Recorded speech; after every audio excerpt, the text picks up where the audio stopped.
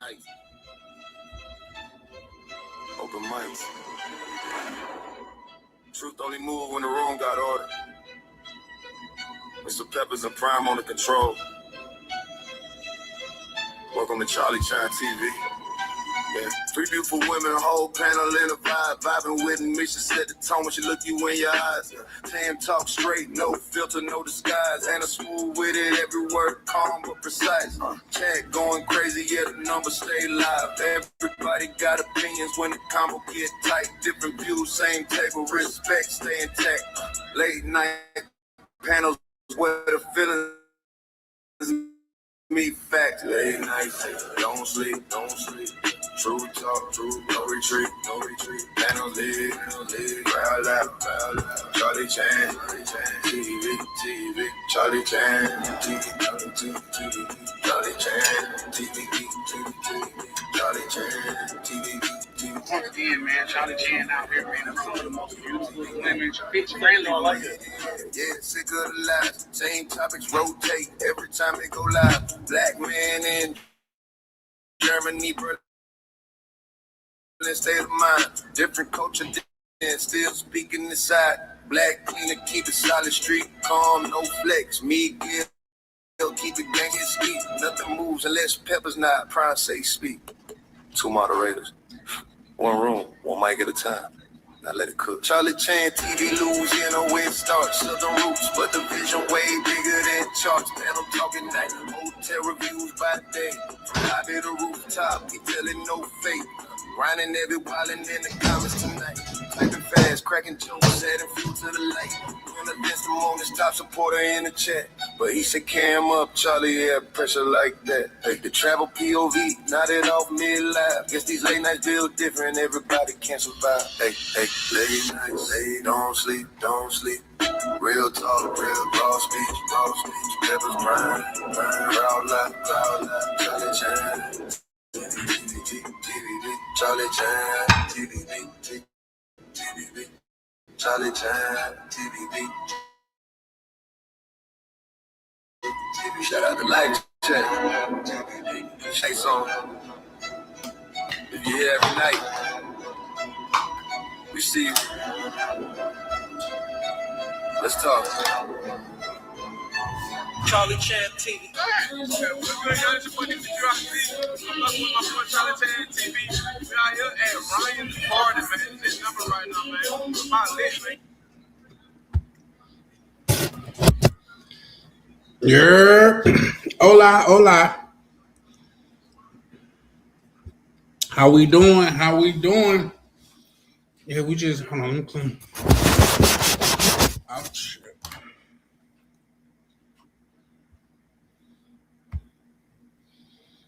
Okay, how you doing? Two-Tone, what it do, my good brother? What being called? I don't know how to pronounce that. What's up? So we chiming in tonight. Same old. Y'all have to pardon my tardiness. I got started a little late, but definitely always off to maybe a late start, but it's a great start, man. How we feeling? Two-Tone, what you got going? Y'all do me a favor, man. As y'all slide in here, man, hit the like and subscribe button, man. I'm still setting up a little bit, but yet and still, question of the night is, should we pander? Is it best to pander, or is it best to like be an authentic individual to show what to show your authentic self? You know what I mean? We see people like Derek Jackson. Hold on, y'all. Let me get my lighting together. We see people like Derek Jackson. It's a couple other people. I don't want to call their name, but that they done made a whole career off of pandering to people, well, females, for lack of a better term. And we want to know, is that a long-term strategy? Is that something to where we should look into? Is there longevity into pandering?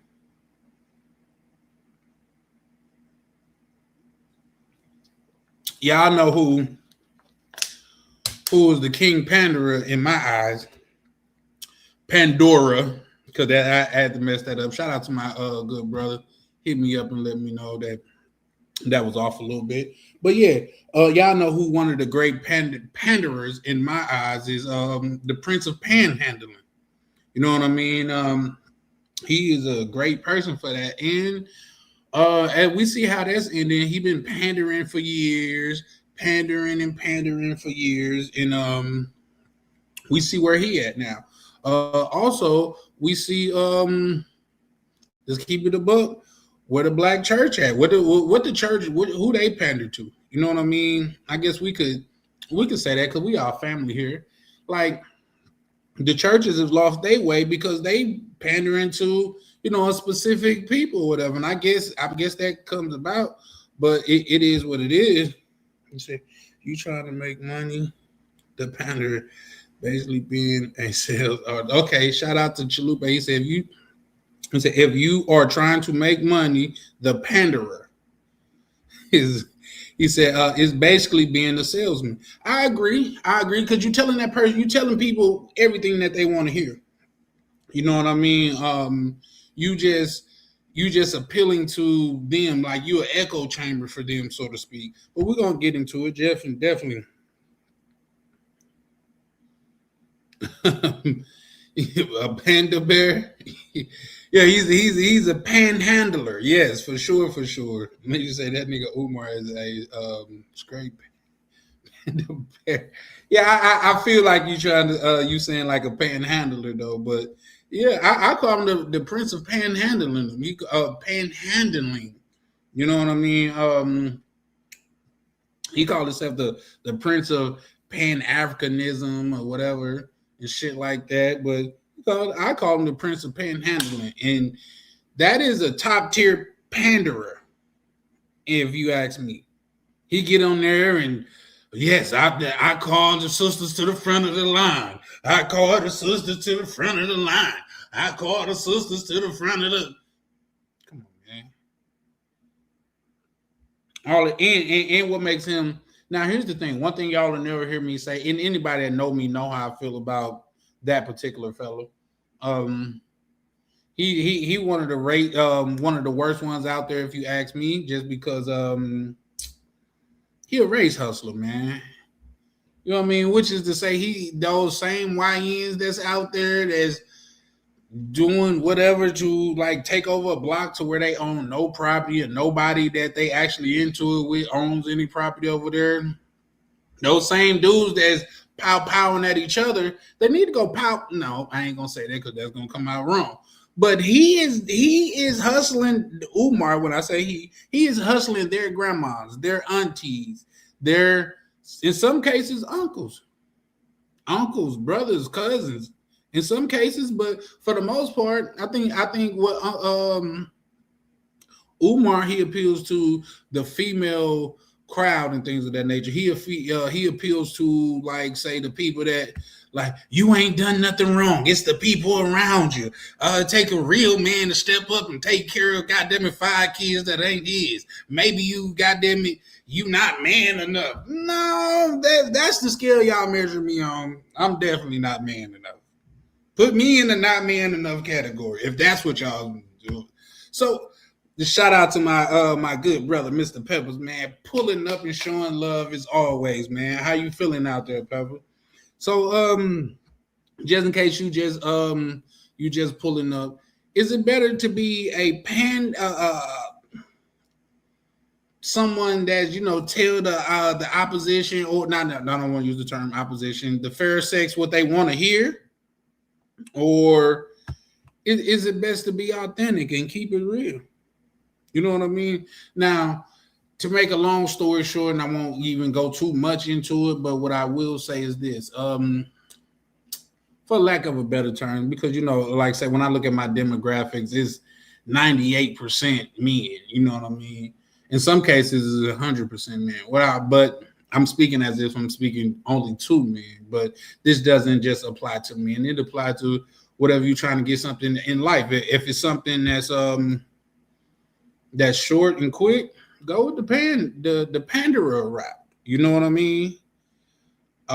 Just because like say if it's a short and I'm not really, yeah, I really don't care about your favorite color. What tonight do? I don't know. I ain't got no phone, I ain't got no Instagram, no nothing. If we're gonna further anything beyond this point, we're leaving together. If not, I'm not interested. You know what I mean? Like I done had those type of nights to where, baby, I'm not trying to get to know you. I'm trying to goddamn take your ass to goddamn to that town. You know what I mean? You said, you don't have time to waste. Yeah, no, for sure, for sure. And believe it or not, I think because when I was younger, my whole thing was to tell women everything that they wanted, anything that they wanted to hear to get my objective across. You know what I mean? But as I got personally myself, I start to see already. I started to see where well that gets a little bit dangerous because telling every female what they want to hear, it gets dangerous because they really start getting emotions involved. And as you know, man, like emotions and women, a lot of times they don't go together. Well, emotions and men don't go together really either. So it's just with men, it gets a lot more deadly, a lot faster. But I never understood the dude that'd come home and see a man in his crib with his wife or his girl and stuff, and his beef is with the man. I've never understood that, man. Can somebody like elaborate on that? Like, how's your beef with the man that don't know you? If I could see if he know you, if he was a close friend of yours and stuff like that. But if he just a dude that you just passed at the store every now and again, like how do he owe you loyalty? But the chick that you paying these bills for don't owe you loyalty.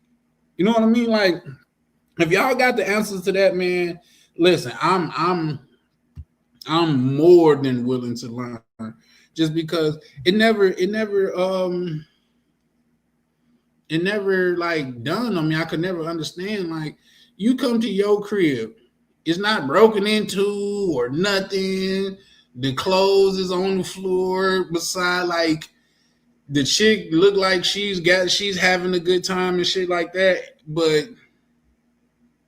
you mad at him for not knowing you? And then I done seen dudes that even go for, man, you see these pictures on the wall, so I gotta come in your crib to be Inspector Gadget, which is one I would say definitely with this is whenever you go somewhere, especially over a female crib, like I got females that that's been in my circle 10 plus years, and every time I go to their house, and I've never had issues at their crib. Every time I go to their house, it's something that I gotta take something just in case things get drastic. You know what I mean? Because you never know how far another dude willing to go. You know what I mean? Me personally, I'm cool. Like, I'm not finna trip over no box. The only way I'm gonna trip is you trying to trip on me. Then if that's the case, I'm gonna meet you there. You know what I mean? Just because it is what it is. But far as like me tripping about a female, me willing to go to the ultimate height about a female that you ain't force yourself upon, you in her crib and 2 drinks is there, ashtray full of whatever y'all smoke or whatever, and I'm mad at you. Yeah, no. But a dude will take it there. Like, say, man, I'm sure we all, us as men, have seen men or known men that either they was a victim of a person taking it too far over some box, or maybe they was the person that took it too far themselves over some box. You know what I mean? So to me, I just don't understand it. I wouldn't recommend it, but I understand this. Everything is not for me to understand. Like, I don't understand why people do a lot of stuff that they do. You know what I mean? Like, I don't understand like how a dude could take something from a female. Like, my thing is, even if she's all willing for it, she's just laying there, it's a no-go for me. I need some interaction, baby. Like, shit, shit. You know what I mean? I'm willing to go goddamn Hulk Hogan or 1, 2, 3 kid out, whoever in here old enough to remember 1, 2, 3 kid here, run across the top ropes and boom. You know what I mean? That's what I be on. But yeah.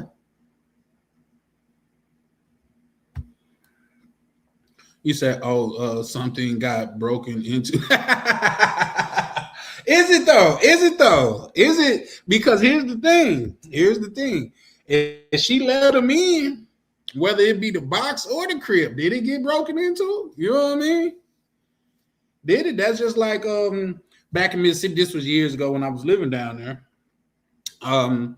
My homeboy, he had a little chick, little bad chick that he been linking with. He was on her side of the town, and he got a hotel room. They kicked it and stuff like that. He had his system on the back seat though, like his radio system, like his new speakers, amp, and all of that stuff. He just haven't had it put in yet. So he was just like, whatever, whatever. The next day, he said, "Man, get away." He was like, "Well, man, somebody broke in my car and stole my shit." So the shit you had on the back seat? He was like, "Yeah, no, they ain't steal shit, bro." He said, "What you mean?" I said, "Nigga, you raffled your shit off. That's what you did. You raffled your shit off to the first nigga that seen it. Because ain't no way you talking about you standing that side of town with some brand new, and y'all, if y'all know y'all speakers, there was some kickers. You know what I mean? With the big boy amp. What's that Ross the Falsegate amp and shit like that. Big boy shit." And like he's talking about somebody, "No, you raffled it off, bro. You would have took it too." Like, even like we don't even take shit like that. But if it's that easy, bro, you gave it away, man. So yeah, I don't know. Like, I feel what you're saying. Like, oh man, he's in my girl inner walls. She let him in though. You know what I mean? So I feel you, Two-Tone. But I mean, explain it to me. Shout out to Expat. Even though I'm not perfect, I try to be authentic as possible. Yeah, I think authentic is the best way to go. You know what I mean? In my opinion, in certain cases, but I'll get to that too. Shout out to Pebble. He said, "I got 212 kickers comps right now." Yeah, so you know the kickers, they supposed to be the creme de la creme. And you just left that shit out in the box with the amp, the good amp, and come on, nah, bro. Didn't nobody steal that from you. They might have broken your car technically, but didn't nobody steal that shit from you. You would have been better off just leaving your car door unlocked. Because once somebody seen that and it's 3-4 o'clock in the morning, they didn't probably watch the car for probably about anywhere from 30 minutes to an hour. They're like, "Bro, we could have got this shit out the car by then." It's not hooked up or nothing. It's just pull up, put it in your car, and drive off. He didn't steal it from you, bro. Whoever took it, they didn't steal it. You raffled it off. Somebody got a nice system because of you. So you out here doing the Lord's work. And that's what I feel about these chicks. These chicks be out, like, say, with the dude that keeping it authentic though. Like, the dude that keep it authentic, he more or less of a short runner. Unless, like, say, you know, let's just be honest. It takes balance. Shout out to Young KB to where he's like, the girl asks, "Do she look fat in her dress?" I'm gonna say yes, and that she looks ugly. Like, you ain't got a lot of boxing your day. I can tell you that's not the response. Even if you don't want her to wear that dress, that's not the response that you relay in that situation. But different strokes got different strokes for different folks. You know what I mean? But at the same time, you could tell, like, say, when you go out and you meet chicks and shit like that, to be kind of a panderer, especially when they got the ugly boogly bear. Y'all know, anytime it's a chick, a gaggle of decent looking chicks, they got one goddamn it Faison Love looking ass chick with them that look like security. You know what I mean? No, she got him, man. Wasn't nobody talking to you, little dude. You know what I mean? Like, come on, big worm. Wasn't nobody talking to you. You're talking to your homegirl. And you only here to make them look better, like, because you make them look better by comparison. You know what I mean? And you got to be honest with, so you got to pander to them in that case. So that's why I say in certain cases, I guess it's cool. You know what I mean? Up on the approach, you got to be more or less panderer. But I would say that's more or less giving, like, say, spitting game, like giving you a lick and shit like that. I'm talking about the dudes that take it too far, that get on here, yeah, women this and women that, and It takes a real man to step up and raise 4 kids that's not his own. That's what they doing.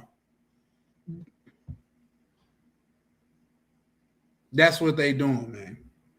It takes a real man to step up. Maybe you not, baby. Maybe you not stepdaddy material. I seen, and I wish I could pull it up right now because I would. Because I seen where a dude went off on this other dude because he just simply asked, he said, why do y'all give us so much slack as a man that don't have kids? I'm looking for a woman that don't have kids neither. Oh man, they had a field day on him. They had a field day. Oh man, you can't do this. You ain't qualified. You ain't a real man. This, that, and the third. Like, really? Because he just asked the question now, and the whole thing is a panel to where people pull up, they pay their money, and the goddamn it, they pay their money and they get up, they go get an live interaction type joint. But the dude that really get up and he wasn't disrespectful about it or nothing. Oh man, they read him the riot act. He said women always dodging accountability. It wasn't her fault that she didn't tell the dude she was married. And there you go. It wasn't her fault. The dude that came in, he should have looked in and said, is that an Old Spice? You got a dude, don't you? I could tell. Like, so the dude gonna give, yeah, but that's the thing. That's like when you sit down and you meet a new chick and she got 5 relationships within the last 5 year, and none of them was her fault. Guess what, buddy? You were in for a ride. Shout out to Jody. Yep, this man from the Lapeef. Yep, those men from the Lapeef network. Okay, you know what? I haven't caught a lot of their panel. I remember watching it back in the day when Anton Daniel was on it. I think I caught because they went viral a time or two. So I don't have anything specifically to say about them. I got something specifically to say about these dudes that's pandering to women. You know what I mean? Like, because shout out to you, Jody. Hey, baby, how you feeling, love? How you feeling out here? How life treating you? My question to you to ask you as a woman: does that, like, when women meet men that are obvious, they pander to women and stuff like that? What goes on in a woman's mind? Is y'all like ding ding ding ding? I got one. You know what I mean? Like, how does that go? Brutal to women is toxic over there. He said they are brutal to women. It's toxic over there. Well, welcome home, Jody. We'll never be toxic to you. We just we try to foster real conversations over here, and we try to converse in a real roundabout way.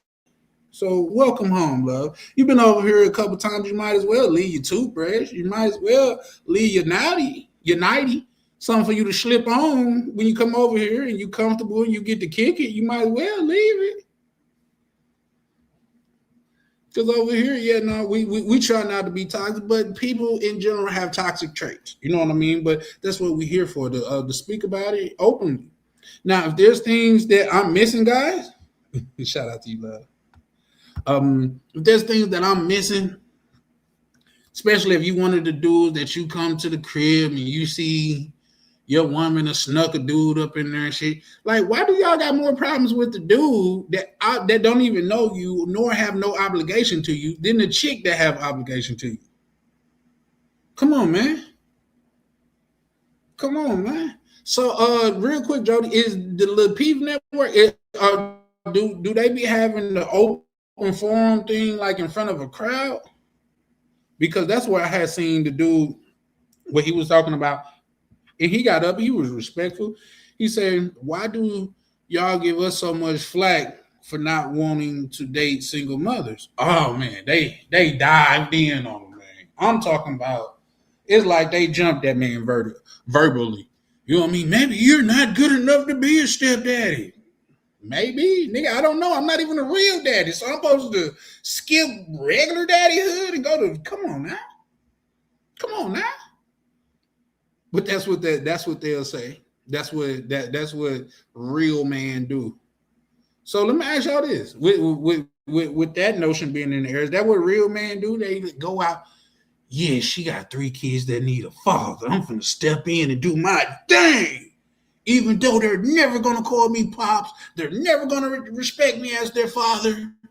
For the most part, let's say for the most part, because I have seen time or two to where a man have been there ever since the kid was a little one, and the kid respect him as a father figure. You know what I mean? But I think that's more rare than a kid growing up saying, "You're not my daddy." Well, let me tell you something. With that being said, I know because your dad ain't give me shit on this rent that I'm paying over here. Your dad ain't say, "Hey man, this for my kid towards the light bill." I know you go to work every week and you feed my kid. Here's something towards that. I know I ain't your daddy because he ain't did none of this shit. Maybe I should be more like your daddy. Tell your little 10-year-old ass go get a job. You want some McDonald's? That's where you got some McDonald's money. That's where that term should be used. Not going home with your mama and you're on the back seat and you seeing the big arches and shit like, I want some McDonald's. Do you got some McDonald's money? And you know I ain't got no goddamn McDonald's money. Why would you? That's crazy. But keep it a buck. The older people used to do crazy shit. Tell me I got McDonald's at home. No, the fuck you don't. You ain't never had McDonald's at home. That motherfucking sliced bread. That ain't never. That not even once tastes like McDonald's. Big ass hockey puck burgers and shit. You ain't got no McDonald's at home. No, you got some McDonald's money. No. Shit. But it is what it is. You say you love that phase. Elaborate. Which phase are you referring to, Jody? But yeah, just back to it, like, because the dude I am now, say just because I am the person that I am, if I'm fucking with a chick and she got kids and stuff like that, I'm not unaware that she got kids. I'm not, I've never been, being from the community that I'm from, I never thought that to even be a dating decision until I got like late 30s. Like, nigga, you could choose to date women without kids. Is this a real thing? I didn't know that was real. You know what I mean? So there was that. You said, that you got some McDonald's money phase.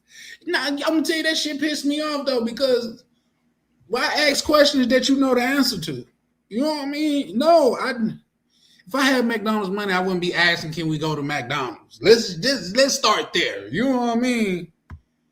I wouldn't be asking. If I had I was like, stop at McDonald's. Even at 7, stop at McDonald's. You finna buy everybody something? Do everybody got some McDonald's money? That'd been my question.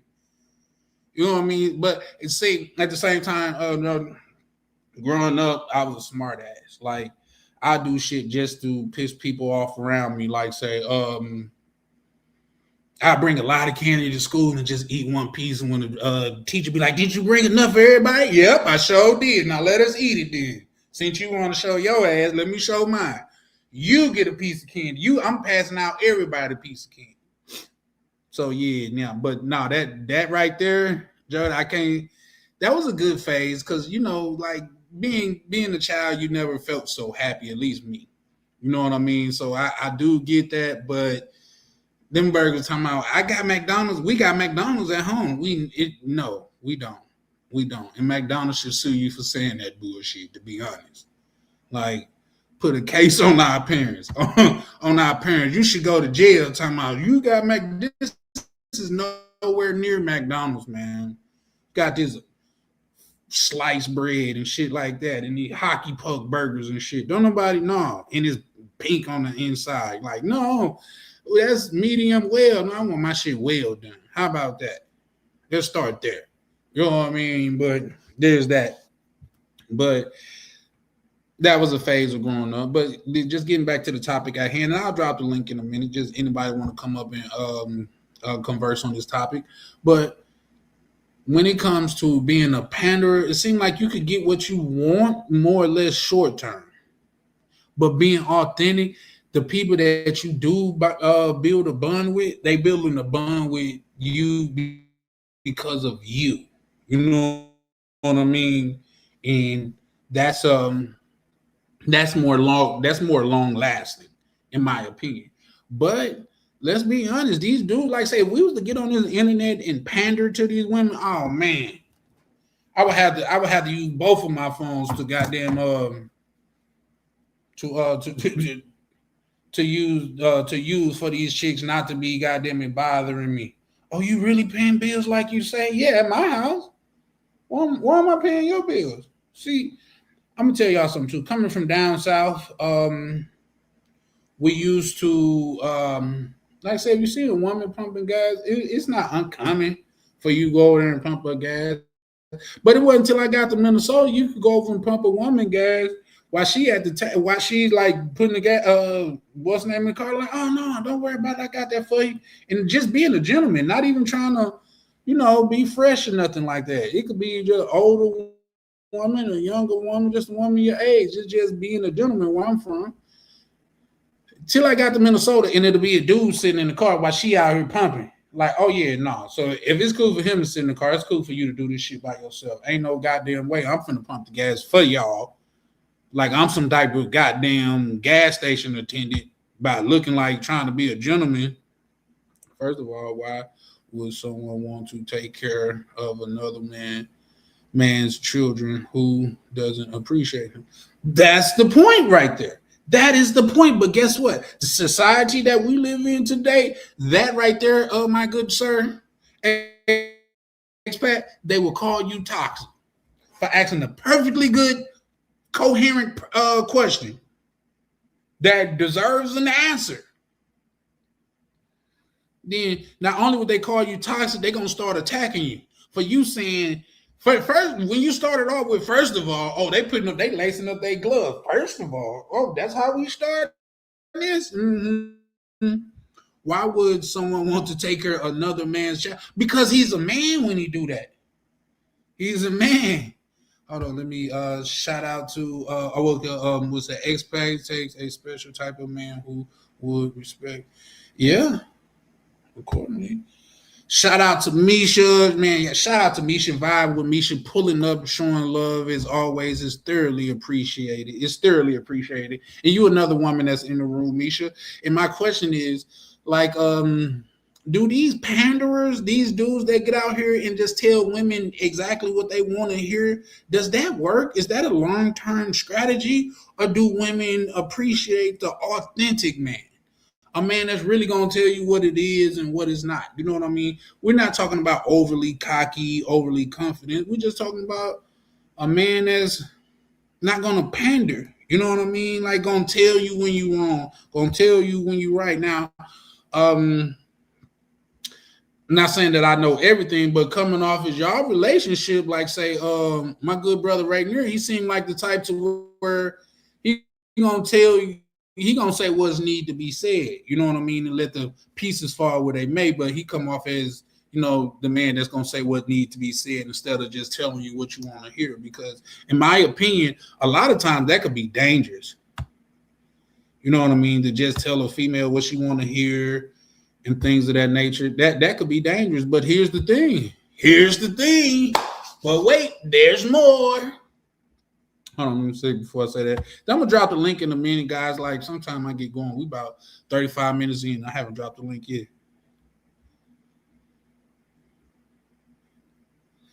Shout out to Black Cleaner. He say if they like you, it doesn't matter if you pander or not. Panda or not. Yeah, I get what you're saying. Yeah, I get what you mean. But I think that, in my opinion, like say when you become a panderer, it comes with being a pushover. And I don't think women, now mind you, we have a woman in the chat or whatever. I don't think women respect pushovers. You know what I mean? Like not for real. That's what they want, but yeah. You know what I mean? Let's be honest. Case in point, and I see these what's names, and I'm gonna get to them. But case in point, Future, Russell Wilson. Do y'all know how much slack? I mean, how much BS they gave Russell Wilson for apparently walking the right path? And I'm not saying that he was a panderer. No, I'm not saying that. I think Russell Wilson probably was a good man, and he's seen a good woman that's in Sierra. You know what I mean? So shout out to that situation. But Future, the dude that's goddamn it got multiple baby mamas and shit like that, and then the third, everybody was calling him this, like this, that, because like he the dude to be with, shit like that. You know what I mean? Let me get to some of these chat, but then I'm drop the link right fast too, y'all. Real quick, while we at it, what's name, man? If you can, if you will, be so kind to hit the subscribe and like button. We over here cooking, man. It's Charlie Chan. We over here grinding daily. We grinding. We over here grilling because we get into the topics that need to be got to, in my opinion. Just because a lot of these things go without being said, you know. And is that really what it is? And us as men, when I see a man, I'm like, oh, he running a con. That's like if I'm seeing somebody playing 3-card Monday. Am I going to run over there and be like, no, this is a con, guys, don't do it? Like, it's a con. You know it. You know that he ain't out here because he out here trying to give away money. He out here because it's a con. So do I? No, don't do it. You're taking advantage of people. Or I would sit back and be like, oh, he didn't look that dumb. But, yep, he just lost $200. He done. You know what I mean? Like, it's crazy.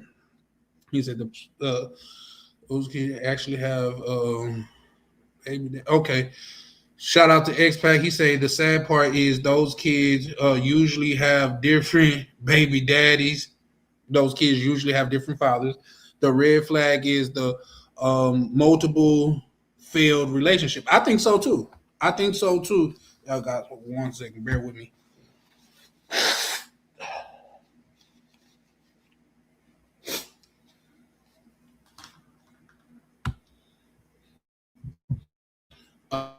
But I think so too. But that's what youngins don't start looking at that until they get older, in my opinion. What's good, DMV, man? How you feeling, bro?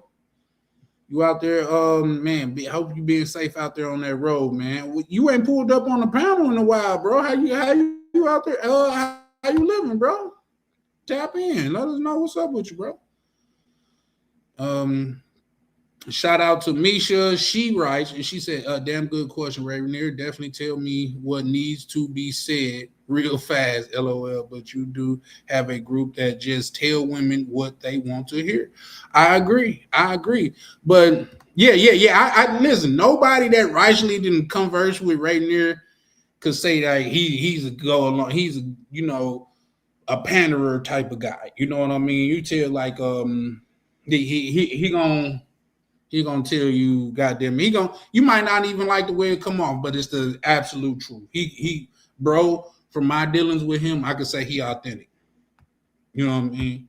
So shout out to you for that, Misha. Thoroughly appreciate you. I said when you okay, y'all. 1 second, guys. We got news from the streets. Pulling up. Let's see what we got going on here. I'm gonna throw the camera to Mo Black. Mo Black, what you got going out there in the streets? What's up? Chilling, dog. Just getting super really chilling. Yeah, man. Out in the streets. Hey, I see them palm trees. We just gotta know where they at. Man, I'm down here in Cancun, dog. I'm down here in Mexico. Oh man, listen. No, y'all, we gotta boo. No, we gotta boo him on the simple fact that man, you aged out of Cancun, man. You gotta stop going to Cancun around 25. You know what? They went on a senior trip when I was in high school and I didn't go. And I've always wanted to come. And then when I saw a flight was cheap and I had some free days, I was like, you know what, I'm gonna take it. And I just, I ain't really got nothing. Well, I got some playing, but not playing. But I was like, I'm gonna get away just to get away. You know what I mean? That's a fact. Yeah. Man, yeah. Hold on. Let me share the view with the. So what, you just got there today? Yeah, I got here like at lunchtime. Okay. What this your first time down there? Yeah, first time. Okay, First what's time, your thoughts, man? Like, let us like know your first thoughts touching down in Cancun. like where I was earlier, the strip kind of remind me of like a combination of like Colombia, like what Boca Grande is, or Cartagena, like where I was Right. earlier, like the same, like high rise, like kind of look like Miami. I mean, it all looked the same. And like right now, I'm like further in. I had to switch Airbnbs because the one I had was a piece of crap. Mm. They catfish for real. Um, so I just got. I mean, I literally just got to this, and I ain't been here 30 minutes. And I plugged my phone. I saw you gonna say, man, let me hop on real quick. Nah, that's Yeah. what's up. There's love there, brother. Yeah, I've been moving and shaking all day. Now I got off of work this morning and got right on the plane and came. Like I'm tired as hell. Yeah, That's what's but up, it's man. cool. That's what's up, man. Shout out to my good brother Two Tone. We say this is no pookie zone, man. When you work hard like you do, good brother, man, you deserve it. You deserve that. Yeah, yeah. It's. I So was like, for sure, man. like Like, it's like what's give me your another plans out there, chance. man? What you go ahead? Man, tomorrow I got to book it. I'm supposed to go on a tour where you go like you ride out like 2 hours and go to this thing called a cenote, where it's like an underground like lake or whatever. You take photos and go swim in and stuff.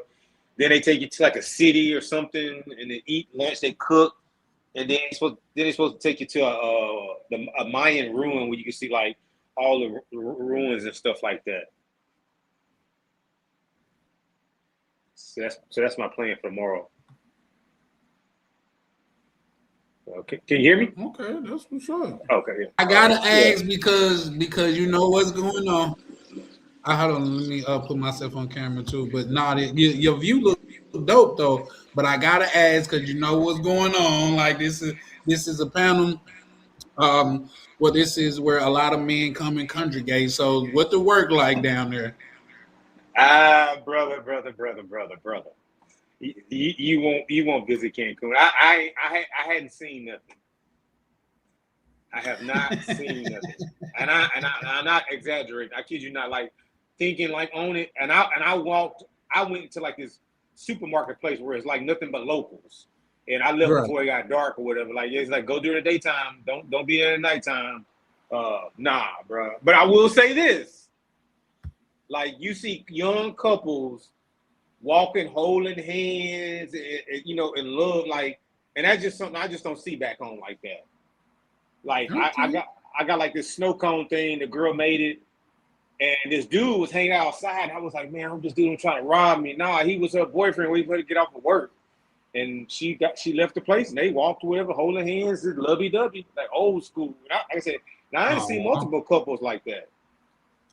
oh, okay. So, Dark Horse, I'm gonna get to you because I think you bring up a good damn comment. So I'm definitely gonna get to you. So bear with me, good brother.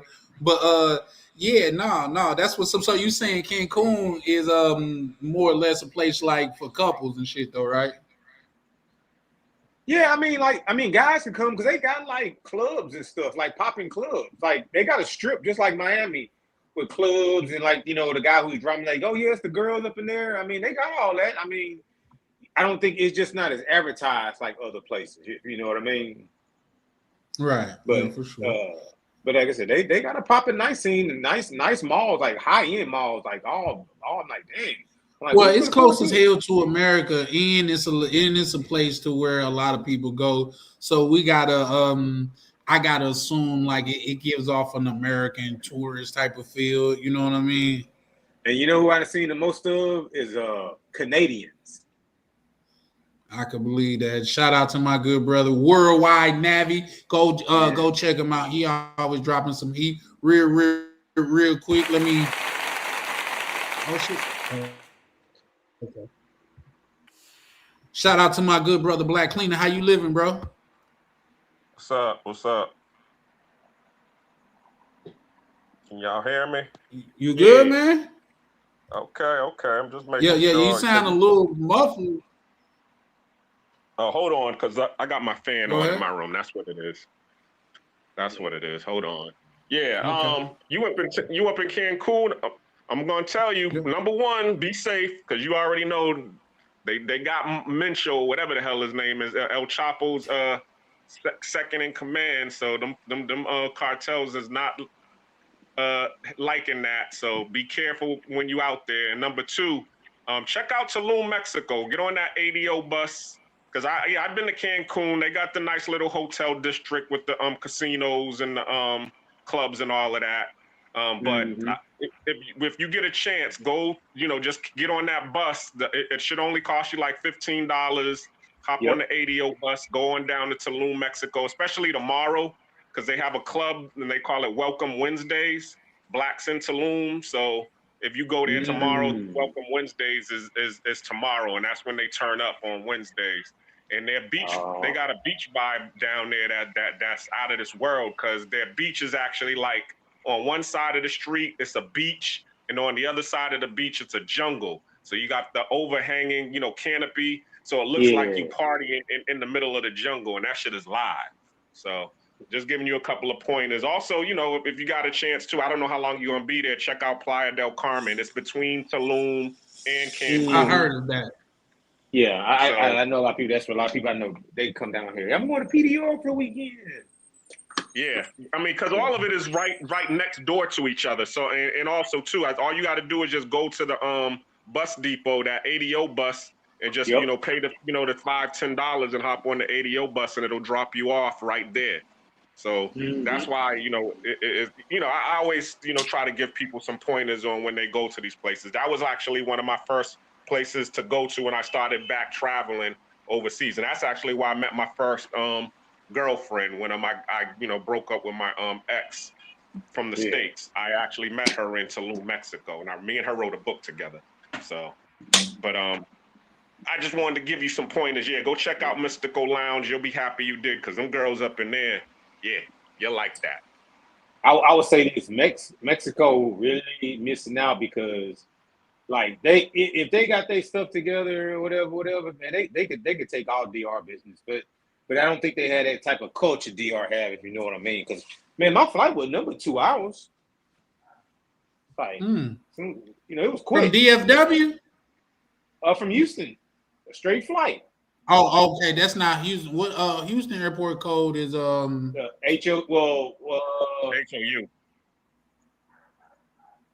I think HOU. We got two. Then hobby is HOB, I think. Oh, okay, yeah. Because I know Dallas, which Dallas is like almost like a hub for me. Not only do I go there because I love Texas, but I have people that meet me in Texas, and Texas is a place that I was actually born in Fort Hood, Texas. That's Colleen, Texas, but I have people that's from around that I link up with. But real quick, guys, get through some of these super chats. Two-Tone, shout out to my good brother Two-Tone, showing love as always. He said, when you pander to a female, you're creating a spoiled brat out of her. The extreme is chicks thinking they supposed to get $50K. Shout out to you. Yeah, for sure. Black Cleaner, okay, he's on the panel now. He said, baby mama, Charlie, not wives. Yeah, for sure. You said, hold on. I had something. You said the optim word is baby mama, not wives. The name of the game is keeping them. You want to elaborate on that, Black Cleaner? Yeah, I mean, when you're supposed to be in a relationship, it's not just about, getting the cookies and getting the chick pregnant. It's about, actually having a relationship and keeping her around. So, okay, yeah. Future was able to bag, Sierra and all of the other chicks that he was able to bag. But, I mean, how many of them actually stayed with him? Do you think they didn't stay because they didn't want to stay, or he ran them off? He ran them off. But the point is how they say it. The grass is greener wherever you water it. Okay. So he knows he's the man. He knows he got the program. If you don't fit in line with his program, you got to get to stepping. We all understand that. And we all and that's what you want. You want the woman to respect your program. But if your program is just, prime example, when I think I sent you the link to that interview with Aisha Diaz when you did the whole 50K thing. And one of the things that she was saying was, yo, you know, I'm out here with this dude on the end. She says it. She's like, I'm out here on the end with this dude. You know what I'm saying? He's taking care of home, but also I'm taking care of him. You know what I'm saying? I'm getting him girls. He got girls in Miami. He got girls in New York. And I'm getting all of these girls, and he's still going out and cheating. So therefore, why the hell do I want to be with a man and I'm doing everything that he wants me to do, and he still got something on the side? So that was one of the reasons that she stepped off. So yeah, I mean, the key thing is being able to have a happy home. You know what I'm saying? But of course, I agree. In order to get the happy home, you know, everybody has to be in line with the program, not just, okay, you going, you know, kiss the girl's ass just to keep, you know, that happy wife, happy life. Nah, it's, you know what I'm saying, happy spouse, happy house. You know what I'm saying? For sure. Hey, welcome, Hey, guys. POV, hold I up don't know if right you can hear me. fast. As soon as Black Cleaner land, I'm gonna give you the Summer Jam screen. But I definitely wanted All to right. allow Black Cleaner to finish his statement. My apologies, No, Black that's Cleaner. Go fine. ahead. No, that pretty much that's the end of it. I was just saying when both of them are aligned and everybody's pouring into each other and everybody's investing, that's when you know, everything is good. But when everybody's trying to take from each other, seeing what they can get out of each other, that's when everything just goes to hell. Agreed. To a certain extent, and we're gonna dive into that in a minute. But shout out to what's his name? Okay. Can you guys hear Shout me? out to my good brother. He got the Summer screen is yours, brother. I hope you can hear me. You can hear me, right? No? Yes, sir. Loud and clear. Let me move that forward. Okay. Yeah, I we can hear you loud and clear. I saw Mo Black pulled out his little, you know, thing in and what is it in Mexico. So we here in Santiago, Yeah. and we showing you how we live out here in DR, because this is a DR world. I don't know what y'all going to other places, doing other stuff, but we live in big time here. All right. Okay, Now, we finna have a hold on. Let's compare views. Let's compare views. We got man, shout out to this community. We got Mo Black in Cancun with the palm trees in the view. Yeah, look at that, man. Go ahead. I said my spot got a pool like that. I ain't been up there yet. oh, you know what? Okay. Don't. Hey, Mo Black, don't make me go downstairs and go get you show you the private jacuzzi I got, man. It's a little dirty right now. We've been Not the using it private in and out. jacuzzi. Yeah. So Not the private jacuzzi. Oh, matter of fact, there you go. I don't know if y'all can see it. Okay, hold on. I'm coming back to you. Yeah, we can see a little glow from it. Okay. Yeah. All right. That's okay. What y'all think? What y'all like? View 1 or view 2? What y'all think? What y'all vote on view the best? I like his pool. His pool better. Oh, this ain't my pool. This theirs. But I'm gonna go downstairs and show you the jacuzzi. I got to go down 15 floors, but I'll be back. All right. Look! He flossing on their ass. Let me come back, and that's Argola Mall right over there. If you can see it, that's in Santiago. In Santiago? Yeah, Santiago, right there. See, I got it. Yo, I got it. That's the monument. That's the monument. If you can see it right there. Okay. Yep. Hold on. It's about the same height as me, right now. Okay. Look, he's shitting on him. But it's a beautiful thing. I'm gonna be right back so I can show you the room. I'll be right back. Oh, yeah, for sure. I'm gonna lose connection. We're gonna, all right, I'll be back. For sure. But you know what? But you know him talking about the room, like this Airbnb, it remind me like Pantini. And I think this is a 1-bedroom, but I'm like, man, as a retiree, I could live in something like this. You know, small kitchen, TV room, bedroom, all tile floor. I mean, I don't know. Let me see. Let me turn around and see. I can see like I could live in something like this. Okay, that don't look bad. Let me see. Let me turn like this. No, that's what's up. Yeah, no, what else you need? Yeah, maybe a little bit smaller table, but yeah, like No, that definitely is look like a pen. Well, and it got yeah, washer and dryer inside. yeah. I try to definitely get the joints with the washer and dryer for sure, for sure. Yeah, that's a game changer. Yeah, it's like that's all you need. One person, or you got an old lady, Okay, look like you TV got on a the nice wall. view too from your bedroom. Yeah, they got these Yeah, that's what's up. floor to ceiling windows, which that's pretty Gotta cool. love a good floor to ceiling view, man. Gotta love a good floor to ceiling view. Yeah, For sure, for sure. cool little Oh, got the bathroom. walk-in closet joint. Okay. Yeah.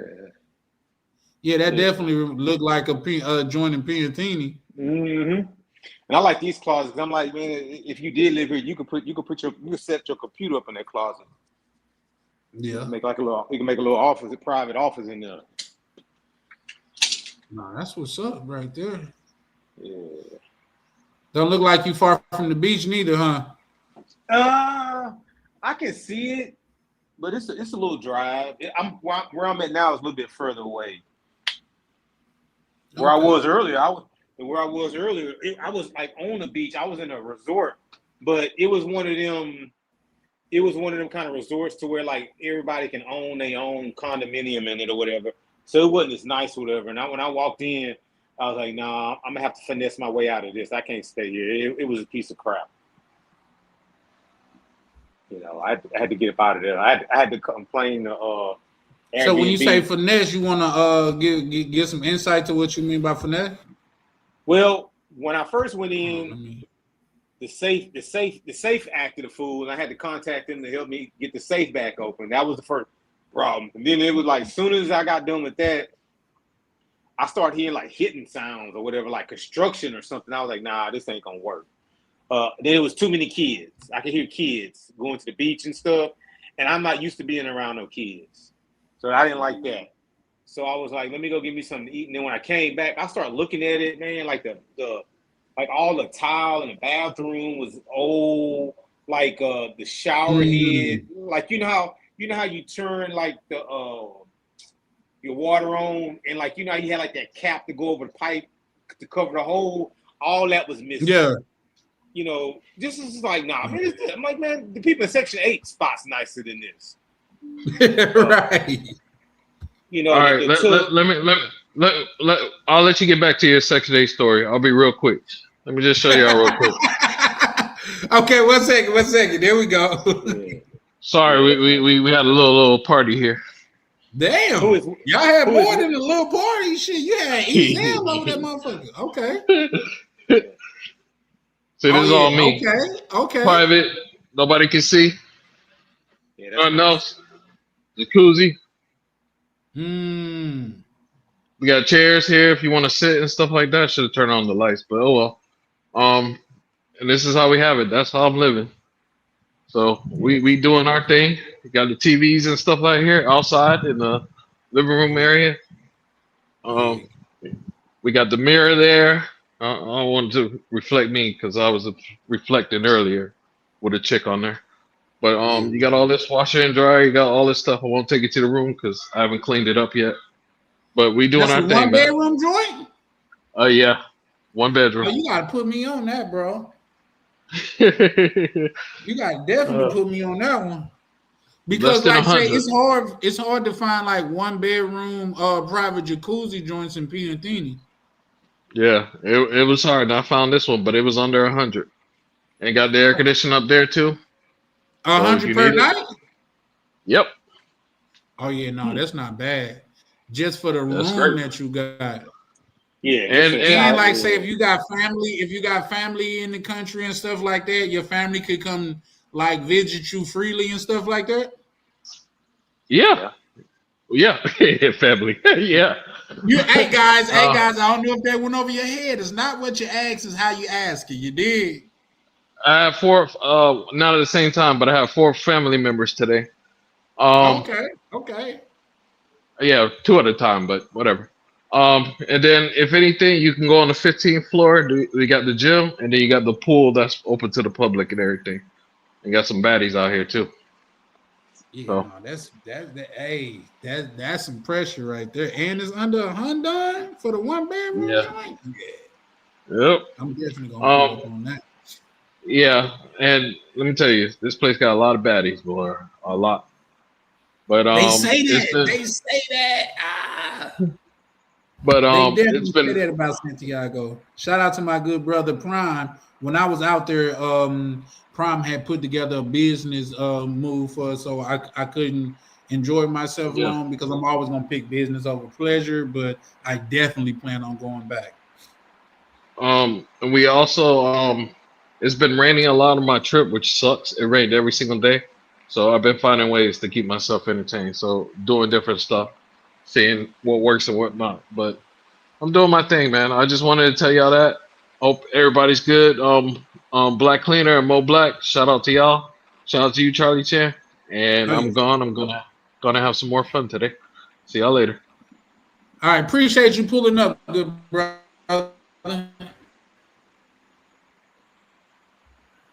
Yeah, that this always appreciated. Real quick, guys. Let me read some of these chats right fast. Shout out to Misha. She sent this a minute ago. Shout out to Misha, showing love is always. Know it's appreciated. Authentic is my personality, so I prefer authentic 1000%. Shout out to Dark Horse. He say, like that hat, bro. Appreciate it, man. I had this hat for a while. I got a Minnesota gold hat too. So, but yeah, black and gold is kind of my thing. Match the shades. Yeah, appreciate you, man. Yeah, I see you. Yeah. Sometimes it's in the details, man. So I definitely appreciate you. You said why every high school offered trip to Cancun senior year. Mine did the same thing for $500. Yeah, it seemed like that's why I'm telling Mo Black. He probably done aged out of Cancun. We probably gotta get him from down there. We gotta get him to what's that old folks island in Miami where all them old folk, rich folks stay? Oh, you talking about with Diddy and them? Oh man, I know you talking about. Yeah. You know, they say that is if we're talking about the same place, they say that place got the most STD, like the STD rate is damn near higher than anywhere else in America. It is like full of senior citizens passing that shit around, getting it in, which I'm happy because I used to think like, man, once you get old and shit, man, you got to give it up, but they still getting it in. So I'm with that. Yeah, they say it's wild in them nursing homes. Kind of make my skin crawl to think about it, but I'm gonna be old one day too, so I'm gonna be making somebody else skin crawl, I guess, because I plan to be getting it in. God damn it! Yeah. Check out. Shout out to Black Cleaner. He say, hold on, real quick. Shout out to Black Cleaner. He say, check out New Mexico tomorrow. Mythical Lounge, Tulum, Mexico. Welcome Wednesday. Oh, okay. Shout out to Dark Horse, man. Appreciate you pulling up, man. Don't forget to hit that like and subscribe button for your boy. Shout out to Expat. He said, how many of those women did he actually rent? Are you referring to Future? Because I don't know. See, like when you got motion, some of those chicks will pull up just on the muscle. You know, just be honest. Because was that Future or 2 Chainz to where the chick was knocking on the door and the dude was like, oh, is that such and such? She's like, no, that ain't her. She was like, I'll be whoever you want me to be tonight and stuff like that. Like, it's crazy. They didn't even know her from nothing. And she tried to come back and sue him for calling her a thought or whatever, but she was just really trying to get in there. Like, it is what it is. Sound like shout out to Chalupe. He said that sound like a timeshare. Shout out Mr. Pepper. He say DR for life. The what is it? Chalupa say the village, the north of Orlando. Is that what it called? STD capital? I thought it was something else. X-Pac says what Viagra making money there in them old folks area. No, I Viagra making money in a lot more places too. Man, you talking about that? I was where was I? Oh, I forgot where I came from. Anyways, I came to a place early and I was just kind of like walking, and I tore like I needed some band-aids for my finger. You know what I'm saying? Like a hangnail. So I said I'm gonna buy one so it won't bother me. Then I walked like the pharmacy because I was like I want to see what snacks they have. Man, that's like the most like that. You know, they had a medicine behind the counter. That's all you see. Cetaphil and whatever the other one is. I'm like, man, they had like so many boxes and stuff. I'm like, they really buying this stuff out here. Oh yeah. Oh yeah. Well, here's the thing. I'd like to say because you just getting boots on the ground and things of that nature. So I'm not sure if you could just give us an authentic feel, but you can't like give us your experience on an authentic experience. So I'm looking forward to you like spending a couple days there and giving us like the nitty gritty what's going on down on the ground. No, it's not like what you're used to. No, it's not like that. No.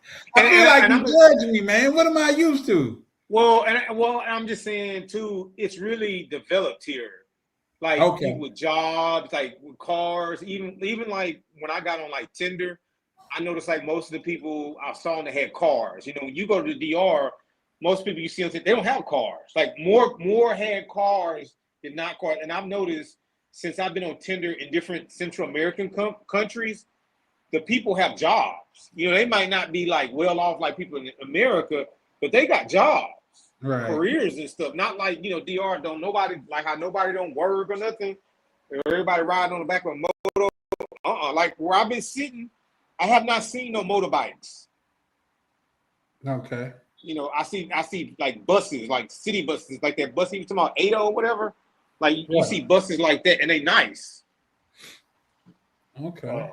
But but you know how you go in DR, it's dominated by like there's a motorcycle, but that's like, you know, in the bikes and see like that guy got one, but you don't see them out here like other places.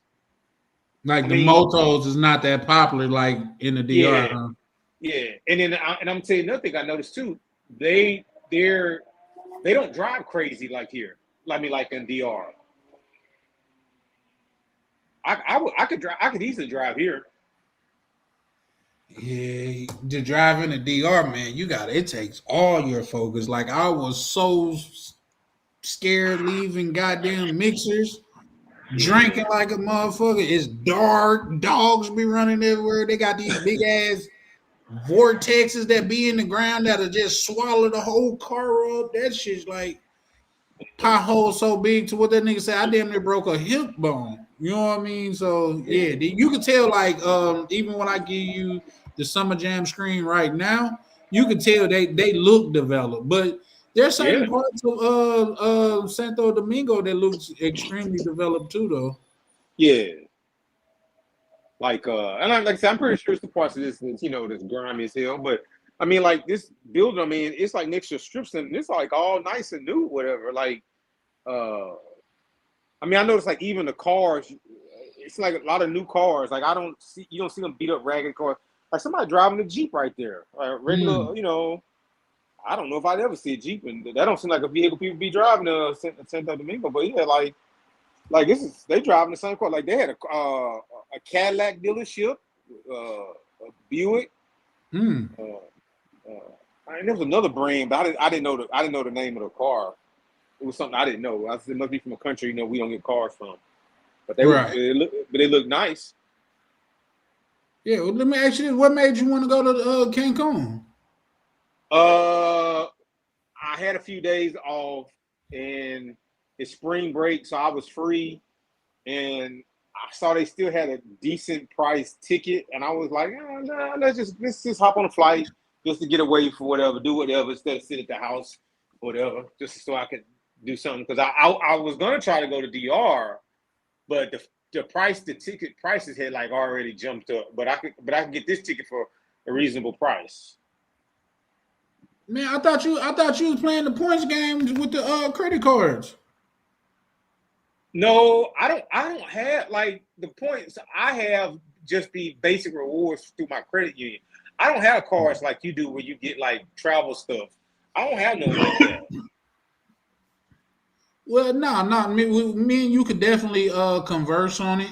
Like I say, they got a card out there, and I could just spill it right here. It's no big deal. They got a card. Well, you own your crib, if I'm not mistaken, but they got a card out there, and I believe this very card is working on people like say that own their cribs and stuff like that. But Wells Fargo, they co-own or they co-rent the Built card is up under them, and if you pay your rent with that card, you get automatic points off of it. And the Built card transfer to majority of partner lines and things of that nature. And if it's something that you got to pay anyway, why not get the points for it? That's what I be telling people.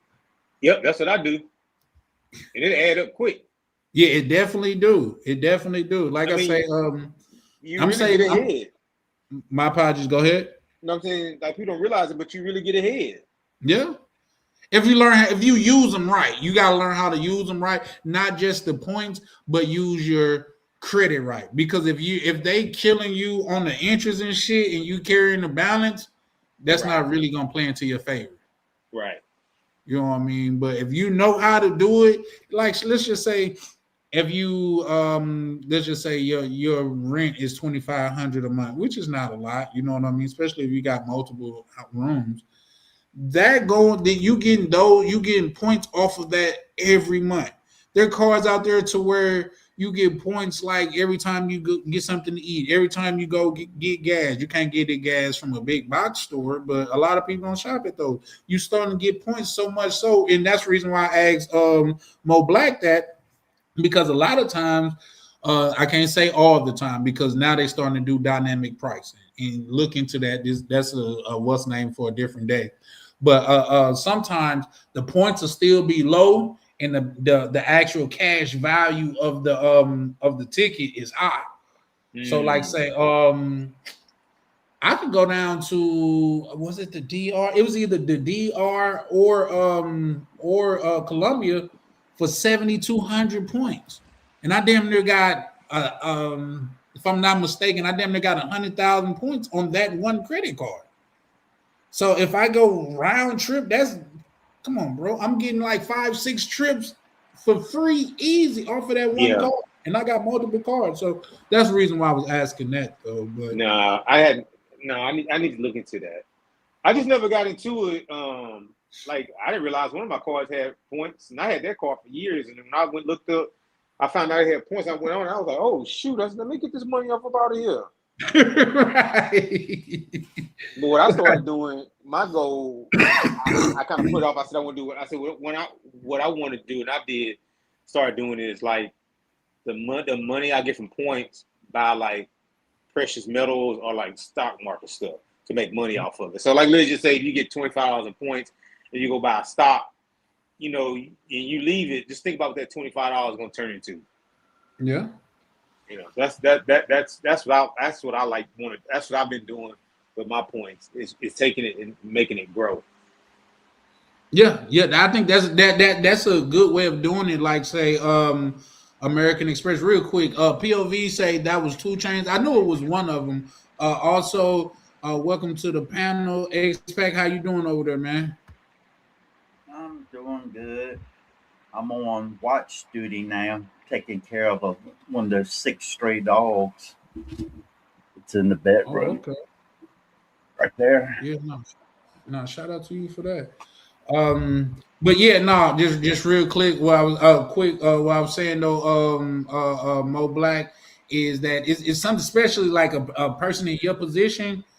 I could like say, me and you can converse in the back office, and I could put you on something to where you could get 100,000 points out the gate minimum. You know what I mean? Like, oh wow. Yeah, and just think about it like this: at the minimum point that I would accept. Now, there's other ways where people could dig themselves down and stuff like that, but the minimum point redemption that I would accept is 1 point per penny, which comes out, that number comes to, for every 10,000 points, that's $100. So if you got 100,000 points, that's $1,000. You know what I mean? Right. and that's at the lowest redemption. If you plan to use that as traveling, and you like say you found the travel partner program, or you found a points redemption boost to where you could easily turn each cent into 5 cents per point. That $1,000 now at that point become $5,000 in travel. Wow. You know what I mean? And these are, if anybody, well, I said I'm gonna stop showing receipts and stuff like that, but it's things like that I don't mind showing receipts. I'm stop showing receipts about personal shit that I feel like I gotta prove to people. But she's when it comes to credit and credit card redemptions and stuff like that, I have no problem, because my thing is this: I want to see more people that look like me in those lounges. You know what I mean? Like, I be like, out of 30, 40 people, it'll probably be like 2 people in there that look like me. I noticed like that today. I didn't when I left the airport. That was the difference today. I didn't see it. I didn't see anybody who looked like me today. I would. It's funny you said. I did notice that today. You see what I'm saying? So, Well, I thought that was kind of interesting. yeah. And sometimes, because I am a traveler, I do get to, I'm gonna be in places to where a lot of people like me don't find like intriguing. I get that, but in common places like lounges, or even somewhere close as you are, Cancun, that is kind of peculiar. You know what I mean? But what's going on in the travel space? You know what they say? The shortest scary movie ever is the ones with black people in it. I just seen some shit. To where I guess some dudes was cleaning out a garage, and it was like one of those old books. Dude was like, "Don't open that." He said, "What you mean?" He said, "Don't open that." He took the book out of his hand. He said, "This is why I have a lock." He locked that motherfucker and threw it. I said, "There go the end of the scary movie right there." It didn't even get started. But real quick, OTO, how you doing, good brother? Good. Shout out to you. Shout out to everybody. What's going on, expat living? How's it going? I just say, if you're going to travel, try to do it without going into debt. There's a lot of people that travel all the time, and then they go into a lot of debt, especially with credit cards. I agree. I'm actually considering this. I'm thinking about, like, say, from the door, like just starting a travel account. Like, when I say travel account, like put it into like a ETF or something, to like, or dividend paying stock, to where it's either gaining anywhere from 5 to 8% per year, which is not any magic. It's just coming, something like that. To where I'll just put my money in there, let it build up, borrow against it when it comes to travel, and when I come back, just pay it off. You know what I mean? And when I travel again, not only will that same money be there, it would have been grown since then. But that's just in my mind, and maybe I'm not saying the potholes. Anybody want to chime in on that? Yeah, but you got to be in a 401k to do that. What you mean? Like an RIA, you can't borrow against it like that. What you talking about? No, with the regular brokerage account, you can. I think with most at least the ones that I have, like Fidelity and Robinhood, long as you have $2,000 in there, it's called a margin. You could borrow against it. I have to look at it. I know 401ks you can. I'm pretty sure you can. I'm saying I just know. I know 401ks you go on there and like, oh, I need 5,000. I need to buy me a car or whatever. Yeah. I know you can do that or whatever, and it usually be like I think when I used to work somewhere, we used to have like a 3% interest, which like a lot of people would use it because you're not gonna get no 3% interest out from no bank. Actually, you can now. Yeah, but I'm talking about this is like 2010, 2008. Yeah, they were still paying y'all 0.002% on y'all money. And it was like, and then you go on there, I'm like on your 401k, you just go on there and click it, whatever amount, click OK, then your money be there in like a day or two, no questions asked. Yeah, no, Charlie, you're right. You could definitely do a margin, or you could do a security-backed line of credit. Those are two different things, but net, they still originate for having assets, especially in securities. So you can do that. That's actually extremely smart. Most people don't. And maybe you don't also know like different brokerage accounts offer different type of rates. So if on a Charles Schwab and Fidelity, you get a higher rate because that's where they kind of generate money and make revenue. But if you get on Interactive Broker, they do Forex. So they make most of their money from Forex trading. So they have a lower rate on margin on Interactive Broker. So you can get like around 5% versus when you're on Fidelity and Schwab, depending on how much you take, but straight out the gate, it's usually like 10. So those are the different nuances, but you're completely right. You can do that. That's smart. Technically, it's still credit, right? If you go, well, yeah, you're borrowing and put it against your assets. So yeah, I mean, credit's not a bad thing. It just depends how you utilize it. Utilization of credit is I agree. That's neutral. Credit money is nothing more than a tool. It's how you use it.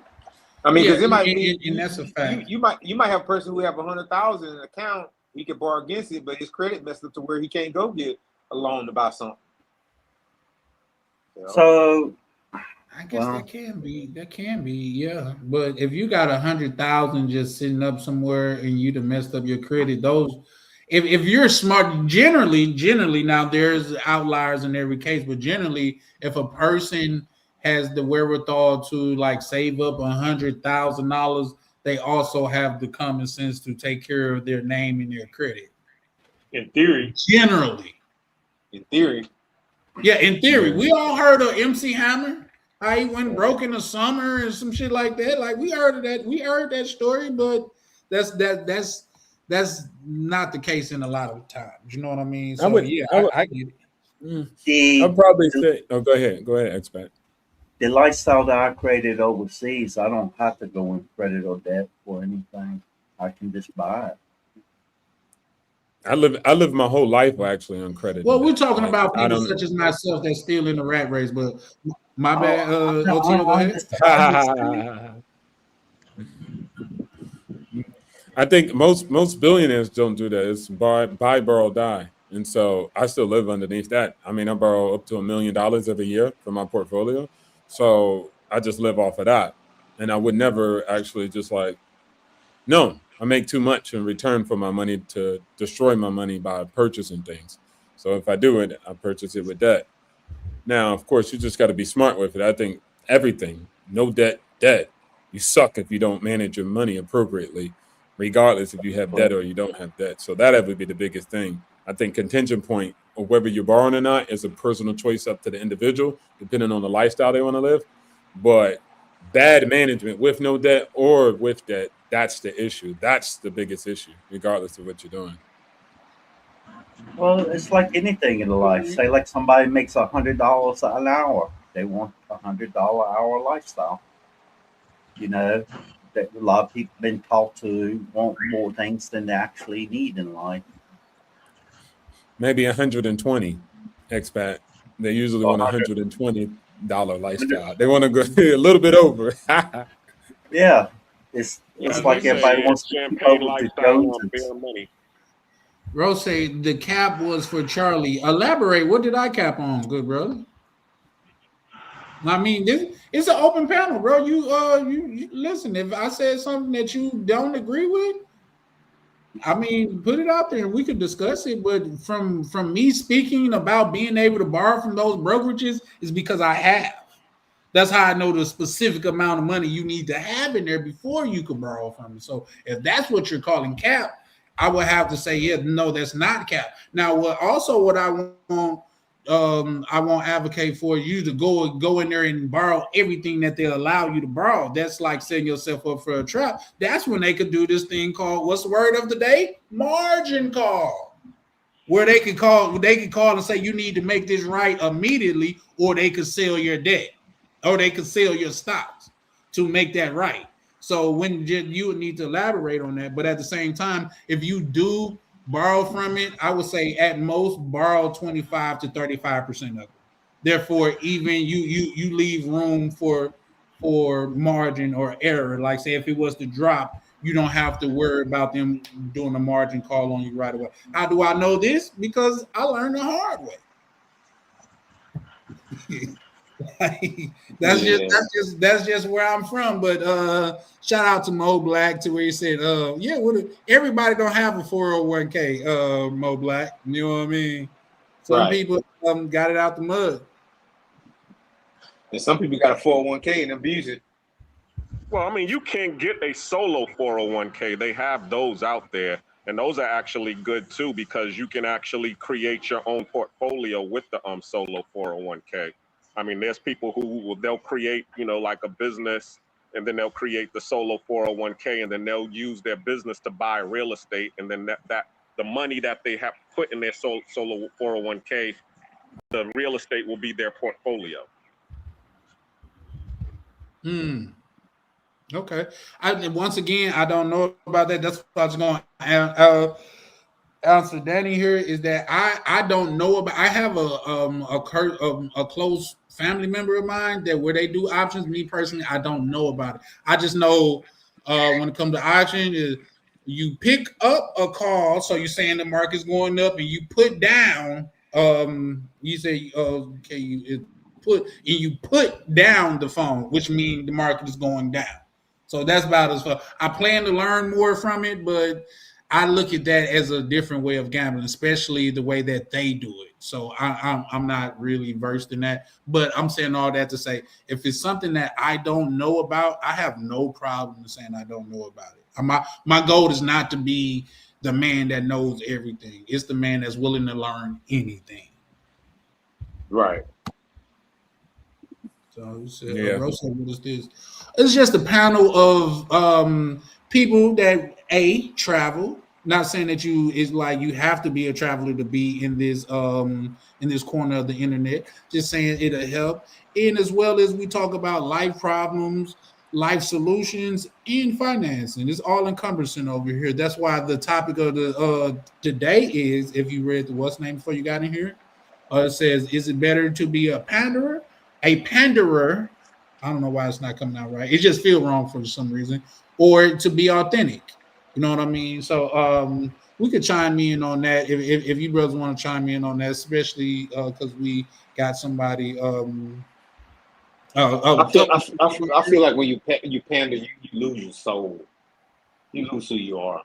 But you gain in box though. That's the whole purpose of them pandering, or they gain. Because look at the Prince of Panhandle. He gained in Panhandle. Well, he gained in bread. But I land there. Well, some guys they pander and they don't get nothing out of it, or don't get what they expected. True. Hey, that's a whole different conversation, which is a good point. Like it's like you done sold out your people, and you don't even get nothing for it. I'm the type, I don't lower my standards to fit in a crowd. You either with me or you're not. It doesn't mean that I hate you. I'm going to do anything to you, anything like that. I'm just going to live my life. I let other people live their lives, unless they stick their nose where it doesn't belong. Self 401k. He said self-employed plan for. I probably should look into that, Chalupe, but man, I got a lot of places to where my money is going right now, like even with real estate and stuff like that. So people have told me I could do that and things of that nature, but I'm not sure. Real quick, he said, nah, you ain't ready. He said, leave the options for us big boy investors. Yes, sir. I tell you what, though. One thing I love to do is selling options. I don't buy them, but I love. I heard of that too. That's the alpha, because most options expire out of the money. Like most people don't make money, so it's like if you're selling them, your success rate and your victory is way higher. And also, even if I sell an option, I still don't lose, because then somebody sells an option in the money, but it's not deep in the money, meaning they didn't do 2,000 and end up getting $1 million. It's not that deep in the money. And whoever sold it to them, they still made money anyways. So the stock market is like that. Warren Buffett sold not a lot, but some stocks a long time ago, right? And then other people made money off of them long after he sold them.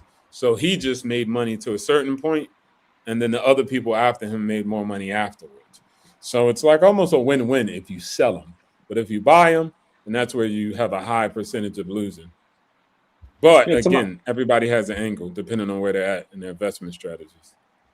talking about you said Warren Buffett. I saw an interview the other day, and he talked about how he got that company and how that company got that name. That's a very interesting story. Yeah, right. His Berkshire whole story is Hathaway? pretty interesting. Well, Yeah. That originally was a textile company. Oh wow. Yeah, he got many different companies underneath that bad boy. Yeah. But originally it was a textile, and he invested in it, and blah blah blah blah blah. And he agreed to do something to sell at a certain number, and the guy stiffed him, so he ended up buying more stocks and took control of it, and then fired the CEO. And that's how he got that company. Yeah, and imagine he takes all the money from that company, which are like privately businesses he owns, and then buys other public entities in the stock market, sometimes private. But then he like owns other companies. So 19 companies, if he accumulates them, end up owning almost 20 other companies because he owns the portfolio of those public companies. It's an ingenious thing. Most businesses don't never do that. So I think that's just like they might not even know about investing. So they know about their business and their industry, but they might not know about the investing world. So that was a fascinating way why he stacked it. I mean, look at Google. It invested $1 billion in SpaceX, and now it's $100 billion. And Google don't work at SpaceX. They just made that investment in another company. Like ridiculous. They turned $1 billion to 100. I tell people that luck is nothing more than preparation meeting opportunity. The problem is a lot of people get stuck in the preparation phase and let opportunities pass them by. You know, there's never going to be a perfect moment. Sometimes, sooner or later, you're going to have to move forward if you expect to create a better lifestyle for yourself. Facts. Well, and going back to talked about. Go ahead, OTL. No, I was just going to say, going back to what you initially, but I want to hear what you say. Go ahead, Charlie. No, just real quick, because me and X-Pac, we got the same scene, but like say the ending is a little bit different. Like said, success is when preparation meets opportunity. That's the way that I was taught, but the way that he just explained it is luck is when preparation meets opportunity. Well, you know it's just not in business. It's in relationships. It's life. It's with friends. It's with everything.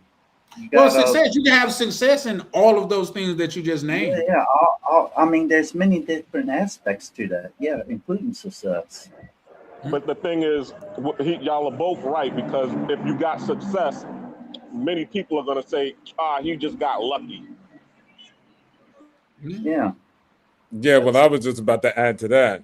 People, that's just a terminology that people who don't see the word plus the blueprint say to describe your success or your luck. I'm like, that's the word they use. Like, luck.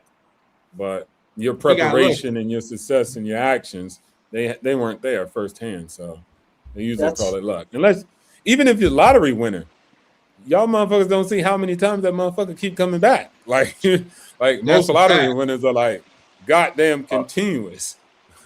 Yeah, I can agree with that. Especially in Thailand, they are very heavy on playing the lottery here, and they will dedicated. They will blow a whole lot of money and then be like $100, win like $3 on the lottery, and they happy that they won $3 on the lottery. They don't care that they spent $100, $500 on the lottery and lost it. They just have and they see the lottery and everything. They be like, oh my gosh, somebody just got weighed and they're 180. That's my lottery numbers. Like they see lottery and everything, not just in the damn ticket in the scheme. Hey, what's crazy is I know people like that. You know what I mean? Oh, that tag number, those numbers is just jumping. Those license plate numbers is just jumping out at me. Like, I'm pretty sure they're not. Yeah, what they call that synchronization? Yeah, they call that synchronization, where you see some numbers and it's supposed to mean something because, as you said, it jumped out at you. Yeah.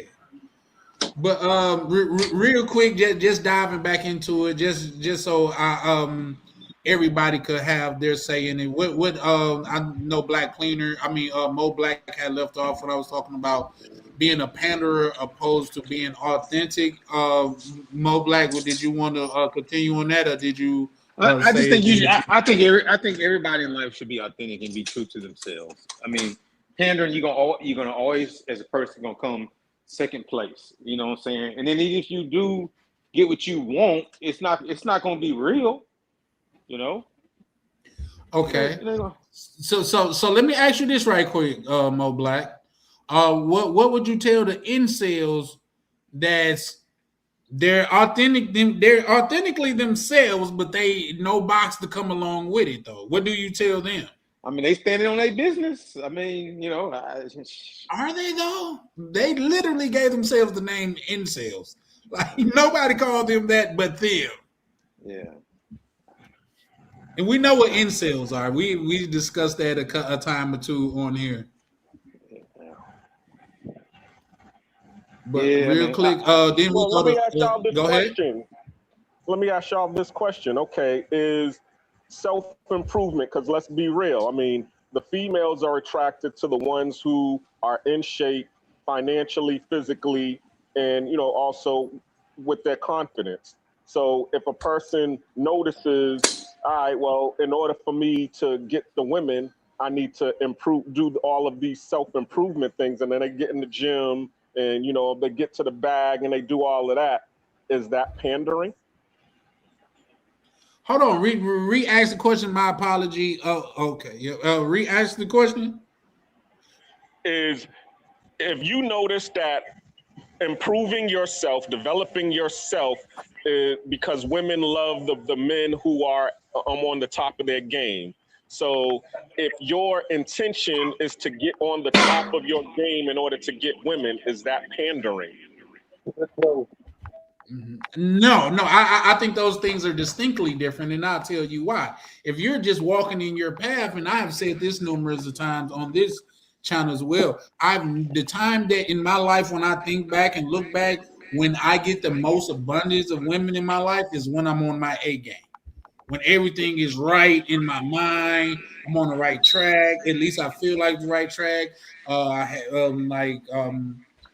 Monetarily, I'm doing extremely well and stuff like that. And my mind is really not focused on women. They just come as a byproduct. I'm saying that to say, if you doing whatever it takes to get you to where you need to be, far as health, financial, or mentally wise, and that comes along with it, that just comes along with it. You know what I mean? And I often used to tell my nephew them, money is a byproduct of success. When you get successful, that's when you get the money. Like along the way, you're getting money, but when you become successful, money is the byproduct of it. You know what I mean? Understood, but there's a difference between, you know, your goal being success and your goal being women, or, you know, because there are people who they chase the bag, they're chasing the money, they're not chasing success. Success is actually a destination or a goal. They're actually chasing the money, or they're chasing the girl, and then they lose the goal of success. That's what I'm saying, because, you know, when you're doing all of the, like, you know, going to the gym, but when you go into the gym, you're looking for the chicks at the gym to, you know, see you working out. You see what I'm saying? And then you're getting mad because ain't nobody paying attention to you while you're working out. But like you said, okay, you're going to the gym and you ain't worrying about, you know, any chicks. You just worrying about getting your fit on, and that's it. And then all of a sudden, girls start noticing you. Like they say, a watch pot never boils. You know what I'm saying? That's what I'm saying. Okay, real quick, and then I'll let somebody else chime in on this. Say there's a party, right? The theme of this party is success, right? You get to go, I get to go. You take the Ferrari, I take the Bentley. It don't matter how we got there, we just got there. We had the success party. So even if your reasons was doing it for was shallow or whatever, you still get to reap the benefits of having good health. You still get to reap the benefits of walking around being healthy. You still get the benefits of being physically in shape. If you did it for women or you did it to live a long life, you still get those same benefits. I had two things to say. I sent the picture showing a picture I blew up, the one that you said that didn't look like me. Okay. I'm going to show you right now. And going back to what we was talking earlier, wouldn't that, correct me if wrong, we was talking about people pandering to people, to women and stuff like that. Could not be can that be considered pander? You simping by pandering Yes, to for sure, somebody? for sure, absolutely. In my opinion, but we could also ask the brothers on this panel. Yeah, no, that definitely it looked like you more now though. Like say a minute ago, like say last one you showed, you was a little bit far away, but it definitely looked like you I now. just I just blew it up. Okay, Well, the, okay, the that's thing what's up. the thing the thing with my health is, you know, I get if I'm not very healthy, I gain weight because you know I'm not very active. Also, I gain fluid as well. Like sometimes, some days you would see me on here, I look fine. And other days it looks like I'm puffy. It'll look like I'm puffy in the face and neck and stuff.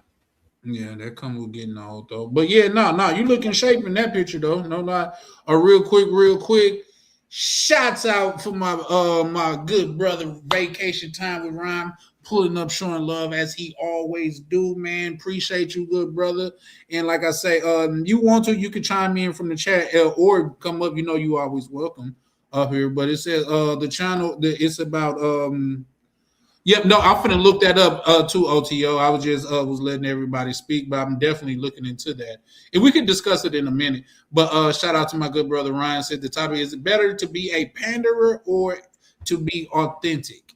And Black Cleaner was asking the question is it like is that the same thing as pandering, the person that goes to the gym to look good for women? I don't think so. What are you guys' thoughts on that?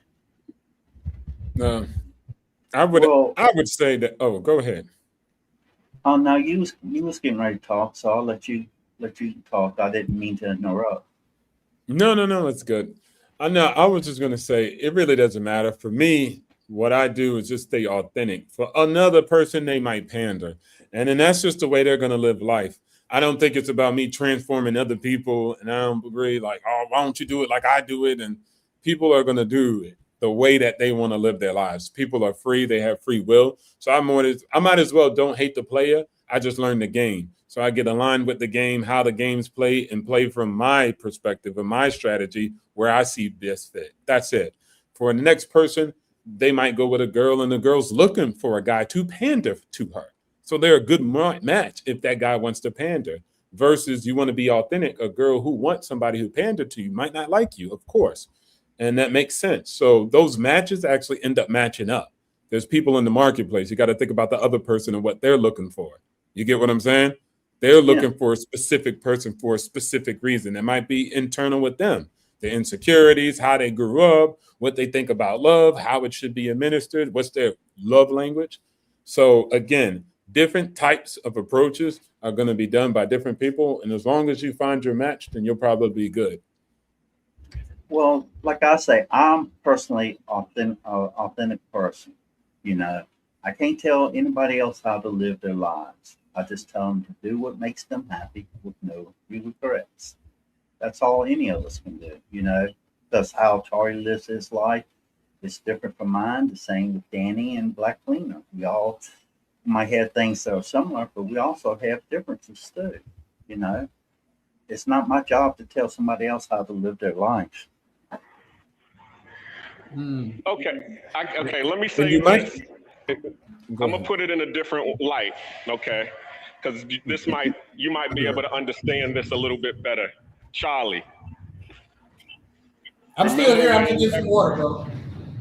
Okay, remember when everybody was telling you about, keeping a certain person on your page because you're going to get a lot more views and a lot more eyes and prospective subscribers, and then you said, well, that's not how the way I want to do it in order to get my subscribers. I want to be able to stay authentic.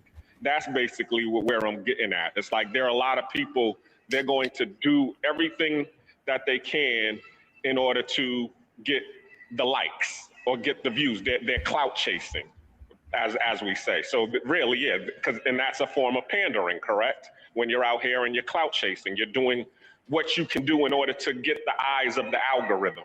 So it's the same thing. It's like a person who is doing everything that they can to get the eyes of the women. But all we know is, okay, as long as you stay authentic and stay original, okay, it doesn't matter success, as everybody says, the women, the money, all of that is a byproduct of success. So don't chase the success. I mean, don't chase the byproducts, chase the success. And then once you become success, then the byproducts of it will come.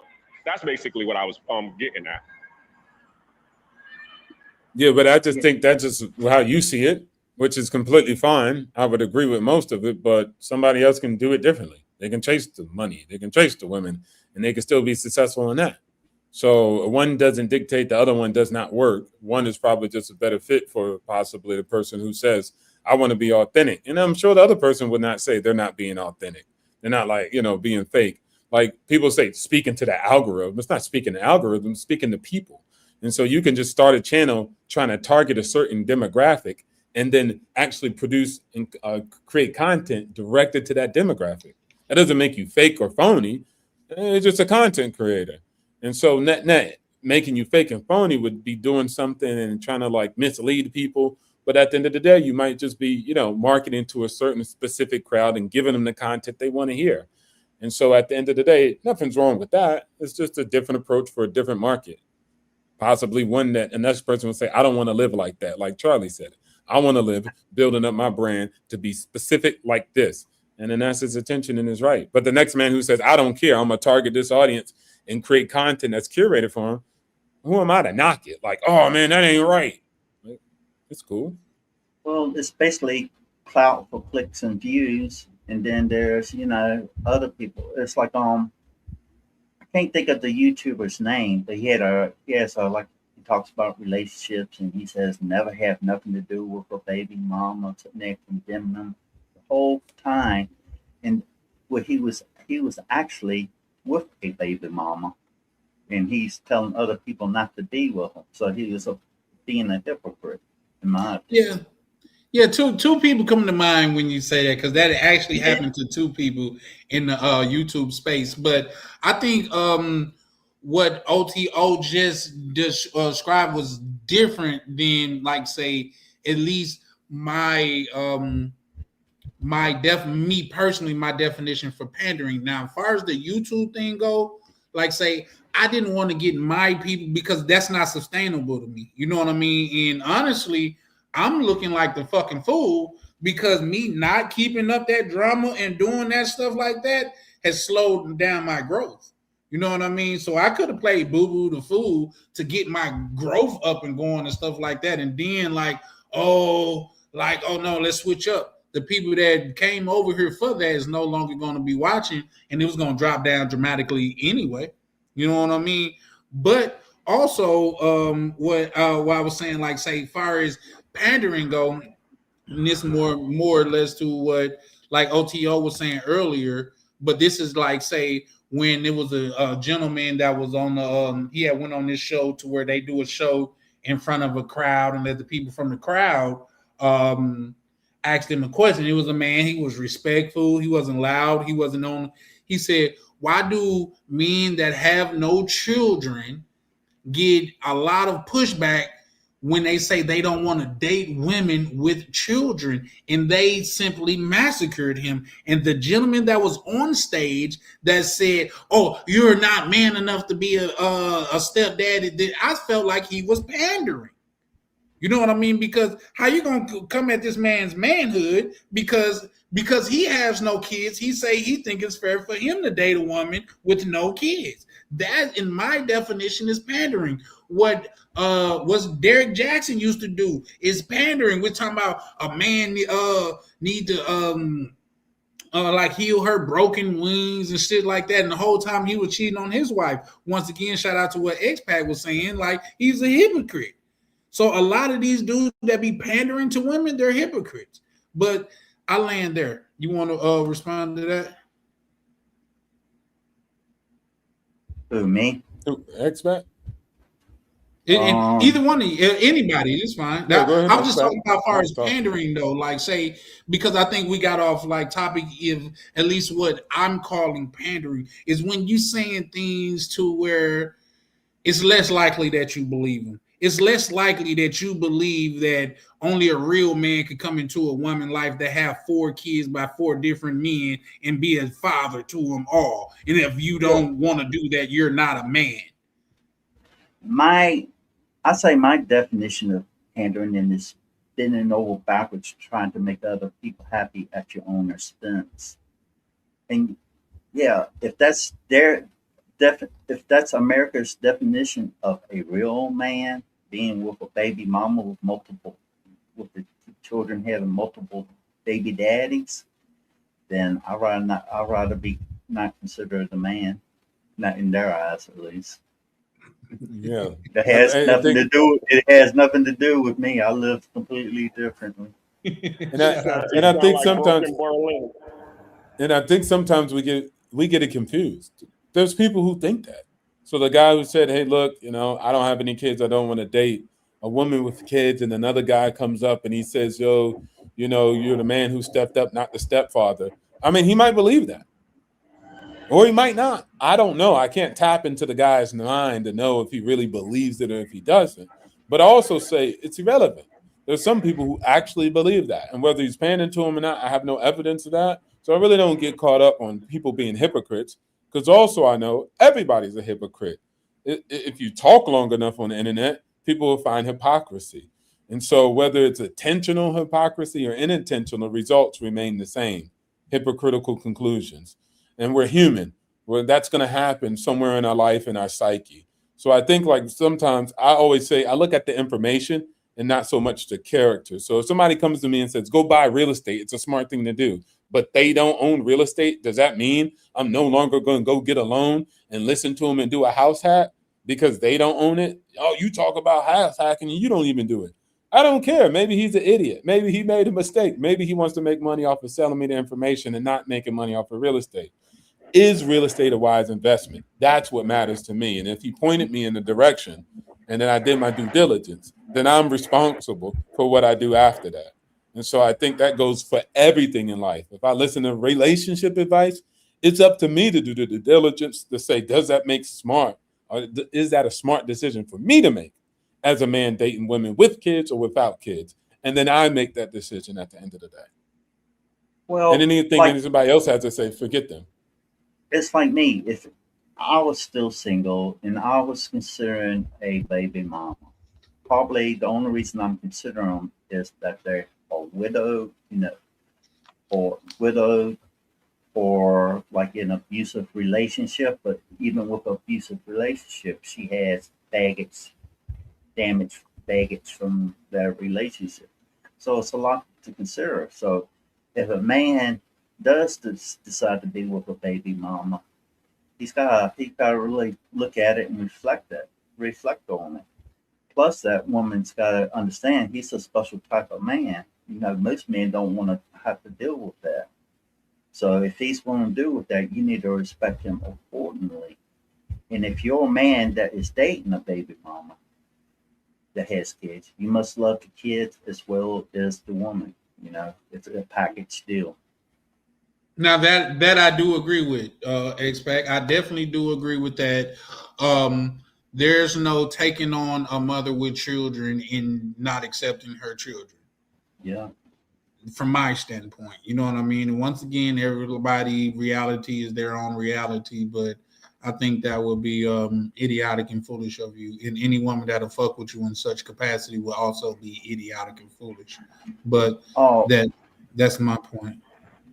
I should have added Well, if also, the woman is widowed or in an abusive relationship and instead of being with her, her children should be all from the same father. If she's got multiple baby daddies, that's a major red flag saying that she's in a lot of failed relationships. So Mm. what makes you be think you're going careful. to be Be any careful of different? saying that, expat. You about to step into some you about to step into something because yeah, there's a lot of women who that's a bruise to their ego. What you mean? Because they are Well, experiencing that. I said It's just like I the same said thing as the body count. Body count don't matter. Why y'all always asking about our past? Our past is our past. That I kind of said thing. what I mean. I mean what I said. So if you want, Okay. anybody wants to, knuckle up, Buttercup. I like I like your style. For sure, for sure. Black Cleaner, you was about to add to that? Um, well, I was about to say the culture in Latin America, because I see there are a lot of women here in Latin America who their family is taking care of their kids, and then they go out here man hunting. They become man centric. Like, prime example, I know a girl. I think I talked about it on not your live, but Misha's live, that she just recently Shout out got to married. Misha. Yeah, she just recently got married. Now, this girl, she ended up having 4 kids, okay? And her first kid she had at 15, and her grandparents and her parents took care of her kids. So now she's married, but her husband don't know. I mean, he knows about the kids, but then it's not a part of his package. She's a part of his package, so the kids is still being fostered by the family. So sometimes what you're saying about the whole package deal thing, or what they'll do is this: they'll wait for the woman to get married, and then as soon as she gets married, they'll send the kids to the to them, like, oh, okay, well, good, you found some stability, great, here are your kids. And they'll drop them off on the doorstep, and now the man is stuck like Chuck. He's like, yo, I didn't know you had all these kids. So yeah, you definitely got to be careful about that too as well, because there are women out there that will trap you like that. I've seen guys I go think. over. I've seen Go guys ahead, go Dexter. overseas and marry a woman, and then they marry them, meet the family, and next thing you know, oh, by the way, these are my kids right here. Oh, I thought you said they were your cousin's kids. Oh, they're my kids. Now, Joe, I'll take care of them. So, Yeah, I've seen that happen. I see for the most part, men That's just accept crazy. whatever. All you guys done Men, seen that happen? I haven't seen Well, them we've like seen it been happen. Look banned what through happened that with Young that Jeezy. that part of it. But what I would just say is men just accept it. It ain't no fucking conspiracy. Men just accept it Remember and what deal happened with with it because they had a scarcity. So at the end of the day, the scarcity is the thing, and men just accept a bunch of different deals. It might surprise you because the way you live your life, but if you really look at the landscape, it is what it is. And going back to what you were saying about like them shaming and saying you shouldn't do that, of course they're going to do that. That's their power over you guys. Like to make you feel shame, blame, insult, the need to be right. Of course, sign language, right? Shout out to Like KS. it's shout outs to KS. It's the technique. So it's not a stupid technique. It's just like it's saying it's stupid if I'm trying to convince somebody who's attempting to buy my property of why they should pay a higher dollar for it. I'm not gonna say, hey, you know what, just pay me a fair market value, maybe even below because of these things. I'm still going to promote the property to be one of the best properties that you could buy in the area and try to get you to buy it at the highest price. And so that's what women are doing with themselves in their lives. And it's hard because it's based on a human to try to like devalue it because of you have children, right? You're not fully educated. They manipulate you if you're not a man that stands on his square. Like, hold on, you said you need a dowry? Yes, it's my tradition in Thailand. Okay, did the Thai man who got you pregnant as a single mom, did he pay dowry or dowry? And the answer is no, right? But if you're dumb and you're going to be a sucker, you're going to be like, oh, sweaty cup, come book up and wear the shirt and do the bowing, and you're that desperate, they're going to get money out of you. That's I the game. marrying my Thai wife, I didn't have to pay a dowry. Um, Yeah, dowries, right? do Thai men pay dowries? Yes, there are men that pay Thai dowries. 1 second, guys. The thing with Thais and Farongs, a lot of families, the dowry is more traditional now. They just wanted to present it with the marriage. A lot of the people will give the money back to the married couple, so it'll help them build a life. But there, you really have to look at the family and who you're dealing with, because some families don't give the money back, and a lot of times when foreigners go over there, they they don't even really look at the girl. You know, dowry depends on the higher the dowry is, where she's a virgin or not. Has she been married before and all that? It's so many different circumstances that can fall on that. But the problem is a lot of foreigners pay a higher dowry than the average Thai person would pay. Charlie's talking but can't hear him. Yeah, he's on the phone. He's on the phone. But I also tell people that I'm with, especially if I'm with a Thai, like I don't believe in any of it. All of it is bullshit. Like it's not. It's the same shit that women doing in America, talking about traditionalism at the same time being extremely modern and not having any of the attributes that traditional women do have or did have. So don't just oppose that type of tradition on me when you're nothing but the opposite of it. And so net, I don't care that you're the opposite of it. It's really not a big point for me. But don't try to entrench me in these rituals and customs that are not your daily life. That is not you. And that's where the dishonesty comes into play. So I just don't prefer, but that's just me. Other guys pay a crazy exorbitant price. Some get a fair bargain. As you said, expat, some get the money back. So again, everybody has to deal with their relationship with their family and kin on their own terms. Well, I think traditions of country depends on if you plan on marrying the girl, bringing her back to your home country, or whether you plan on living within their country. If you're living in their country, it's your responsibility just to the laws, the culture, and stuff like that. So if you plan on living there, so you're going to have to make adjustments. But both people in the relationship, both people should have to make compromises. And before you even get to the state of walking down the aisle or getting married, you need to sit down, getting to know each other, and know what those expectations are. You know, a lot of people they just let's get married and they hope for the best, but they don't deal with the nuances of it. At the end of the day, it don't matter where I am. It's my tradition, period. No matter where I am, but that's just me. I won't get that many options. I won't get that many contestants and girls that want to deal with that. So I'm okay with that, but it's my way or the highway. Fuck your culture. I That's say my that thing. I adjusted to the culture, but I didn't change my core values. You know, I'm Fine. respect. Completely I'm good. respect. That's how I do it. Now, I ain't talking about like you go you're American, you go to Thailand and you just completely bend over backwards to another culture at your own unhappiness. That's what I would consider pandering. Yeah. Real quick, guys, real quick. Shout out to Lee Majors. He put that in the chat some time ago. Shout out to you, Lee Majors. He said many YouTubers are fake preaching fake knowledge. I agree. Farcon, I'm not sure what that has to do with the topic. It's just interesting. We could probably talk about that another time, but yeah, hit the like and subscribe, bro. But yeah, no, I just think yeah, I get what you're saying, OTO and things of that nature, but I think say if you're gonna move somewhere at the end of the day, yeah, it's it's what you rock with and how you get down personally.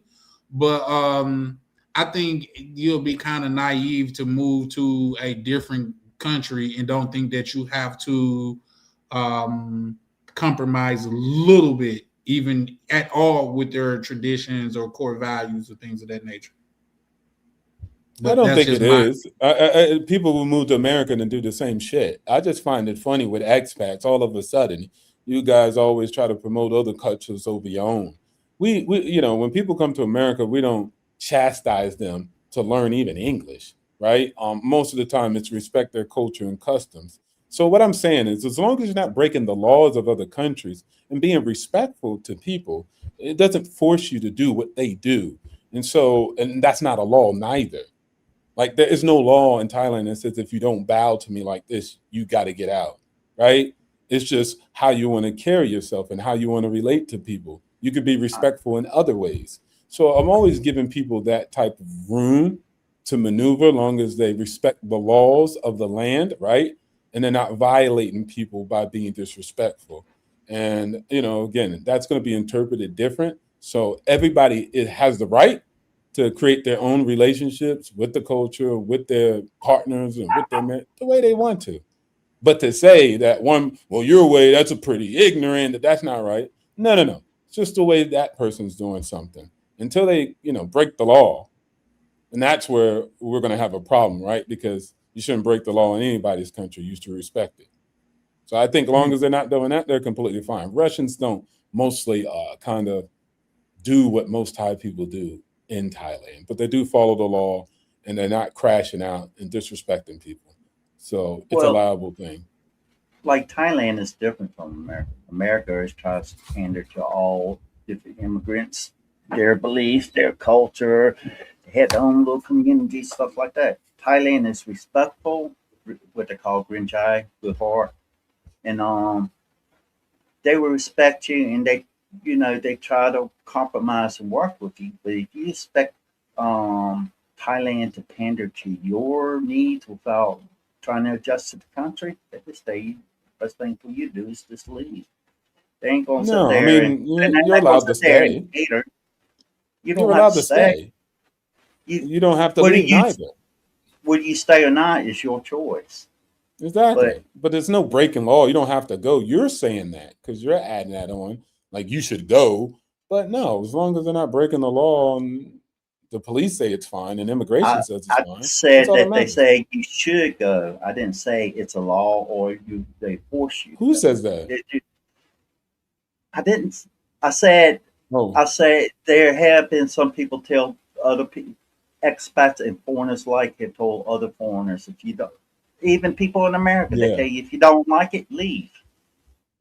Now, is that legal? Any legal, anything done legally about it? Whether you stay or not, that's your choice. But other Mm. people will say that. I'm not saying. I'm not Ah, saying that. okay. I'm not saying it's a law or anybody's trying to force you or anything like that. Mm. But there's one guy that left the country because he was in fear of his life. Was that in that was in that was in Brazil, wasn't it? And everybody should know who I'm talking about. You still muted, Charlie.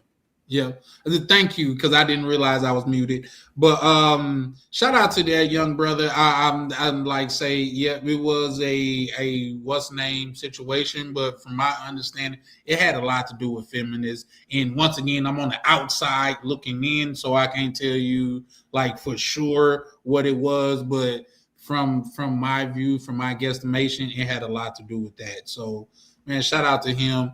And I don't think it was him like disrespecting their customs or their country. It was just some people heard some things that he was saying and they took it the wrong way. That's just like with Ryan.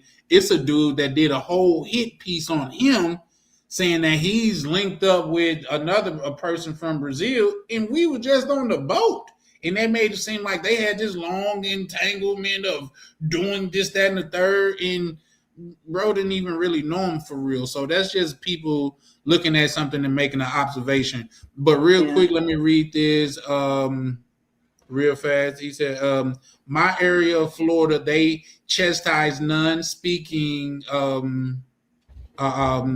English speaking people. I mean, yeah, non-English speaking speakers. I don't know why that was so terrible to get out. Well, like what You you said normally Austin. like what you do in your country, some of the things that you say in one country, you go to another country and say it can be frowned upon. You can't just go to a country and expect a country to be just like America. No country in other country in the world is like that. The thing is, yeah, he did say some things, and whether they were right or wrong, the people didn't like it. And not saying that he's a bad person or anything. I just hope he learned from it, and I wish him the best of luck in life, and I hope he creates the life he deserves. I'm not when I say things, I'm not trying to shame anybody. It's just what it is.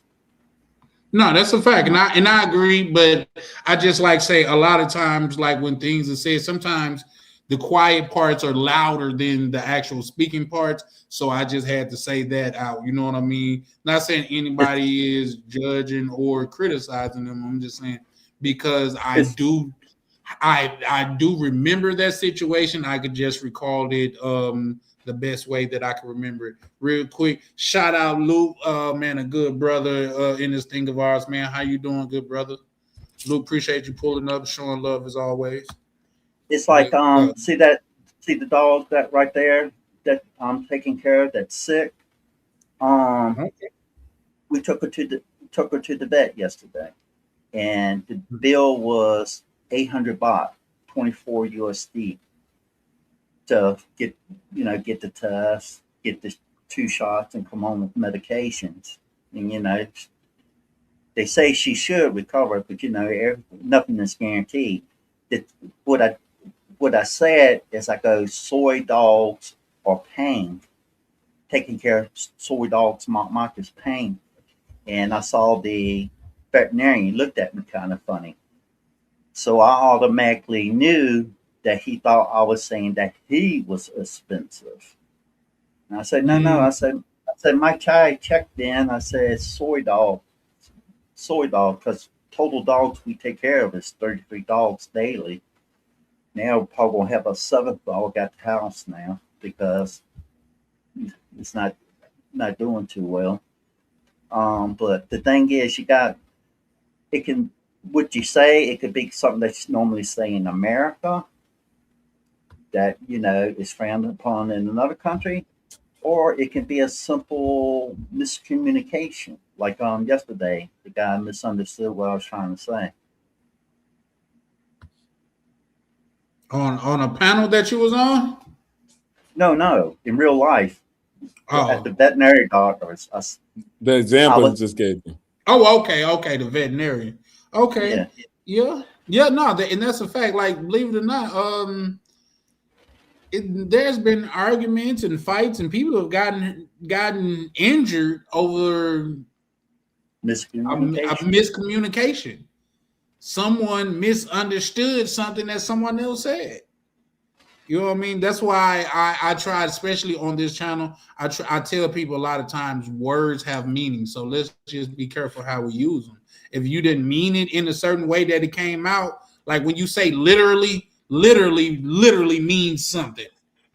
You see what I'm saying? So you just to say it just because it sounds good doesn't make sense to me. But I land there. I always just like to point out, because I just think this is what expats and again, I don't really care. I'm not like I go to countries and be disrespectful. I was a diplomat for many years, but I just find it funny and hilarious where it's just like when we talk about America, it's like how we treat people. It needs to be respectful. You need to respect people's humanity. And then I find out when you're like a foreigner in a different country, you have no humanity anymore. It's like, well, it's their country, they can say this and they can say that and they can do anything. And then that's where I find the hypocrisy in a lot of people's approach to the global market. Like, my humanity should still exist. I should still be able to be who I want to be, as long as I'm not, again, breaking the laws, right? So even with the whole Austin thing, oh, yeah, kick him out. Like, you can't kick him out. Like, he didn't break any laws. You get what I'm saying? But people just want to be a mob. And they just want to be triggered by whatever content that's online. Was the man trying to disrespect the culture? No. And also, that's not against the law. And so at the end of the day, even there, just like it is in America. So our laws are not that much different. It's just people have their opinions about things. And then I think sometimes they take it a little bit too far. And so with the whole thing, I just to say, yeah, be respectful. But at the end of the day, people kind of ask you to give up your identity. And it's like, oh, will in Rome do as they do. And if you don't, you're bad. And it's like, that's nonsense, because they're not going to give you the same favor. We're all humans. And it should just be like that. Don't break any laws.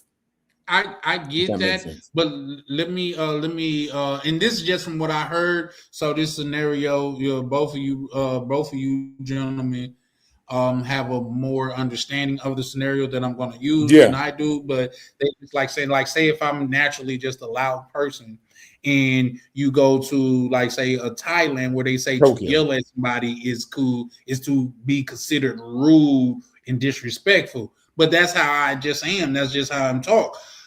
Would it be like a big faux pas for me to be like, okay, they don't speak like I speak over here? So therefore, I'm not gonna like be my normal loud self. Well, It's not illegal and you're not hurting anybody, but that's generally that country's customs. Nowhere in the world is a perfect paradise. They're gonna have their own laws, their own cultures, and its own trade-offs. You have to decide which is right for you. Like in many Southeast Asian countries, it's about saving face. So they see you raising your voice at them to get your point across is frowned upon in their culture. Now, in America, it's perfectly fine. You know, certain laws. Now let's go to like It's legal. frowned upon in America too, though. Yeah, Yelling at people is not like people get shot I for said that. raising your Like, voice loud to get your point across. That's what I said. Yeah, that's also not that's frowned upon. Okay, raising your voice to get a point across. If I did that to a female in America, you think nobody would say that's a problem? Of course they would. I think it's a problem anywhere in the world. Exactly. So it's not like America, Thailand. It's just a problem, period. But he's saying being loud, raising his voice. That's what Charlie was talking about. Yeah, I'm just talking about far as what I heard. Now, you gentlemen have boots on the ground there, so that could be completely facetious and not a real thing. But that's just what I heard. To be Tokyo loud, would have probably been better. I'm sorry, say that again. No, I said Tokyo would have been a better example, but it's still good. Thailand's good too. Okay. Well, to answer your question in Tokyo, because I've lived there, yeah, because you'll get shunned because, like, okay, when I was in the military, the guys who were, from the States, they would do what they always do. They would hang on the corner of the liquor store drinking, beer. And guess what? When you walk down the street, when they was hanging on the corner drinking their beer, you would see the whole street of Japanese locals crossing the street to avoid the brothers on the corner drinking beer. Because they like, yo, what the is this? We don't do that here. We go to the ramen shops or we go to, the sake shops to drink. We don't stand out in front of the liquor store drinking beer. What's wrong with you all? And even when they would, you would see them like the school children, they would be walking by and you would see them and you would hear them saying scary in Japanese. They'd be like, kawaii, kawaii, kawaii. So yeah, that's what really happens when you are, doing your own customs and your own thing just because this is what you're used to doing in the States. You just stand out. And as they have a saying in Japan, the nail that stands out gets hammered. Yeah, but what's funny about it is Africans stand out in front of Lawson and drink too. And it's completely like nobody locks them up. It's a complete thing that's the society might got used to it or something like that by now, but it just happens. Nobody would be like, hey man, stop doing that. This is Japan. Like Africans still be in the front of Lawson, chilling, drinking, loitering. What people also need to understand is what's legal in one country can be illegal in another country. I mean, that translates to the States. Just because you could carry a gun in one state, those same laws don't translate to another state. You gotta, as a gun toter in America, you gotta know each laws for each state that you carry your gun in. And that applies to each country that you travel to. Agreed. Real quick, shout out to my good brother K9 from No Fear Entertainment, man. K9, how you living, bro? Appreciate you pulling up, showing love as always, man. That thoroughly appreciate you, bro. How you feeling? But yeah, and another good to just drive this point home a little bit more. Another good thing, another good example is in America.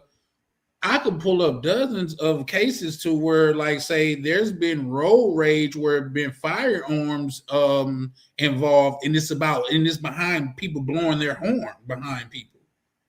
That's the thing. In the DR, they use horns like it's vitamins, not even vitamin. They use the horn like it's air. always blowing their horns, Now, where I'm from, that could be looked at as very extreme. Like if you behind somebody and you keep on just blowing your horn, that could get real dangerous real fast. And that's another thing of just knowing the customs of where you at, because if somebody from the DR go drive in, let's just say New Orleans or Mississippi, and they're that loose with the horn, it could end tragically for them. And once again, it's not illegal. I'm sorry, go ahead, OTO. No, I just said yeah. Yeah, it's not illegal, and they're not hurting anybody, but it'll do them very, very good to understand that's just not a thing in this country where you're traveling to. And I would add, if you're just going to be a pander, do your thing, man. Not about the country thing. I'm going back to the actual main subject. Do your thing, man. I ain't knocking you. You feel me? There's got to be yous in order for them to be me's. So at the end of the day, you do you, yeah, and then I'm gonna do me, and then that's it. I think that's perfect. As far as like another guy be like, yeah, man, I like the pan. And again, pander, come on, man. That's a little bit derogatory, of course, for the title.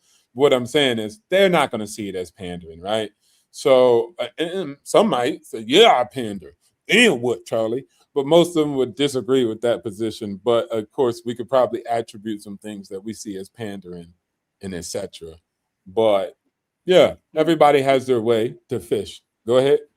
I watch a live stream and been on her live stream. She lives in Japan. She's half Filipino, half Japanese, and she lives in Japan.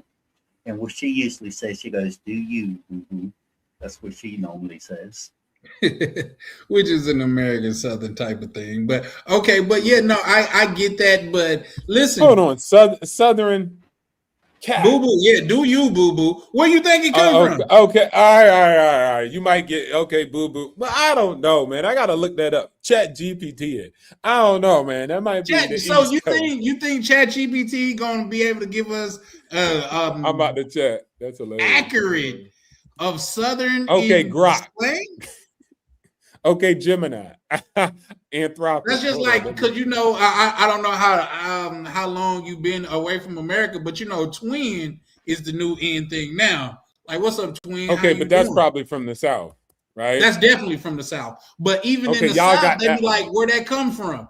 Like, say, some people thought it was from Atlanta, but it's actually from Texas. Boo boo, I don't know, man. Oh, hold on. Okay, well, what's your best guess that it's from then, OTO? Does it feel East Coast to you? Because it don't even feel East Coast. It don't feel West Coast. It came from. Hey, oh, boo boo. That's where it came from. Yeah, it comes from Yogi Bear. That's what ChatGPT just said. It comes from Yogi Bear. It comes from where? Okay. Let's dig into that a little bit more. Where do you think the term "boo boo" the food came from then? All right, it's a Georgia, the Southern United States reality TV show, Honey Boo Boo. Booyah. Okay, I can take that. U.S. and Black American culture, Southern. All right, yeah. All right. But it first came from Yogi Bear. You got to admit that one. Before it came from the South. Yeah, for sure. Y'all got it from Yogi Bear. Rich, shout out. Just said that the lady. That's what the lady says all the time on her channel. Do you, boo boo? Yeah, no, for sure. Like I like to. That's just like, and some people gonna disagree with this, and OTO gonna say, "What the hell do it matter?" I get it. You know what I mean? But the half and half. They say two people are responsible for it. They say it's either the black dude that worked at the golf course or Army Plumber. Okay. You see what I'm saying? So origin, that's just like with chicken wings. The buffalo chicken wings, they say it is two origins to where it comes from. An old black family, mother or something like that, or it was a bar owner type of dude. So origin do matter. It definitely do matter. But shout out once again, I don't know if I read this. Jody said ChatGPT is not always accurate. Agreed. Use multiple sources. Yeah, for sure. But yeah. But that that's just my thoughts and things of it. But far as me, my perspective of bringing it full, it's okay. Like if that's whatever bait you use to fish, use it. But you will have to admit, OTO, if you're going out there and you using dynamite, you fucking it up for the other fishermen around you. Wait, who using dynamite? What you mean? No, just because you said like if you a panderer, do you? You know what I mean? Do you and I'm gonna do me. That's the dynamite. Yeah, the panderer is the dynamite for you to go out there and be like, oh girl, these men, they not men, they just don't get you. You done made a mistake 4 different times with 4 different men. A real man gonna step up and raise those kids. Yeah. I mean, but look, let's say that's dynamite. I'm not gonna say it is, but let's go with your position. All right, so if I'm fishing, I probably don't want blown up chunks of fish. So you could use dynamite and you're going to get the results that you want. And your fish is going to be coming out a certain way. I'm going to continue to fish the way I fish, which is not with dynamite, right? With a reel. And I'm going to catch the fish and it's going to be whole and I could fillet it. I could build out the fish I want to. I could release it. I could do many things. You using dynamite, your fish might come out a little bit in chunks, right? So I don't know what you're looking for. What's the end goal here? But again, it's a battle, man. People are out here battling in the sexual marketplace, and they're going to use whatever. Me preaching, saying, "Hey, that's dynamite. Don't use it." It's warfare, baby. Some people going to be using the dynamite. Some people going to be snipers. Some people going to go hand-to-hand combat. You really can't talk. There's no Geneva Convention in the warfare of the sexual marketplace. Desperate times. And as soon as there you go. However, desperate measures, desperate techniques. Respect your enemy, bro. I get what you're saying, but I do get what Charlie is saying because you using dynamite in this damn pond and it's messing up the ecosystem of the pond. No, so look, it's not messing up. It's messing it up for you because the game you're running is vastly nowhere near running those schemes, or let's just say pandering, right? But at the end of the day, that's what they do. Watch this. The girl that you're looking for don't want the guy. They don't want a panderer. It makes them disgusted. It dries up their box. You get what I'm saying?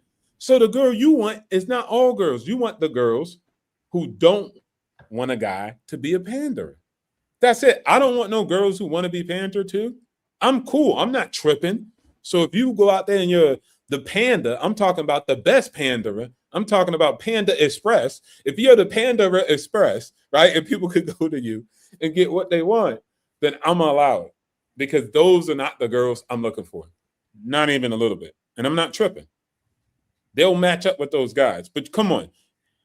If you know some girls and some high quality ones, they don't want those guys. Those are the guys who are telling them sweet nothings just for them existing. Like, oh my God, you're so amazing.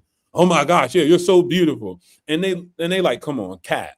You got no backbone. Like you're lying to me. Now, some girls really like that. They want to be lied to. I don't want those girls in my life. And that's cool. So again, I'm not really clocking it. I'm not trying to get all the shorties because all shorties are not the quality that will match with me. They're a quality that will match for somebody else. So I don't really trip. They're not messing up the game for me. How? Well, I get it. Go ahead, X-Pac. I get it, but I got a wonderful rebuttal for it. But okay, go ahead. I want to hear it, but go ahead, X-Pac. Yeah, X-Pac. What I was gonna say is many guys they value a woman on how she looks. I'll value them on the way they look, and I look at how their heart is, their mindset, and their hopes and dreams and stuff like that. I look at the overall package. And I showed my wife on here. She's not the prettiest girl that I could have been with. But what gave her extra value in my book is she has a really good heart. And that came from when she was my housekeeper, taking care of me when I had a stroke without expecting no money in return. It took me almost a year where I could actually walk around without a cane to recover from that. And she was there the whole time. So that's why, everybody has their own way of seeking a partner. What's right for me is not right for everybody else. But the thing is being happy with no regrets. the right partner brings peace into your life instead of chaos. Yeah, agreed. Real quick. DMV say the girls in the DMV been saying that for 30 plus years. Elaborate in the DMV what they've been saying. There's a head boo boo thing. Oh, the book. Okay, yeah. Oh, see, But hey, y'all But predate that, so you got it. You know what I'm it's, saying? for sure. it's like That's a in the fact. Y'all need something from the South. So go ahead. That's take just it. like I maybe it didn't. OTO, where you from? If you don't mind me asking. DMV. Oh man, listen. Okay, I get it, y'all. Yeah, I get it. Y'all got. Well, I multiple never heard songs it from the in my head. DMV though, so I was just rolling with it. I'm from Virginia, and a lot of Southerners, you hear them say, "Well, bless your heart." And a Yeah. lot of people take that as a compliment. That's not so much as a Nah. compliment. That's Nah. just saying that you're a bit naive. You don't really know what's Yeah, going yeah. on. So bless your heart and hope you don't get yourself in trouble. And cut it out, man. Yeah, The that's just DMV like is the somebody say, South. "Oh, I'm gonna go over there and slap the shit out of such and such," and the old folks, God bless you. I mean, it's not gonna be as easy as you think. So The I get DMV it. is the Okay. South. You know what I'm saying? Say Technically. that again. I couldn't hear you. I said the DMV is the South. Technically. Yeah. Historically.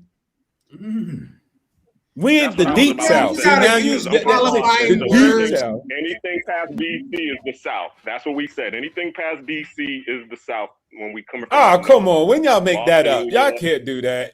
Mason When I Dixie was line means the Yeah, Now South. y'all I was gonna say, SBAs. anytime you have to use qualifying words, it's kind of disqualify you just by comparison. You say technically it's the South, like, is it Yeah. though? No. it's Anytime you go past that Mason Dixie line, you in the South. The Mason Dixie line is where? In the DMV.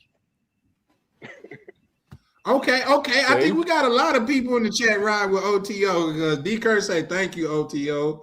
See, I have been saying that for years. Yeah. DMV say Y'all call getting it this twisted with what Boston.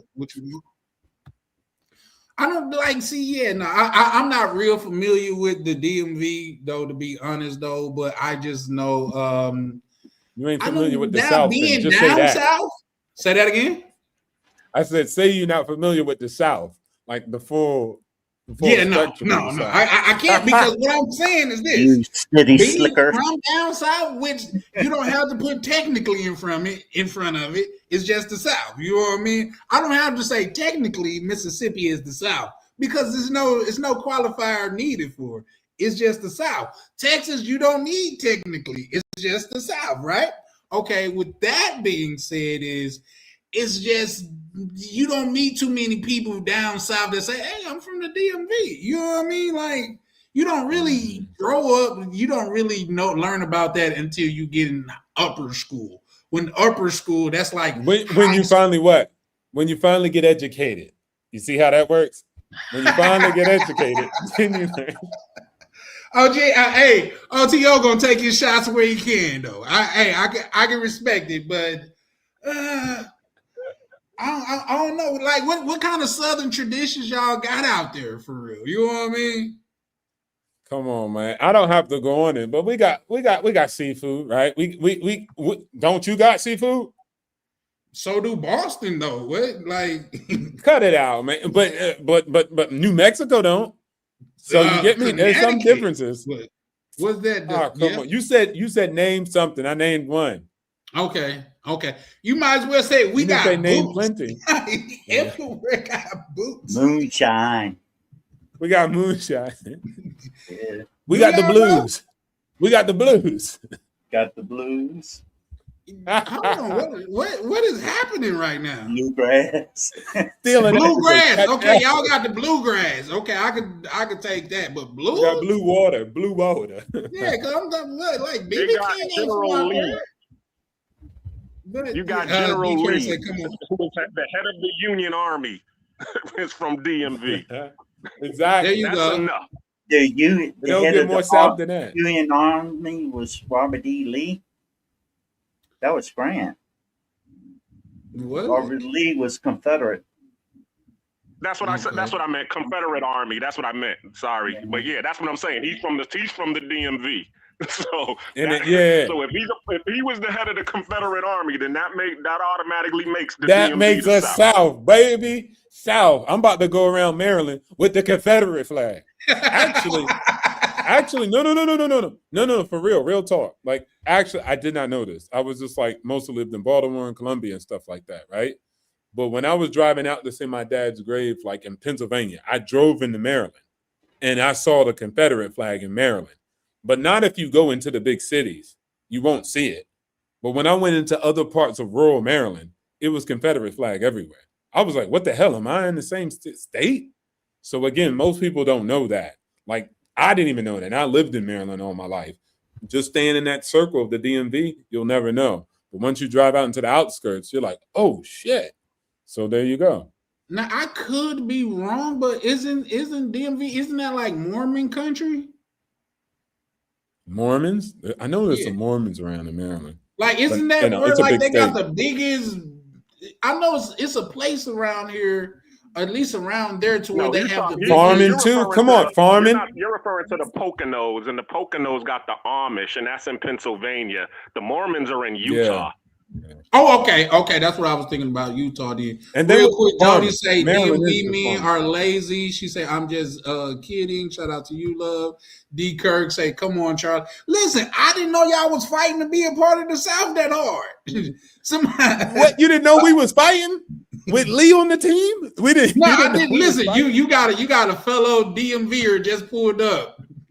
Hey, DMV, what it do, bro? Now, I wasn't going to join, but you brought up Mormons. That's going way too far.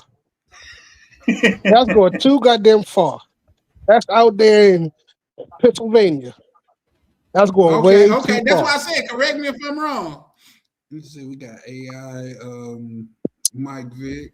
Okay. But yeah, no, I didn't listen. Hey, should I say, welcome to the family, my Southern brothers? Like, I don't see, it just hit different. Yeah. No, it don't. You just got educated. That's it. That's all that is. That's all that is. See, here's the thing. Y'all speak too well for y'all to be down there. Like, say, what? When Hurricane Chris was talking about, goddamn it, how where 50 Cent was coming down there, he said, man, a lot of us down there is uneducated. And somebody put in the chat, this man had a point and proved it all in the same sentence. You know what I mean? Like, you could kind of tell a little bit, like, from the talking points. Y'all too ready for Congress, man. Like, y'all not, come on, do y'all go hunting out there? Like, what happened? Like, crawfish? Yes, farmland, all of that, bro. Like, on our license plate in Maryland, it's just farm. It's farmland.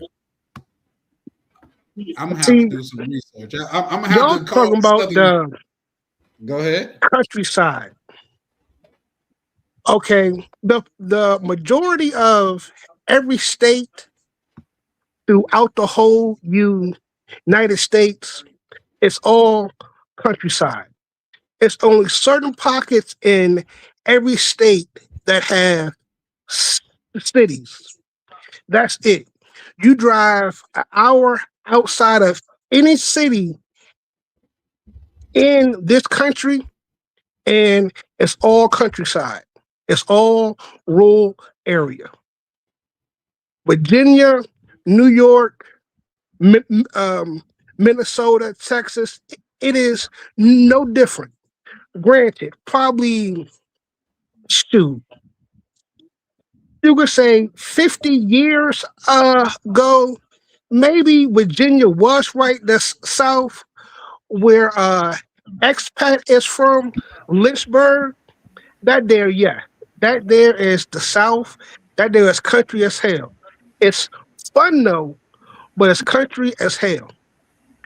We all do the same stuff in every single state. There is nothing different. I beg to differ, sir. What is different? Well, you got yes, I know what they do in New York. They ain't even got enough land to do what we do in Mississippi.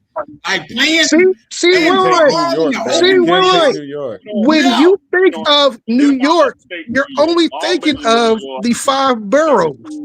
New York is so much bigger than just the 5 boroughs. Agreed. I asked him about one outside the 5. He don't know. Charlie don't know. New Jersey? New York is so much bigger. New Jersey is mostly we talking country. about what's up there? Is it Rochester up there? Or something with the R. See, you don't know. You don't know. You don't know. Hey, don't help him out, Black Cleaner. He don't know. I thought ain't Rochester. That's up north though, right? Now here's the thing. Just because OTO he leans on ChatGPT a lot. ChatGPT just sold you out on this one, brother. I ain't gonna lie to you. It's not considered the South. Hold on, just one second. I'll let chat. Can you re-explain to me why what you just said about DMV being the South and explain it the way that you just explained it? The reason is some historical and cultural reasons. The traditional South is defined largely by its history, Confederacy, legacy, and distinction. Washington, D.C. as the capital evolved differently, urban and politically diverse influences from across the country. Northern Virginia, while historically Southern, has urbanized and diversified economically and socially. Thus, the DMV is more of a transitional zone, not strictly Southern by cultural shorthand, yet with Southern roots, just blended with modern metropolitan characteristics. Southern roots, baby. Where my roots live in the South. Always a fun nuance to unpack. Shout out D. Hey, look, y'all like R. Kelly over here, man. DK said you see deer and all that out there. Bro, I live in Minnesota and I see deer in my mother's backyard all the time. Like I see turkey and stuff, and we don't even stay like in the suburbs, but it's kind of the suburbs. Dude, want to talk about deer? One of the most dangerous highways is in Chicago. They have over 1,000 deer at any time. So deer is nothing new to anywhere in this country. Yeah, no, D. Kirk on y'all side. First of all, let me say this. I rock with DMV. I plan on going out there. I just didn't. I was ready to wear my Timbs out there. I ain't gonna lie to y'all. You know what I mean? I was ready. We don't do Timbs out here. You inform me, brother. I thought it was baby New York over there. You know what I mean? Nah. We ain't nothing like New York at all. Or boots, Nike boots. ACG joints. Yeah. Okay. I rock with the ACG joints. Hey, listen. I'm learning as I go. I didn't realize the DMV considered themselves a part of the South. I just didn't. You know what I mean? So, welcome, guys. I got to call out some of my people from down south. Like, did y'all know? They're gonna be like, no. Let them know. Say that again. Let them know. I said, let them know. The difference is we just growing. You know, we transitional. You know, we evolving up there. You know, but you know, we got the roots in the South, and it don't matter. You know, my new residence is Texas, so I'm really. I live exactly 9 miles from the White House, and that's the country. That's what you want to say. That's the South. Staying close to the White House. That's the South. The most powerful place that is in the world. You have no pushback on there, but I'm just saying, nobody said, "Oh, you got to go down south to see the White House." That's all I'm saying. See, look, you trying to deny our roots, man. Don't do that. Don't do That's that. okay. That's fine. That's fine. Well, hey. I can't deny my roots. I got a southern drawl when I speak, so you automatically know I'm from the South. When have y'all ever went anywhere DMV and be like, you got a nice country accent? Never. What can we say? Not never. So you're gonna get us on our vernacular, but you don't care about our roots. Come on, man. Come on, man. Now, see, I ain't gonna change my accent now, nah. Not the money. No. The thing is, you got all these different states with different people, and they trying to diversify themselves. When in the end, we are all Americans. And that's the we the get whole that. thing I'm about just giving the brothers on here shit just because that's sometimes. it. What does it matter if your city's slick The or young brothers that I meet from Chicago, they believe their bloodline begin and end in Chicago, and I'm saying, although it's possible, it's unlikely. Like your roots, more than likely, especially if you are of African American descent, could be traced to the South. Yeah, because I lot got of family cases. in Chicago. I got family on the west side of Chicago, but they originated from Macon, Georgia. You see what I'm saying? My great grandfather actually pastored a church in west side of Chicago. So yeah. Y'all need to call a meeting and get those young brothers there and let them know, bro, this ain't where we begin. This is not where it all began, man. You gotta, what they say, give them some learning. I don't know. I feel like I'm being authentic about our roots and you pandering to the South. That's all you doing. That's good. Like the I just never thought about it. Y'all got the brothers in the chat. D. Kerr saying, "No, it's ACG all day." Okay, so let me ask y'all this: y'all identify more with, let's just say, Texas than New York? It's kind of split down the middle. I done told you. It's kind of split down the middle. I'm in Texas, bruv. I'm in Texas. What part of Texas? Who, me? San Antonio. Yeah. Oh, okay. Shoot. My mom been in Houston for the last what? 30 years. Harris County. 30 years. Dang. Yeah. I like Harris though, man. Y'all ain't got no zoning laws. You can do what you want out there, kind of. So I really do like that city. Oh yeah, Texas fun. Texas fun. Yeah, Texas is hella fun. We got hella cities too. Shoot, Club Onyx be rocking, boy. Woo, watch that. Like that. But what I tell people about what you got else in the other parts of the South? Like, wait, where you from, Charlie? Me? I was born in Colleen, Texas, Fort Hood, Texas. But I grew up I'm sorry, go ahead. I said makes sense. Keep going. But I grew up a lot in Mississippi and some in Minnesota. But those two places, you can't be like, oh, that's the South. It's implied. Texas and Minnesota. Cut it out. Mississippi is the South. You're practicing shots at your brothers just because you don't know the roots. Hey, man. Charlie. Don't pan. Yes, sir. Some of them homeless dudes out in Jackson, they be assholes. Well, you know what that's like, DMV? That's like saying, why is Oscar the Grouch a grouch? He live in a fucking trash can, man. Like, how happy do you want him to be? I've seen some Africans happy in the slums, bro. You ain't got to be that angry. Yeah, no. Expat, you seen some poverty in Thailand, right? Did they be mad like that? No, that happened. See? That's crazy. You have kids running around playing in the dirt with sticks and happy to playing with dirt dolls. A roof over their head and food in the belly. Listen, I haven't met too many homeless people because even if they was homeless, it's enough abandoned homes to where they could just move in and adopt. So yeah. But this is what I tell people about Minnesota is this. You know how New York is the place where they say if you can make it in New York, you can make it anywhere. Minnesota is the opposite of that. If you can't make it in Minnesota, you can't make it nowhere. You know what I mean? Just because they make it super easy out here. You know what I mean? Man, there's that.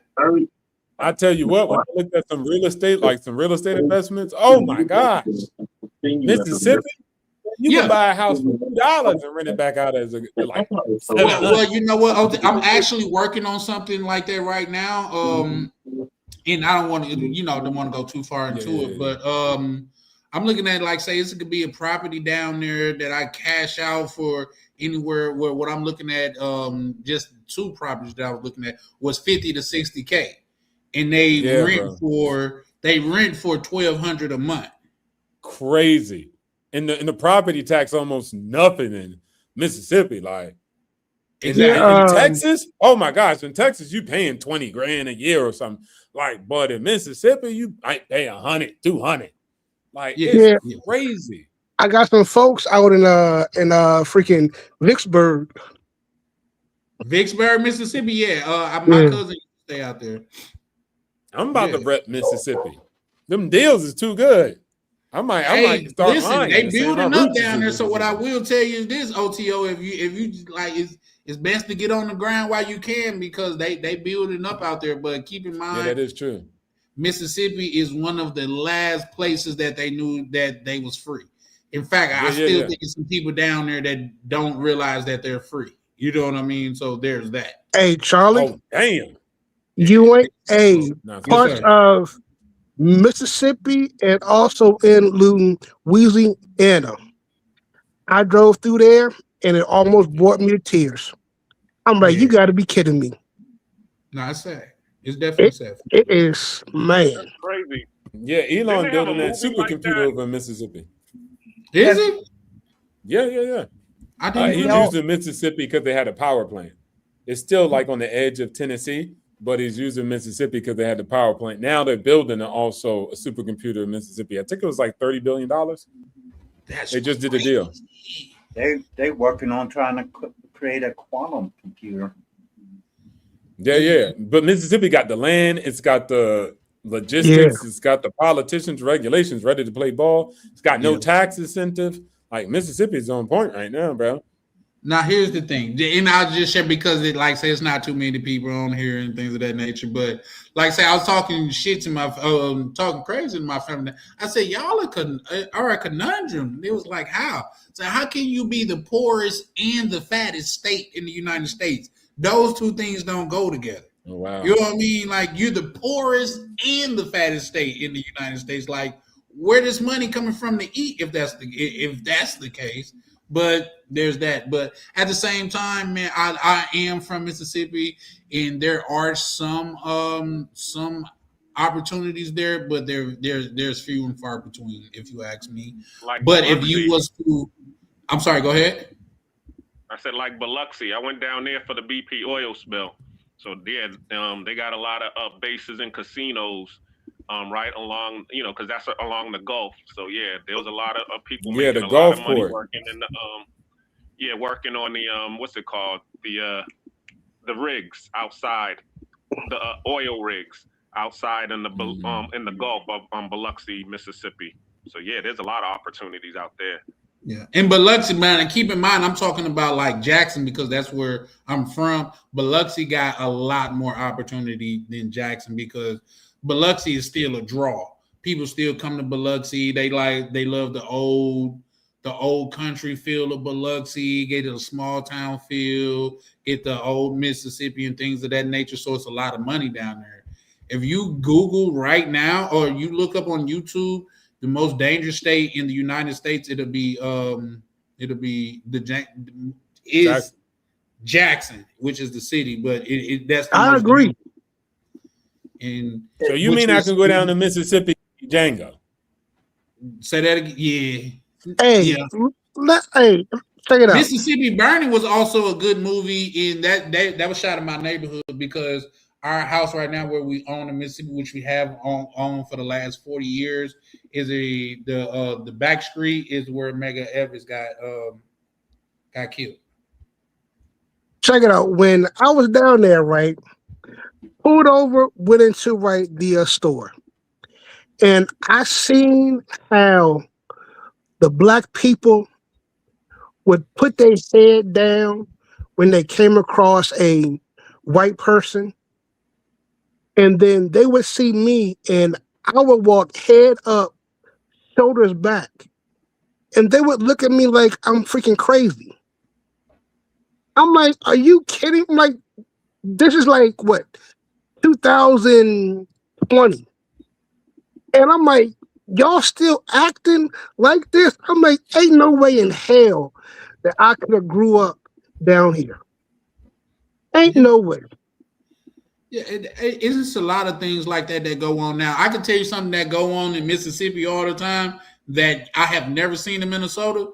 They have like traffic stops in Mississippi, or they'll pop one up quickly, like roadblock. We call them roadblocks, to where like police are post up on either side, and any car coming through, they got to show their ID and insurance. Well, that's something they will never pull in Minnesota because Minnesotans are not going for it.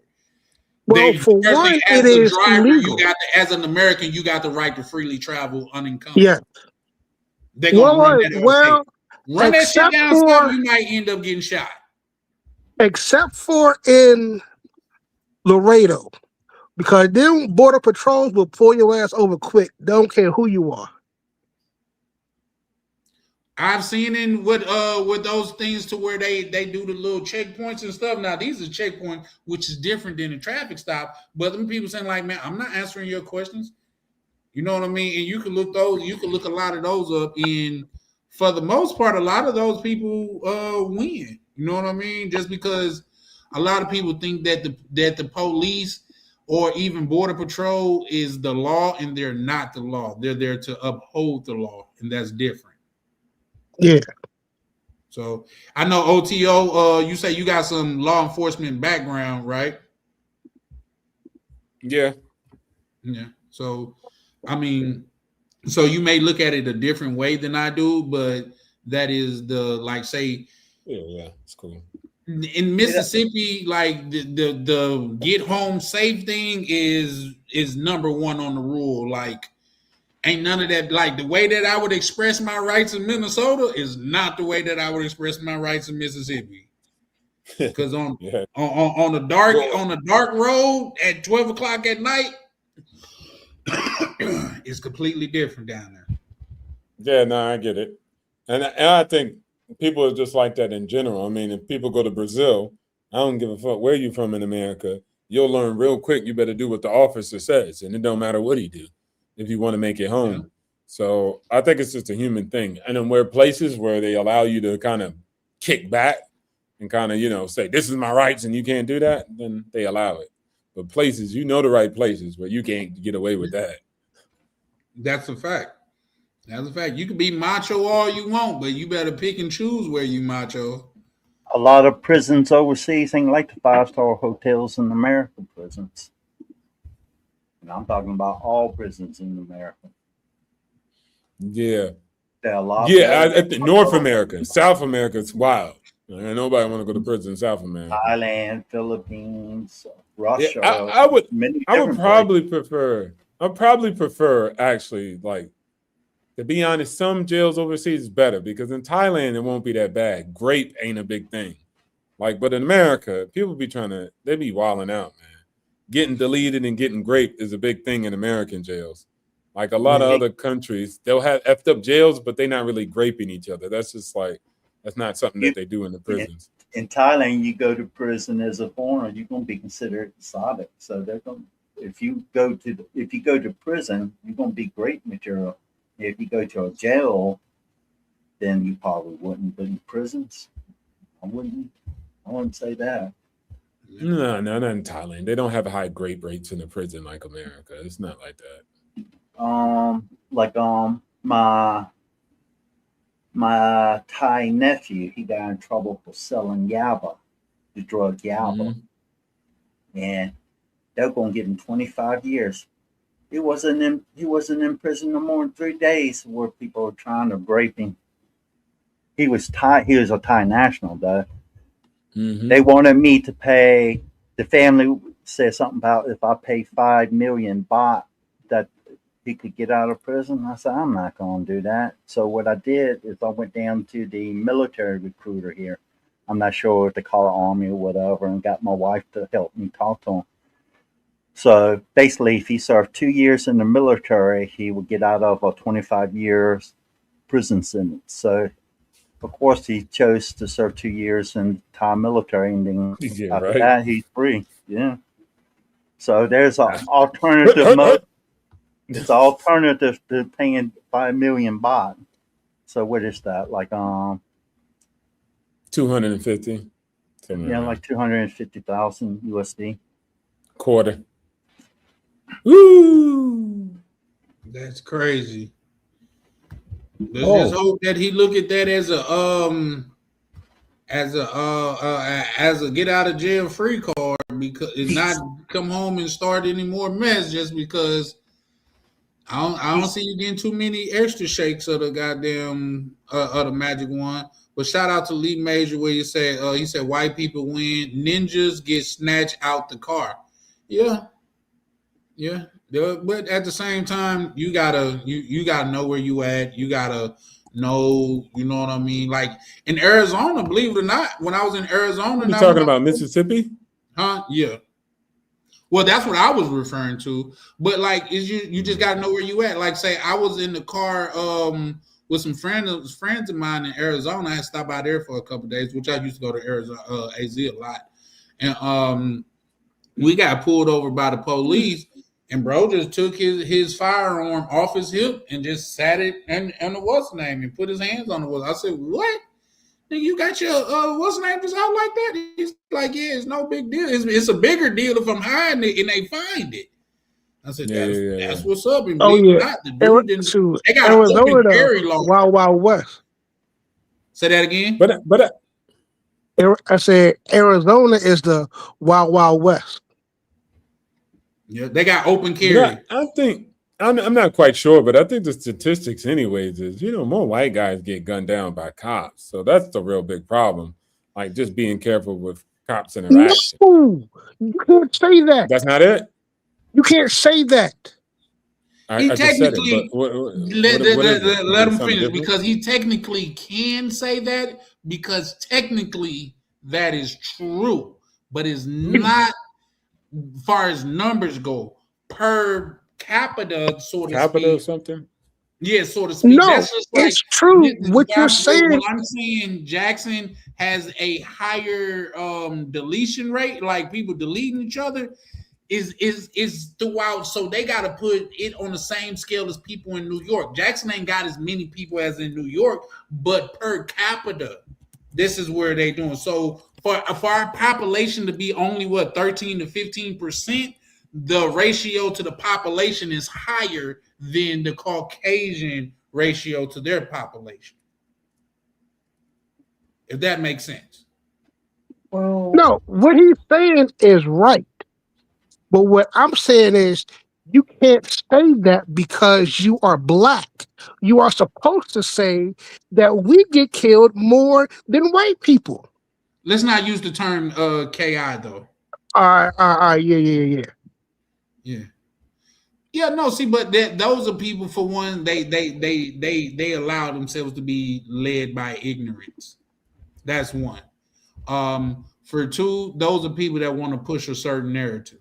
You know what I mean? And that's just not something that I do. I call a spade no matter what side of the board it lands on. You know I call a ninja no matter the color.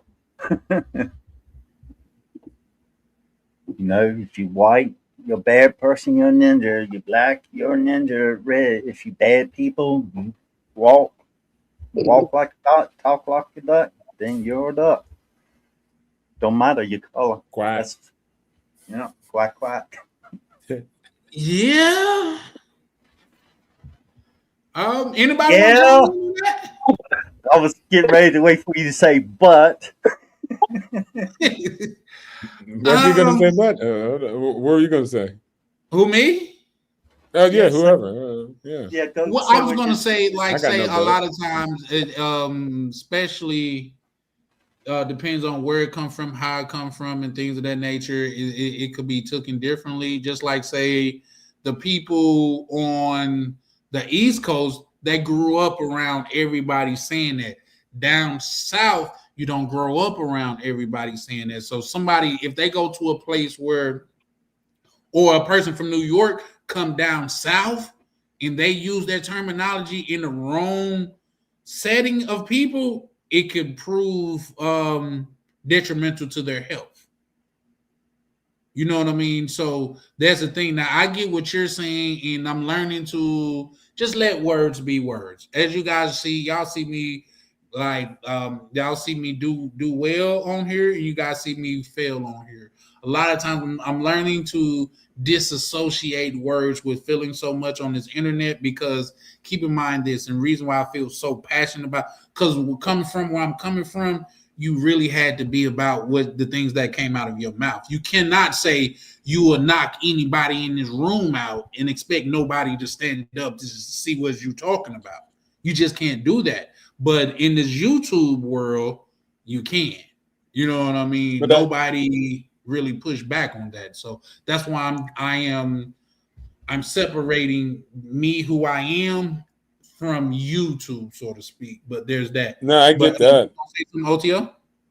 Yeah. I know. I was gonna say that's pretty human. Like I'm from the fake South, according to you. But net, I came from a place where if you said something, you had to back it up. And you know what? It was so bad, you couldn't even joke on the sideline. Instigators got it the first. So there could be two people ready to fight it out. And if you instigated on the sidelines, like, oh, he said this, they would both stop and say, yo, you get fought first. So that's how bad it was. It wasn't only you had to stand on your ground. You couldn't even instigate stuff. And like the instigator got most of the heat. So when beef popped off, people just shut up or they were in it. And then after they put that heat on the instigator, by that they're not angry at each other. They're not even going to fight no more. The instigator got beat up. So that's what I'm saying. Like they consider the sources solved now. So that's why I said I think it's like, and we were the fake South, according to you. So I think it's just like a real human thing that happens a lot across the board. Well, yeah, but at the same time, in the fake South where y'all guys are from, you could probably have a pocket, a place to where people could just say whatever they want out of their mouth, and it'll be fine. You know what I mean? In Minnesota, up here, like hooping and hollering, what they call it, lip boxing or lip wrestling, is a real thing up here. Down south, people like, I'm not finna sit here and argue with you all day. Let's get into it, or be left alone. Your tolerance is a little bit low. Yeah, for sure. They got a saying to where it turns super quick, super fast. You could be arguing about anything, and the person say, I bet you won't put your hands on me. Yeah, but watch this. The people who probably were from the South also, the alleged original South, they were like, hey, let me get up out of here, because those people are not like-minded. I need to get around some people who are not going to crash Bandicoot on me over some words. And so, again, now you're looking around your circle and you're like, man, we all about this. No, you're the ones left. The other one said, let me skedaddle before I end up getting pew-pew, I somebody pull out the blicky on me just for some word salad. So that could be also a factor, another variable in the equation. Those people, they skedaddle. I agree. If I can. On time, I don't never started fights. I was the type of person that would defend myself if necessary. And when I say defend myself, that means by any means necessary to protect myself. Yeah, no rules. No rules. Real quick. Shout out to Lee Major. He said, "What's the fake South? Just DMV and surrounding areas. I just figured out that was the South today. It's like mid South. Yeah, it's Texas, it's South-ish. Texas, Florida. He believed those things are the fake South. One saying Southern roots, the other one saying fake South. In the end, does it really matter? Oh yeah. When we talk about cooking, what about Carolina? What about Carolinas? The Carolinas? South Carolina. Well, South Carolina kind of got it in their name, so we have to respect that. No, hold on, time out. When you said something had a prefix, South Carolina, it don't count. Just like when I said technically the South. So because they got the South in their name. Yeah, because when you gotta, that's what I'm saying. When you gotta, that's what I used to tell females. Okay, what about South Maryland? No, I'm just kidding. Go ahead. No, that's what I used to tell females. It's like, Don't introduce me to your friend that got big in front of their name, like Big Shirley, Big Sharonda. I don't want those friends. You know what I mean? She a good person. Well, y'all didn't leave with, oh, she's a good person, Shalonda. You said Big Shalonda. I don't want to meet her. I'm cool on What that. about You know what I Petite mean? Shalonda? I also don't want to meet any Skinny woman Look, Shalonda, that look, I'm look. looks cool on her like too. me. You was looking, you was like, Petite Shalonda. I'm from the South, the real South, where we like I would see. Y'all probably don't understand when a person say, "Oh, she thick like a thoroughbred." That's not a saying over there. You know what I mean? Or she a stallion. That's not a saying over there. Y'all be like, "Oh, is he calling her a horse?" That's different. You know what Nah, I mean? nobody say that. Cut it out, man. Cut it Are out. you saying that? Oh, you saying which one? You saying that? Don't nobody say. Megan Stallion, she from Maryland. Megan Thee Red Stallion from bone. Texas. I know, I was just lying. I Oh, didn't know if you knew. okay. Yeah, so we say, baby, she a quarter horse. You know what I mean? You say she thick, like thick. Y'all like those petite females. That why you say petite Shalonda? Yeah, you Yeah, know, no. I just curvy. I like You like a them woman Georgia that is peaches. proportionate to her body. You know. Shout out to my good brother Ronan pulling up, showing love as always. How you doing, good Ronan, man? We over here just kicking the can around a little bit. They trying to convince me that DMV is part of the South. Like, there's that. I didn't say either way. I just said, why does it really matter at the end of the day? No, because when we start talking about like cookouts and fish fries and stuff like that, you got to be or blues or barbecue. Nobody said great barbecue came from New York. Nobody who said that. Not nobody ever. You know Can what I good barbecue mean? come from New York? Kansas maybe, Yes. Texas for sure. Memphis, hell yeah. You see what I'm saying? It's just different. Oh, I like What my DMV got? They pecan got mumbo pie, sauce, pizza, right? blah, blah. D. Kirk say, yeah, no. Not Betty's. We okay. No, not the brothers on the panel. You speaking for yourself now, D. Kirk. These brothers said they like they women petite. You know what I mean? I like my women curvaceous. Where's You know what I mean? Tony Just Roma's cause. from? Say that It's a again. matter of preference. What Tony All Roma's? I 31 mean, where's Tony flavors. Roma's restaurant originated from? I'm not sure. I know what's his name? The Tillman dude. I know he's from Texas. He a billionaire. I think he used to own the Golden Nugget. His last name Tillman. Tillman Fertitta or something like that. He's a white billionaire dude. What's that? It's the finger licking good. What's that? Oh, KFC Kentucky. Kentucky Fried Chicken in Thailand. Hey, I hear it's a thing going on. Like, which country got the best Kentucky Fried Chicken? And I don't think it's America. A lot of food I think tastes better here because it don't have all the.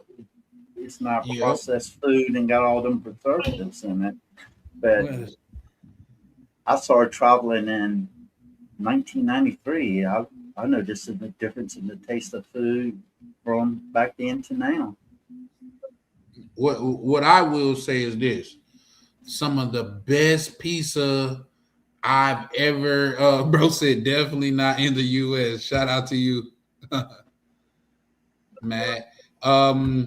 The best pizza, like say, the pizza in the DR Pizza Hut remind me of childhood Pizza Hut. Remember when they had the red and white tablecloths with the plastic red or the clear see-through Coca-Cola cups?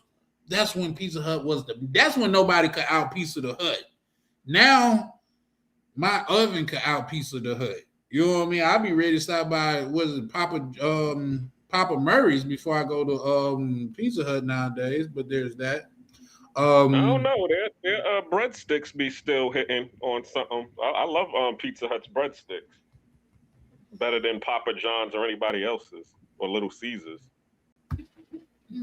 I think they're cool. Shout out to Ronan pulling up in the on the panel. How you doing, brother Ronan? I'm doing Now, good. How you guys doing? doing good. How you doing, Ronnie? Now, comparing here where I'm at, I can have Pizza Hut or the pizza company deliver from Thailand to my house. And I'll probably say the pizza in America pizza in America compared to what I can get in the village, America tastes better, in my opinion. But it also has a lot of preservatives, a lot of additives that are outlawed in other countries. Well, what I was referring to, just didn't like say Pizza Hut in the DR, like say I was just there last year. It tastes like the old ingredients before they started, like when they used to use real food. You know what I mean? Yeah, for sure, Ronnie. Before they start adding all the artificial flavor in and different stuff to make it taste like something.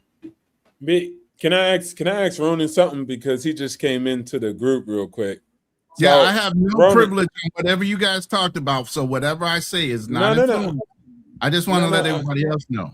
That's all I'm saying. Yeah. So going back to the prompt, right? I don't believe you already, Ronnie. Charlie likes to pander, so that's his approach to the market. Now, what do you think is the approach? What is your approach, and what is your piece of the conversation about pandering or being authentic? Now, again, remember, Charlie likes to pander. Pander express. So go ahead, you got it. I'm gonna tell you this story because my and first black son, cleaner too. But go. My first son is from my high school sweetheart, which is the only girl that I took to the prom my senior year in high school. Okay, but I'm gonna tell you this story. How I even met this girl was not pandering. It was literally off a bet. I ran track, and we were at a track meet. And everybody in the stands that was with my team was like, "Yo," I was telling them, "Look, I gotta ask somebody out. My mom's threatening me. I gotta go to the prom my senior year." So they're like, "What are you gonna do?" I said, "How much you want to bet? Whoever wins this race on the 100-meter dash, as far as females, I'm gonna ask her out."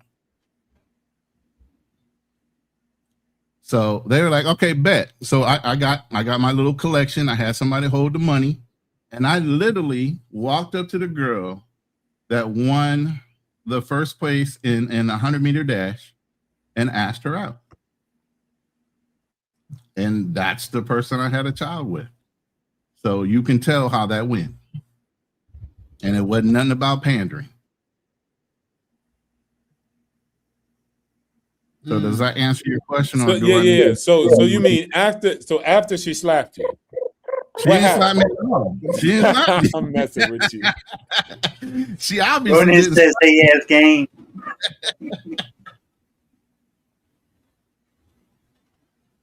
Go ahead. Does that answer the question, or do y'all want details? What y'all want to know? I ain't never been scared. I ain't never been a scaredy cat. Let's put it that way.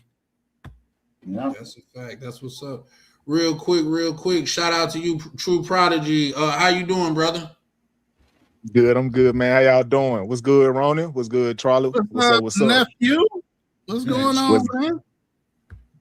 Man, just nothing much. Just trying to relax, man. I done had a rough week, Court in your room. I see you over there holding court in your room, trying to teach these young men not to be scared. Don't be scared. Get out there and ask. Closed mouths. Yeah, don't real get shit. Real shit, man. I just heard your story about what you did with your high school sweetheart. Real shit. I fuck with that 100%. But I think the topic is about like being authentic versus simping or pandering.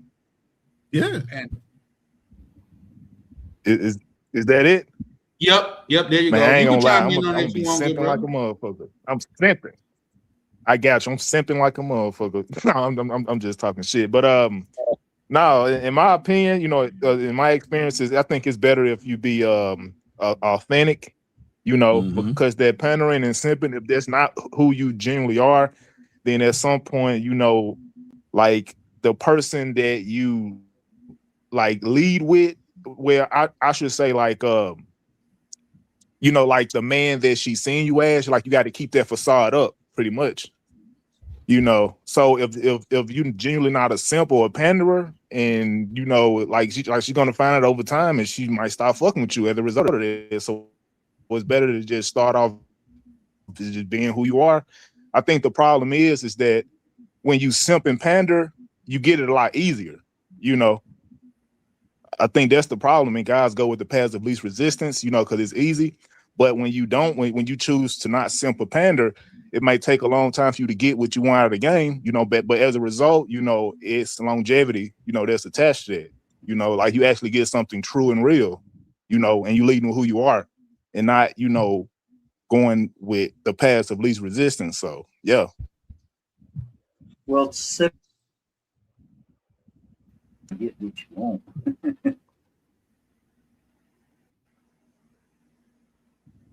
I heard somebody say something, but I didn't hear it clearly. I heard like echo. It kind of went out. It kind of went out when he said it. Say I'm that sorry. again.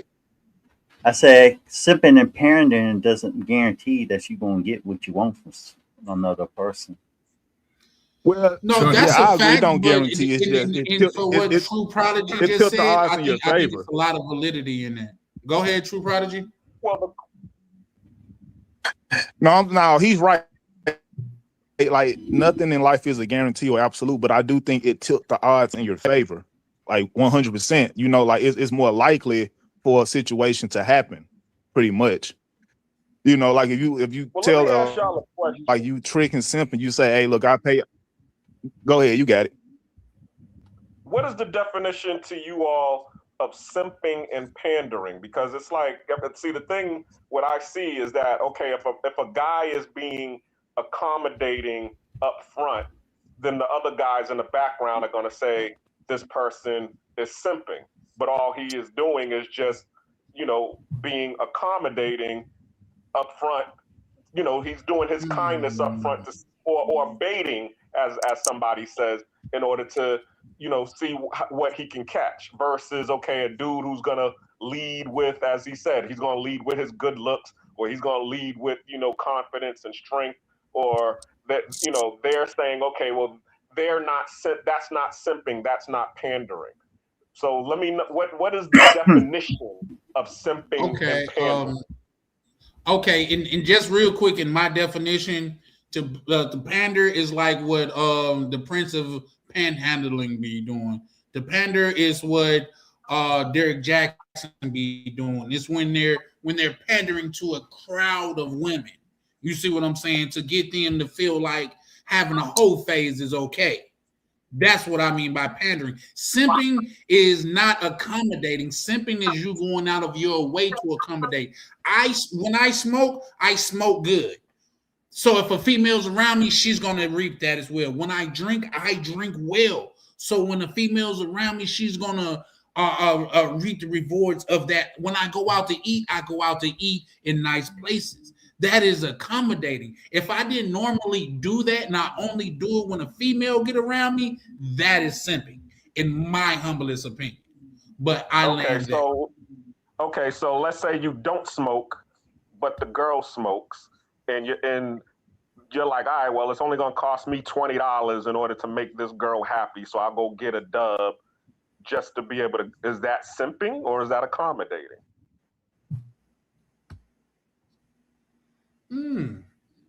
Well, me personally, if I don't, you know, drink or smoke or whatever,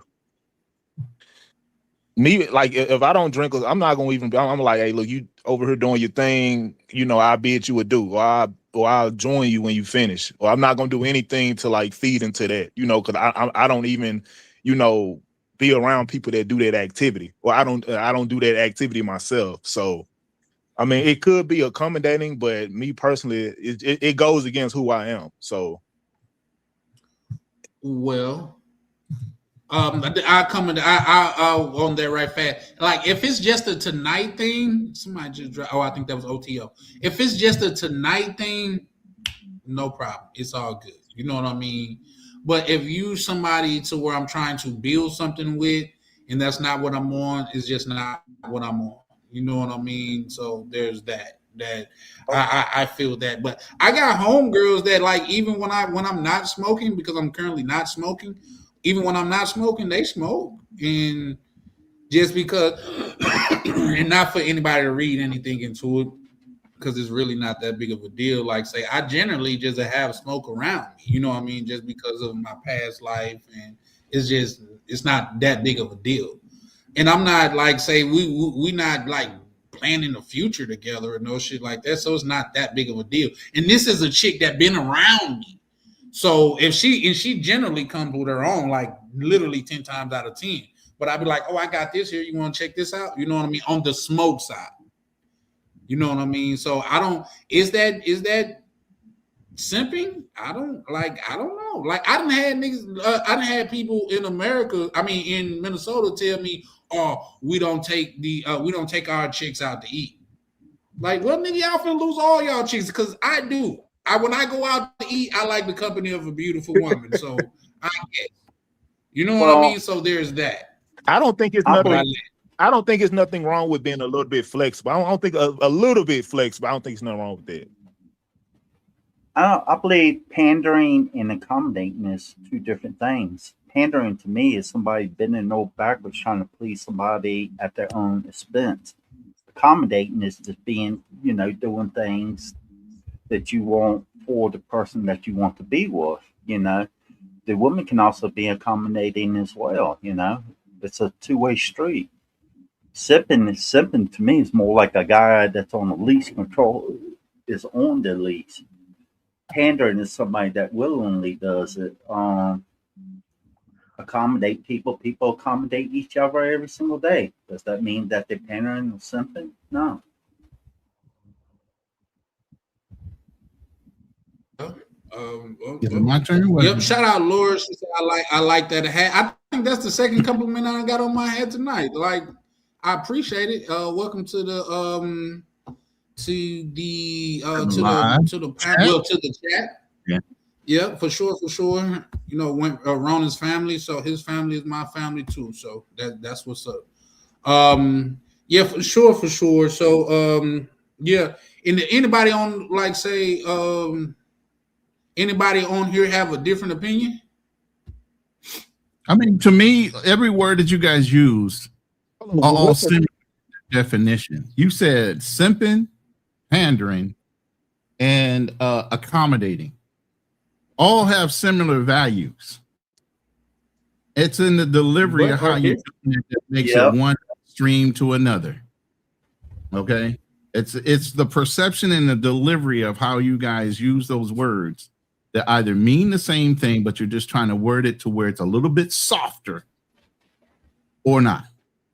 Authentic is authentic. You're going to take me as you come. Meaning, if I'm abrasive, you don't like abrasive, then see you later. If I'm kind, then I'm just kind. If I'm being my authentic self, like you even referenced, if I was going to go out and have a good meal, what does it matter whether I just have somebody with me or not? That's you just being authentic. It's not like you plan to have her and you're trying to swoon her or put your best foot forward. That's the whole thing about a lot of dudes is you try to perpetrate being one person, but then once you get found out you're not that person, all of a sudden you either get butthurt or the girl realizes you're not that person and decides to walk away because you basically lied up front. Even though most women lie when they put on their makeup and their hair and all these other things, that's a trade-off. I'm gonna tell you the truth. I'm my authentic self. I'm not gonna pander toward one person or another. I'm gonna tell you straight down the middle. That's the way it is. Yeah, that's what I said when y'all asked about authentic. You got a question after he finished speaking. I said when we talking about authentic, I was saying that I don't lower my standards to fit into a crowd. It doesn't mean that I can't be kind and respectful to others, but I'm not going to sit there and change who I am just to overly please somebody else. I agree. Well, I'll say this, just like what Ronan was saying, because it's really on how the other person is receiving it. Because like how they say one man's freedom fighter is another man's terrorist. So it's the same thing for for a person who's simping. They'll say one man's lover boy, one woman's lover boy is another woman's simp. Because, okay, this person is being accommodating and kind, trying to, as you said, woo the person. Now, a person who likes to be wooed, they're going to take that and they're going to appreciate this person being, being accommodating to them. But then there's that woman who might consider herself to be a baddie and she expects certain accommodations and deference, and basically depending on if she likes the dude, she might be like, oh, I got me one. I got me a sucker. I got me a simp right now. So I'm going to take advantage of this person. You see what I'm saying? So it's really about that, if this person, and it's funny because that actually happened to me. Like I was in Mississippi of all places, and I met this chick.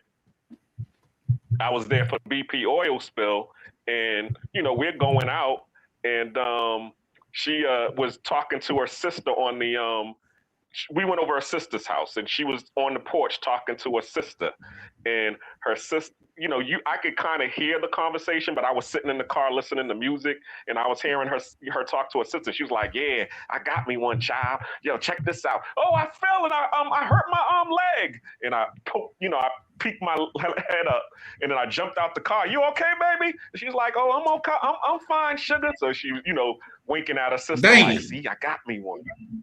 You see what I'm saying? Damn. But I peeped the game on that one too. You see what I'm saying? Like, oh, okay, you think you got you one just because I'm being accommodating to you. But I can cut it off. I can cut it off just as quick as I cut it on. So don't get it twisted. I'm just being accommodating to you because I'm here. I'm new in town, and I'm looking to make friends. But don't think you're gonna be having me bend over backwards, and you're gonna be fleecing me out of all of my loot. Because if you think that's the case, guess what? I can drive off just as quick as I rolled up on you. But I land there. That's why I was saying that. But go ahead. Okay, real quick. I'm gonna say, let me say this right fast, and then Prodigy say that he wanted to go. Shout out to Joe. She said in that case, Charlie, you said take me out to eat, Charlie. Yeah, for sure. Like say if you a person that look at Cheesecake Factory as beneath you, we probably wouldn't work out.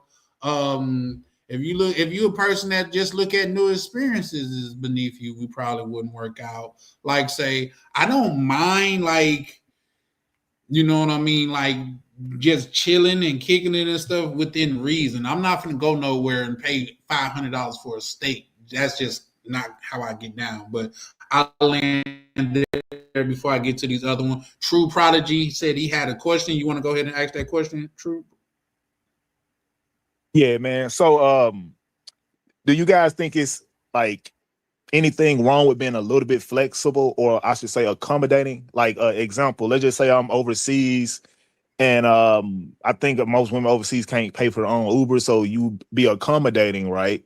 And you pay for a woman's Uber, even though your standard, you say, I don't pay for women's Uber, period. Like it's sort of like an ironclad thing, or it's airtight, with your, this is how you are with your standard, but you say, you know what, I understand where I'm at, so I'm going to be accommodating to this woman. I'm going to be a little bit flexible because, life happens. So is that a thing, or should you more so be extremely strict with your standard or whatever, like regardless of where you are and what the situation entails? So yeah. Real quick, I'm gonna let everybody go. I'm gonna go last. Hold on, Black Cleaner. True Project. Quick question: how old are you, brother? I'll be 34 this year. Okay, so you're 33. I'll go last. Black Cleaner, you could go, and then I'll pick up after everybody else. I was just gonna say, well, Uber, it's really relative. Like, okay, in the States, okay, I ain't paying for no Ubers because shoot, I mean, from Atlanta to go to someplace, your average Uber is gonna be between $20 and $40. You know what I'm saying? So if I'm paying for you to come to my spot, that's $40 there and $40 back. So I done spent $80 for you to get to where you need to go. You see what I'm saying? But here in Panama or Colombia, your Uber's only going to be about $4 or $5. So, I mean, $10 to get you to come to where I'm at and go home. No, I mean, yeah, I'm going to pay for that. You know what I'm saying? No problem. So it really depends on, as what I was saying before, what your intentions are. If you over here and you trying to get me, because I'm the type of person, I'm a lover boy, and I'll admit it. Okay, but me being a lover boy, the only thing that I'm doing is this. Okay, everybody's seen the movie Dangerous Minds, okay, where the teacher was saying, I'm giving you your A up front. It's up to you to keep the A. So I'm going to give you all of the kindness and accommodations up front. Now it's up to you to keep it going by, returning the kindness and returning everything back to me. But as soon as you're like, oh, this dude is a simp, this dude is a sucker, I'm about to get him.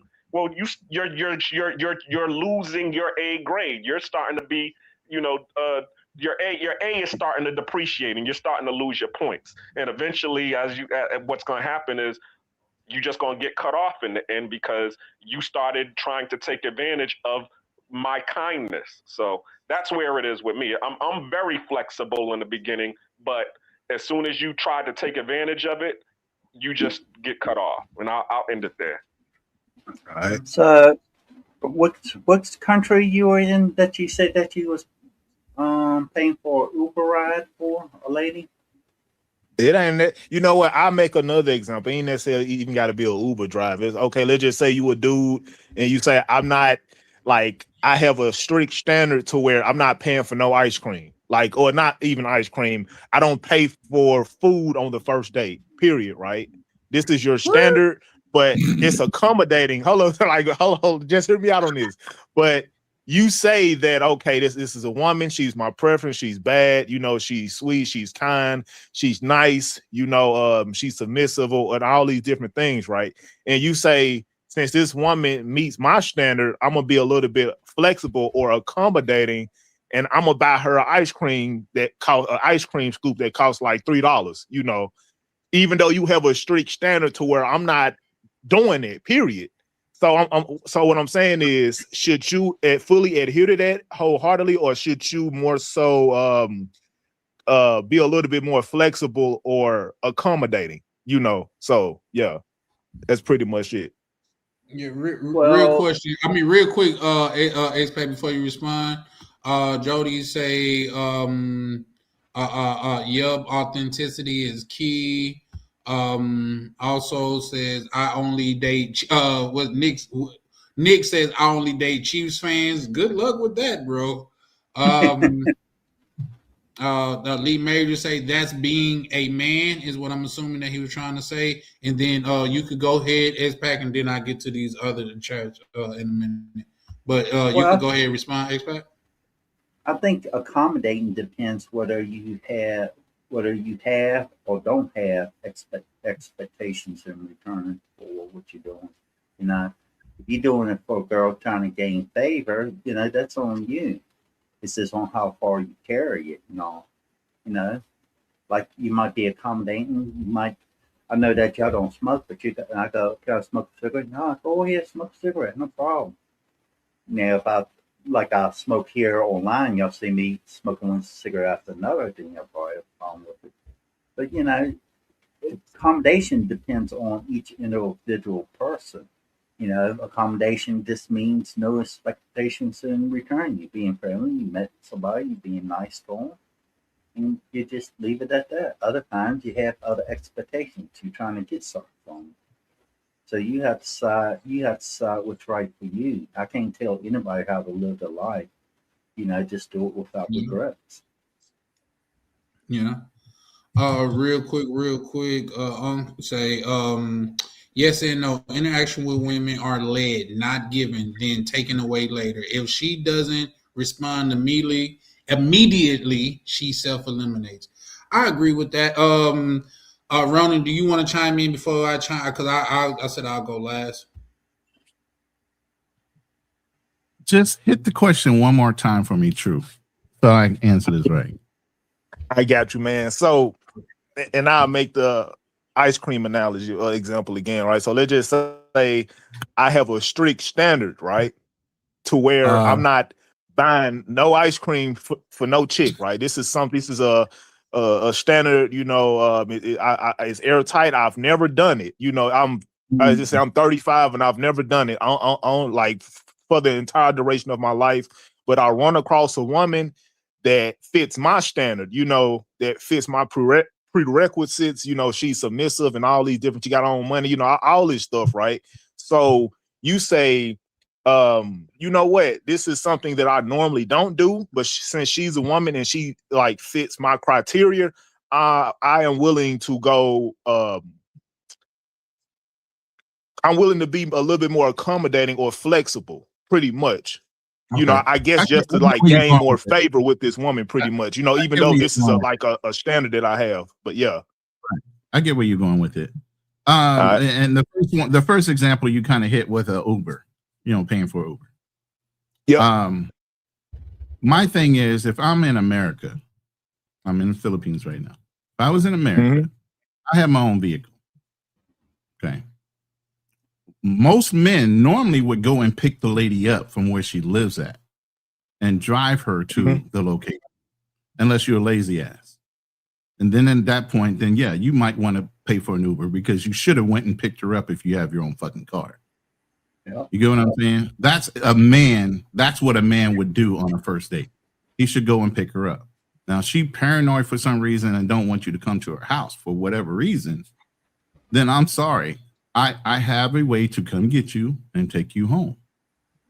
You know, if you want to be accommodated in that way, then you need to pay for it or drive yourself.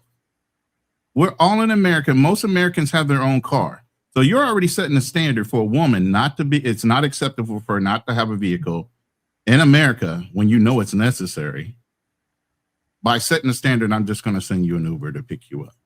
Or she's already setting a standard that you're not allowed to come pick her up at her house for whatever reason that is.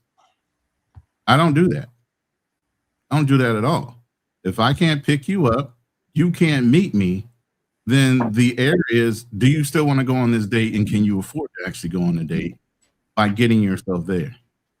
It's still not my responsibility to come pick you up on a first date. We're just meeting. Especially if it's like a coffee date or an ice cream date like True was referring to. I'm not doing that. I'm not doing that at all because you're already setting an unreasonable standard. She doesn't have to be responsible for herself. You do.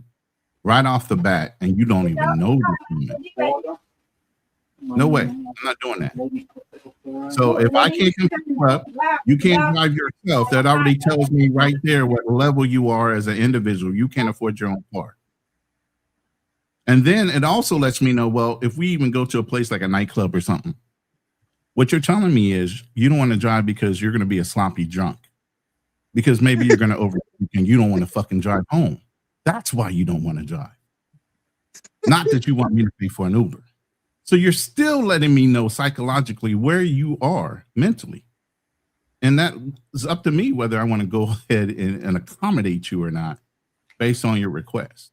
But for a woman to outright request something without any justification of that's just the way it is, like some women want you to pay $50 down payment, pay for their childcare, give you nails and all. What the fuck? Even if I pay for all that, I just set you up for the next 5 dates because every ninja you date after me, your nails are already done and your hair is already done. So if you ask them, now you're running game. So were you really sincere on asking me for that money, for helping you get set up for a date? Now, men have to go and get ready too. So you can't even use it. Well, I got to get ready for the date. Okay, I got to get a haircut. I got to make sure my clothes are on point. I got to do all the same prep that you got to do. If you're not adult enough to prep yourself, I ain't got nothing for you.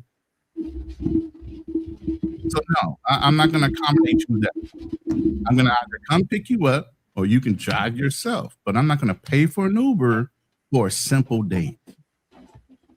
Now, once we get to know each other and all these other things and I figure out what your situation is, again, that's still up to me whether I want to stay in that situation or not. But right off the bat, you already starting off with a red flag with me.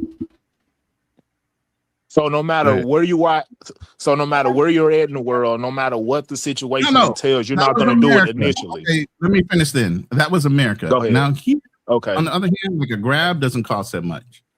Okay, a Grab is nothing to me. I mean, it's basically $3 to come pick you up or go somewhere.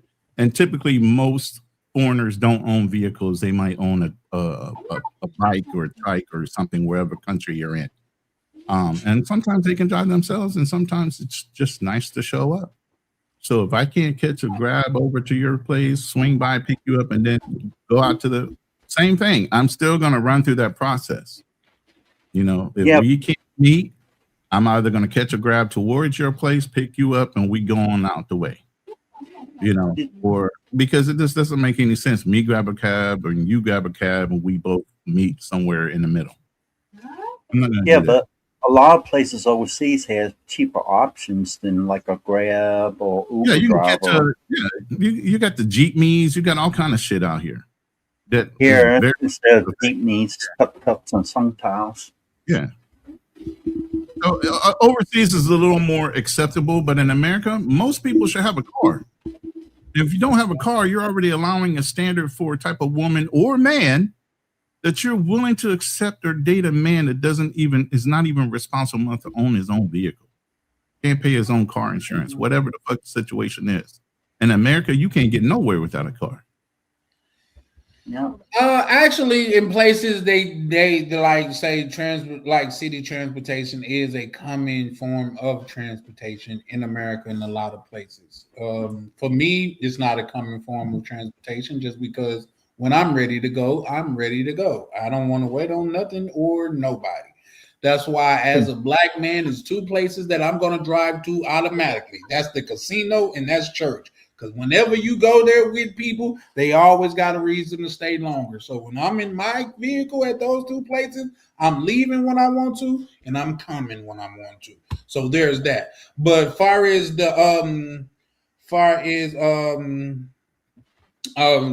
relating to your question, Lee Major say, not true, Ronan. I know he's referencing big cities. I'm not from a big city, so I don't cross-reference what I don't know.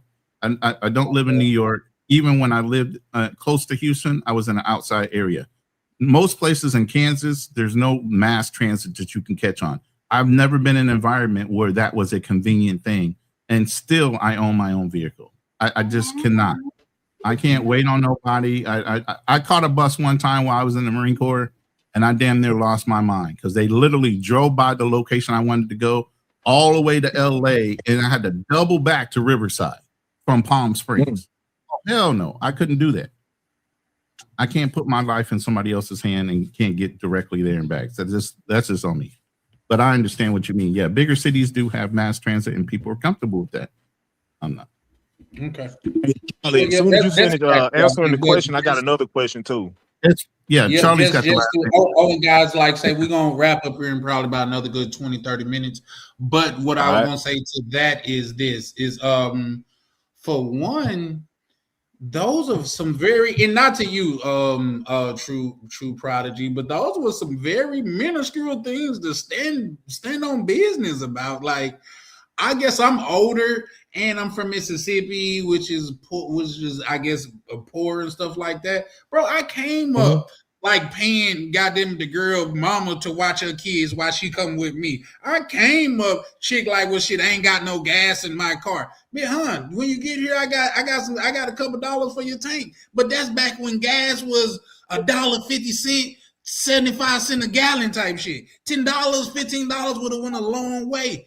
But also too, like I'm never like, oh, I'm not gonna spend no bread on no female that I don't know, because that's come like, what are we gonna do? Like, say I done been on like in those been few, but I done been on dates to where we done been on walks and stuff like that. But like say, especially in Mississippi, you know what we'll do? I come pick her up. Maybe she drank because I was drinking and smoking back then. We'll turn blocks, drink and smoke and chop it up. Them are some of the best interactions that I had. So if I have something like that I'm just don't do, and it's in my heart, it's a hard rule of mine, I'm not gonna do it. That's just point blank, period. But it's not gonna be something as minuscule as buying ice cream or buying coffee or going out to eat. Like, I don't buy crack, and I won't buy it for me, her, or nobody else. That's just not nothing I'm willing to compromise on. It's just not a thing for me. You feel me? So that's different. But I come from the day and age to where it didn't like to help a female like get some gas and she finna come over there and kick it with you. Now, things I never did was pay for hair and nails and stuff like that. Not the chicks that didn't belong to me. You know what I mean? Because that's some new age shit. Oh, I got to get ready to come out with you. So First thing I tell them, just because I like to switch the game up. I'm like, so you don't think your authentic self is good enough? You know what I mean? I'm gonna put it back on her. You don't think your authentic self is good enough? You think you gotta put on all this fake hair, fake nails, fake eyelashes, fake to meet me, a real person? I assure you, the person that you meet is gonna be the real person. You know what I mean? So you don't think that you're authentic enough for that? But for two, I'm like, if I was to pay for you, only time I pay for like hair and stuff like that if I messed her hair up. And you know what I mean by that. You know what I mean? So outside of that, no, I'm not never been no nigga that's gonna pay for no chick I don't even know, hair and nails. You're an adult. And something too, that's just like, I guess this come with time. So where she said, I got my own car, I got my own house, I pay my own rent. I'm like, so you saying you a functional an adult? Is that what you're saying? Because that's what you got to do as an adult. Is there a list that you decided not to sign for niggas to pay that for you? Because if that's the case, put my name on that list. If I could put my name on the list and just have that shit taken care of, I would have it taken care of. But as an adult, that's just some shit that we got to do. So with that, I land, so I won't be going on a tangent, but I mean a tangent, Like, but it's it's just minuscule things that I wouldn't make that my hard stop. But go ahead. No, I got you, man. See, I said that, you know, because it's people out here that, not like us, for example, like we all can be accommodating, right? Or a little bit flexible depending on context, right?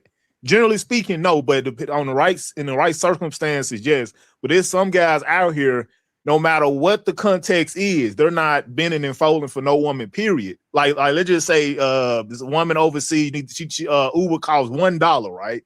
$1.50. You say, no, you better go and ask one of them other guys that you know to pay for your Uber so you can come see me. It's guys out here they're that strict. I'm being so real. So that's why I asked that question, because you know I just wanted your perspective on it, pretty much. You know, from the older guys, you know. So yeah, and it's also another question I want to ask too, right?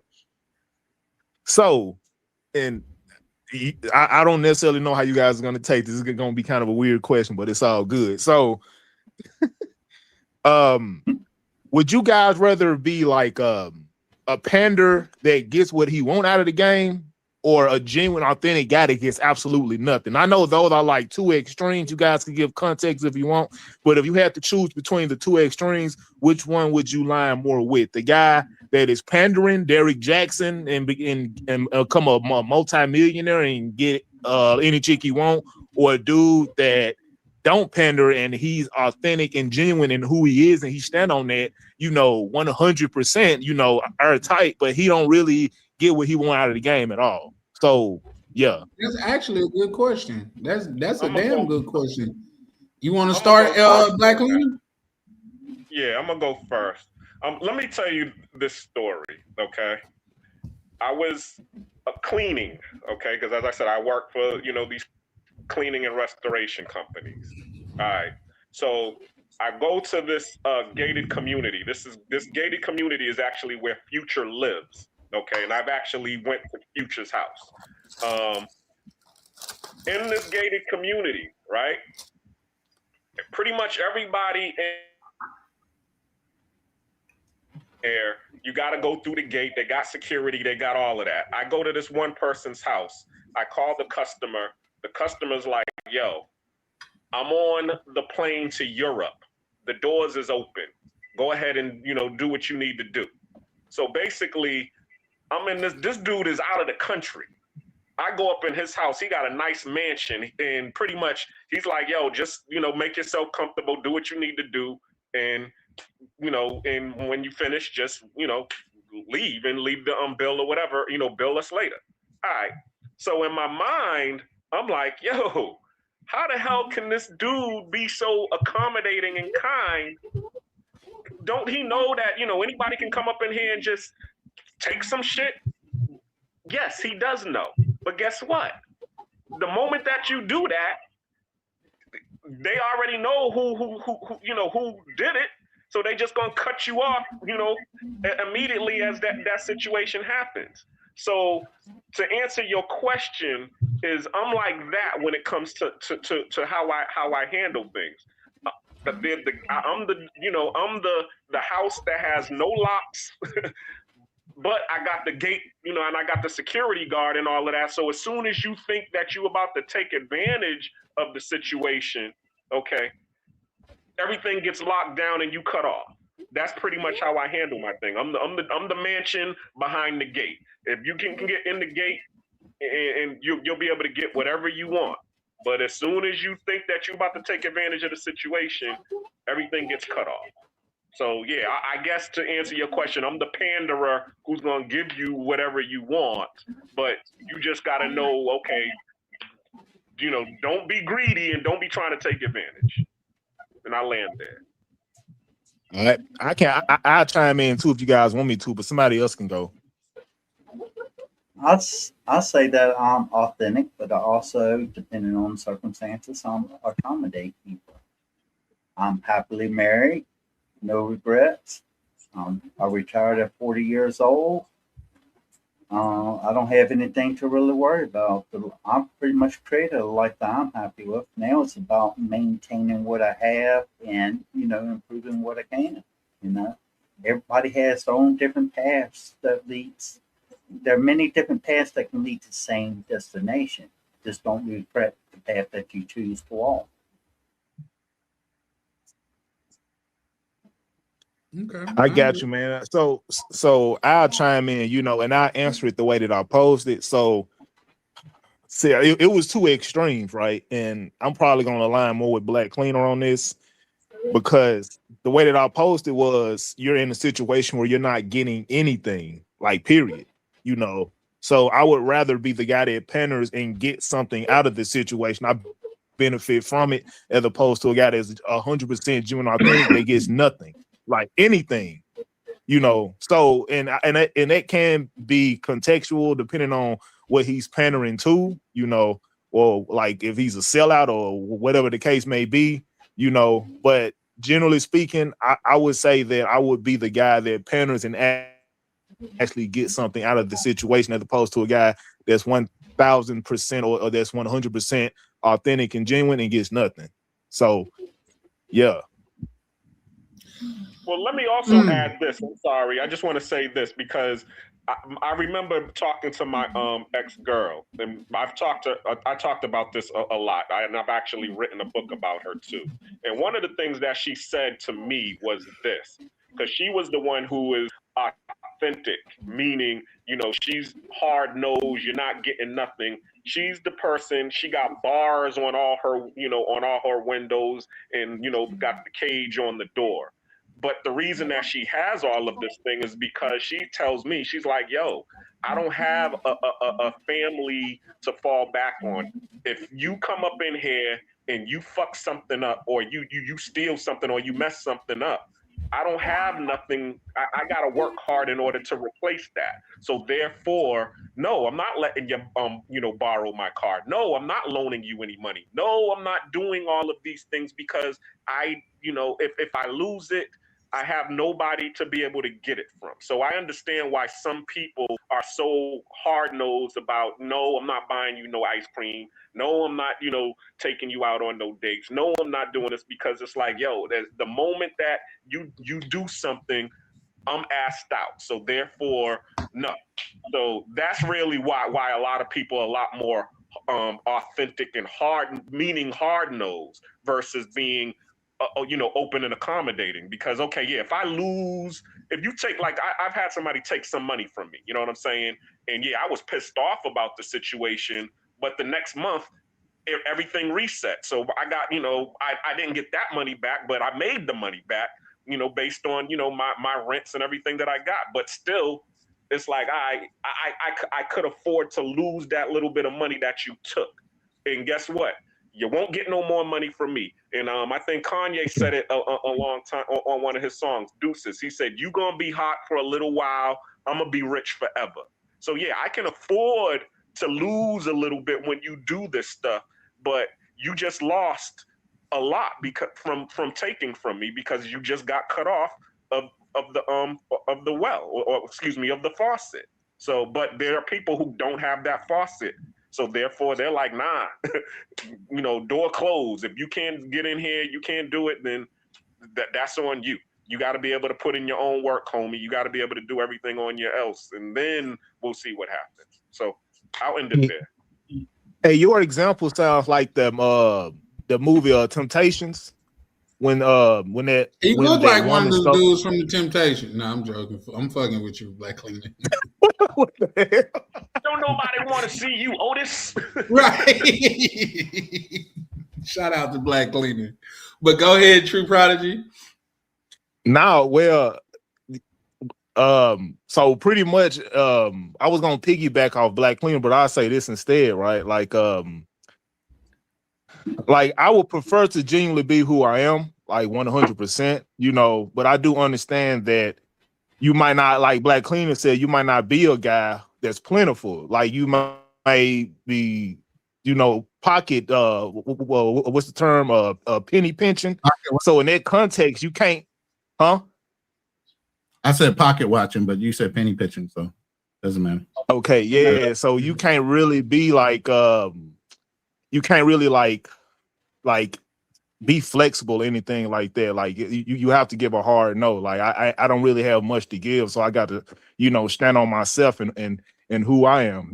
So that's a factor. But if I had to choose between the two, I would be like if I had to choose between the two extremes, I would rather be I should say more so like a panderer, because at least I get something out of the situation, and after you get what you want out of me, I don't have to deal with you no more. Just piggybacking off Black Cleaner. So yeah. Yep. Real quick, guys. I'm about to pull up somebody new. I think David, is he from your from your tribe, Ronan? Who? He's showing his face, so I don't really care. Oh yeah, that's one of my things David about Dice's family. That's family right there. Yeah, David Dice's family. Okay, how you doing, good brother? Good night, bros. How y'all doing? Shout out to Tim showing love in the chat. Showing love to Lee Majors, but I fucks with Lee Majors too. Shout out to Tam pulling up, showing love. Appreciate you, love. But real quick, before you go, David, or even Ronan, because I'm sure Ronan haven't went yet. I will say this. When you are the person that I preach that people should be, what I'm working on to be in myself, that just women follow you for your authentic self. Women seek you out for your authentic self because that's how they met you. When you go into places like the club and you have to approach women and the ball is in their court and stuff like that, they're only choosing you off of one or two things. You look good or you look like you spend money. You know what I mean? It's not a person. It's not a place to where they can be like, oh, he got a good personality. Nobody said that in the history of ever going to clubs. Oh, I talked to her because she looked like she got a good personality. Yeah, with that body fitting dress on. Yep, I seen the personality too. Poking out the back of that dress. Yep, I seen it too. So with that being said, me personally, Prodigy, and this is just keeping it a buck. From me being authentic, I have some women in my life that I've had in my life for the past 10 years. Easy. I got one of them that's like in a notebook, in a safe, in a closet, in somebody else's house. And that's that. I could go to that notebook, that number any time of the day and get whatever I want whenever I want it.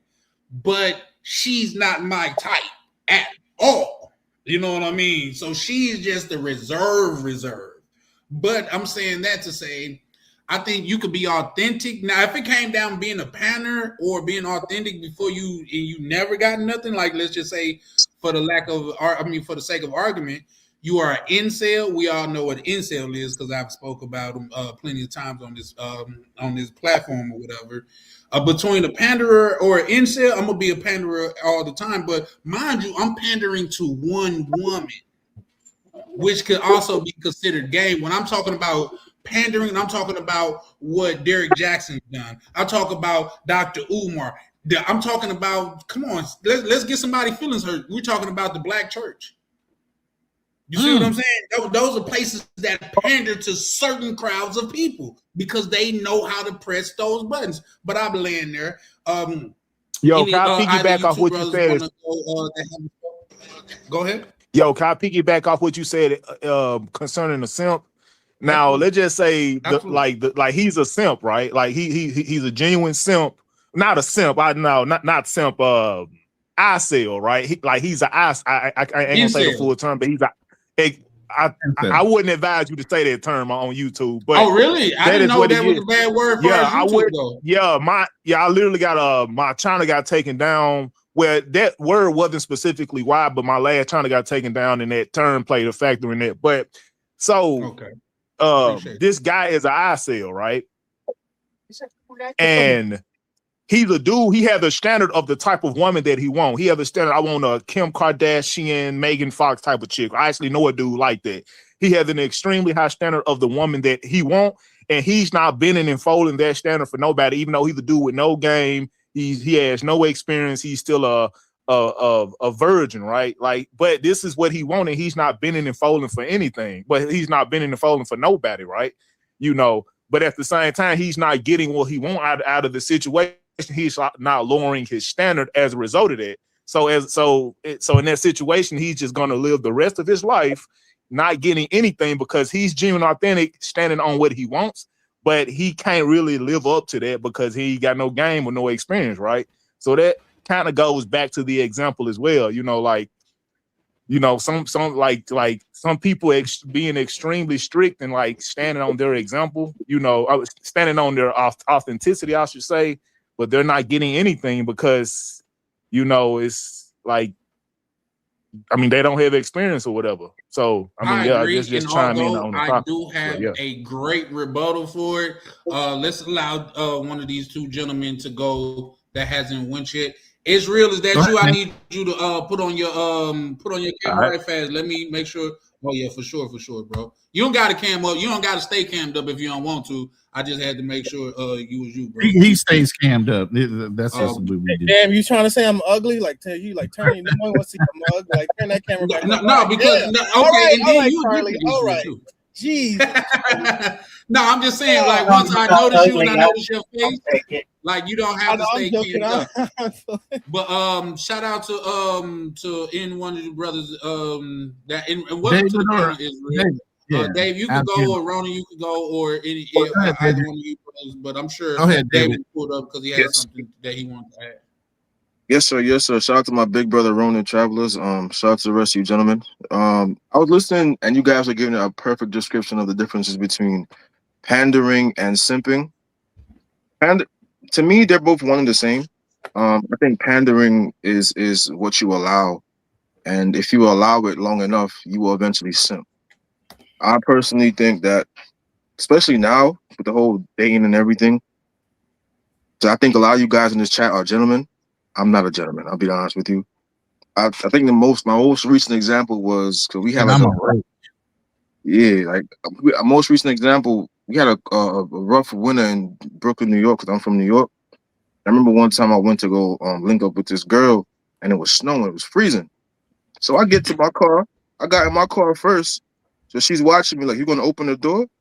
I said, "I'm already in the car. If you want to get this heat, you open the car and come in here yourself. If not, I gotta go." Damn. Tell me why.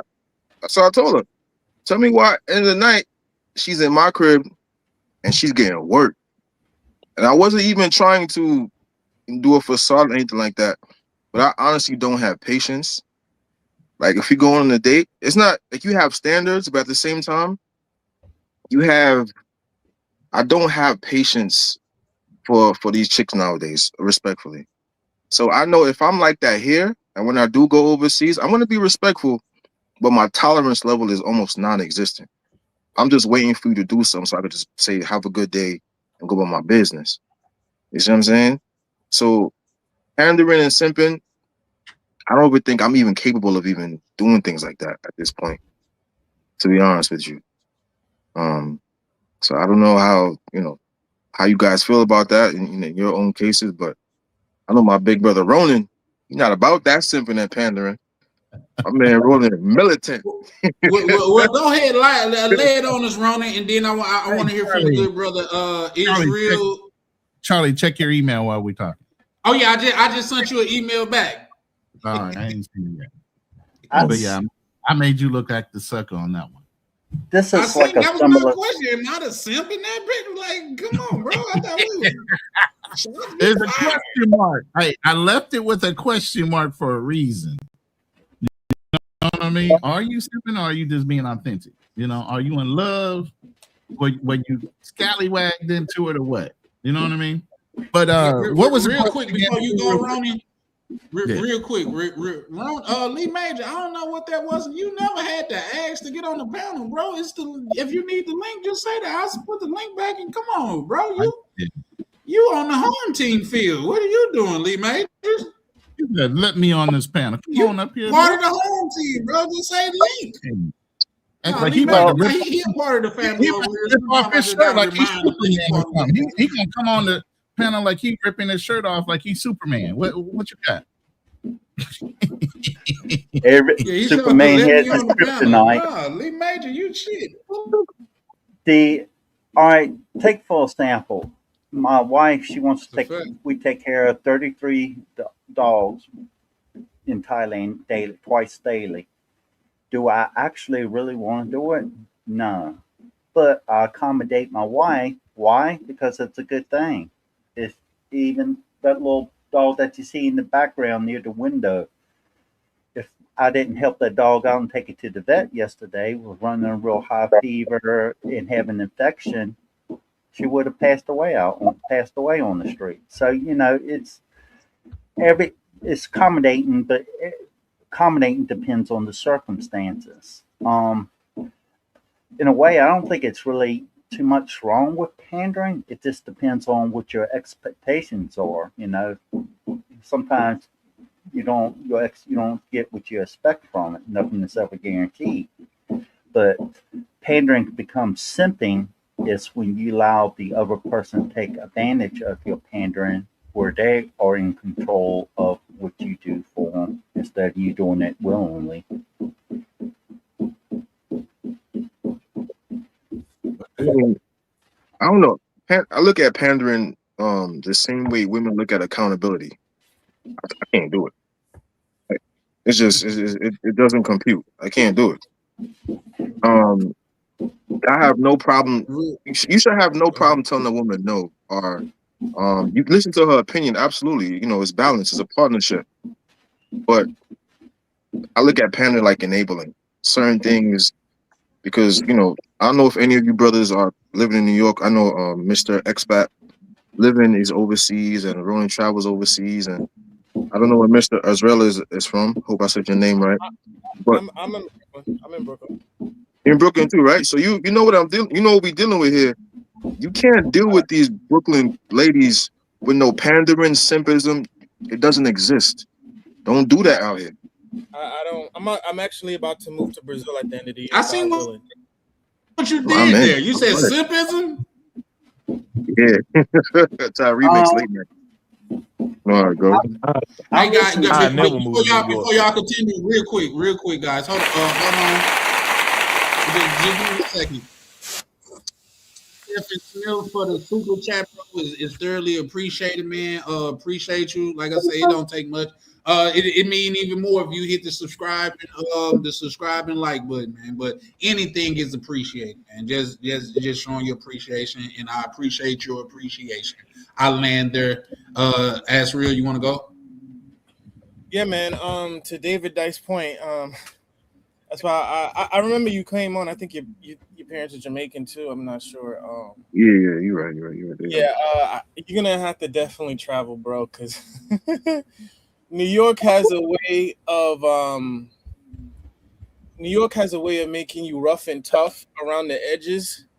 And when you travel to another place, especially outside of the country, you're gonna kind of smooth out and realize like there's no need to have your guard up as much. But I mean, you're gonna have your guard up, yes, but in a certain way. Like, it's not a thing of when you're dealing with women overseas. I'm not saying that they're perfect and that they're sugar and spice, but the games that you're gonna play over here is not what you're gonna play over there. So you're not. I'm not saying this is 100% true, but women overseas are not gonna be like, "Oh, I'm gonna go out with him just for a meal," right? That's more of an American thing. right? If they don't like you, they don't like you, and especially if you're dealing with women that have options, they're not gonna just go out for food. And if they do, the likely chance that they do, it ain't gonna cost you like an arm and a leg. You can tell that the woman is actually going to be interested in you. You know what I mean? It's gonna be a follow up. It's not like a thing of you meet a girl in America here, and then like, oh, you double text her, oh, she lost interest, right? It's not a thing of like who's gonna. It's not a game of who's gonna be the nonchalant the most, or who's not gonna give a you know what the most, right? And whoever does is the winner. Like it's not like that. It's over here. It's very. There's a lot of mind games and a lot of dealing with like some kind of There's a lot of antisocial behavior in America. That's what I'm saying. If you do that, I'm gonna be honest with you. If you do that in another country, like let's say you do that in Brazil, like a girl might ghost you because you're not forthcoming. They want, like, I'll give you a prime example in Brazil. Like if you don't kiss a girl, right, and the date is going well, she gonna think you don't like her. You see, yeah, you see how your face was like, hold on, what do you mean by that? Like, yeah, Yeah, like I think we all seen that. I'm clipping that, by the way. Go ahead. Yeah, it's like you gotta be careful because I just met you and I'm not kissing no chick. I don't know if you just gave some man some business just now. But see, I'm that's not. what I'm saying. You But gotta no, be wise with it that. don't have to be necessarily a kiss on the lips, but a kiss on the cheek. Like, but you see how like your mind went to straight from the worst. I'm not saying that's necessarily wrong, but it's like you can kind of take off your armor when you're out of the country in a way, right? Like you still got to have your faculties about you, but you can kind of relax and lay back. Like not the women are not out to get you like that, like in other countries. That's what I'm trying to explain to you. To answer everything you just said, you're absolutely right. I think the environment will definitely change. You know, the way I am. Because here, I think you got to be this way.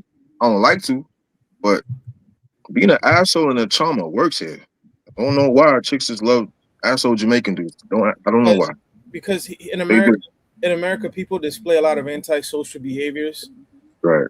and we're proud of it. We make it as though it's. I mean, I don't want to get political, but it's like people love Trump for a reason, like because they love the antisocial behavior. I'm an asshole and I'm proud of it, and I don't make no ifs, ands, or buts about it. Right?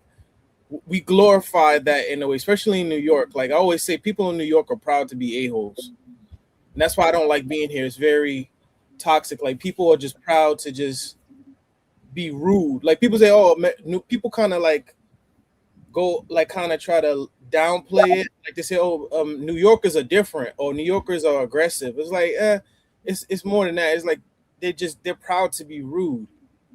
Like people always tell me like, oh, I've heard people say, oh, before you go overseas, like you should try to like live down south because the people are more hospitable, right? Which is true. Look at it. What's your name? David, right? Sir. Yeah, like think about it. If you go down south and you see somebody, you walking down the street, right? And you see an older person, they're gonna say hello to you more than likely. If you don't say hello, they're gonna think you're rude. Right. In New York, it's not that way. Like if you look at a person more than 2 seconds, they're gonna be like, "What you looking at?" They're gonna give you a look. That's true. They're thinking that's food. You can't even stare at somebody for more than 2 seconds on the train. They gonna, or you try to nod your head, smile, they're gonna think you weird or you're gay or something like that. Like New York has a way. It's a microcosm of antisocial behavior. If you nod your head, they gonna think you weird. Oh yeah. Well, see, now you from down south too, True Prodigy. Like to me. That's not our war. That's their war. Like we from down south. Like it's the opposite over there. Where like down south, like down south, like say I had a homeboy from Minnesota go down there with me, and they was like every time I ride by my neighbor, he's an old dude. He see me, he throw two. I see him back. Guess what I do? I throw up the two.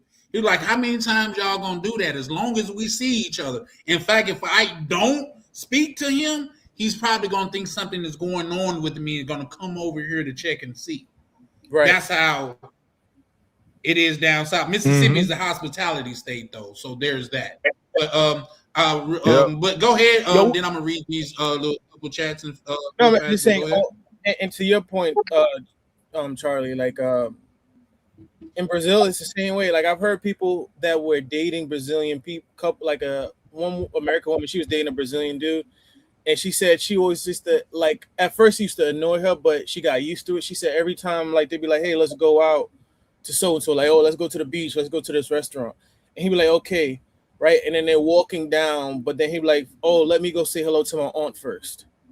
Right? He'd be like, "Oh, you know," and they'd be like, and then she would ask. At first, she's like, "Okay, cool." But then it'd take maybe like 20 or like 30 minutes. And then after a while she had to ask, like, okay, when you're going to meet a family member, like how long is this gonna be? You know, but that's who they are. Like they're more family. Like David, if you were to meet a Brazil, if you were to go to Brazil long term and you meet a chick there, by the time you're dating in the second month, you're probably gonna meet all her family members.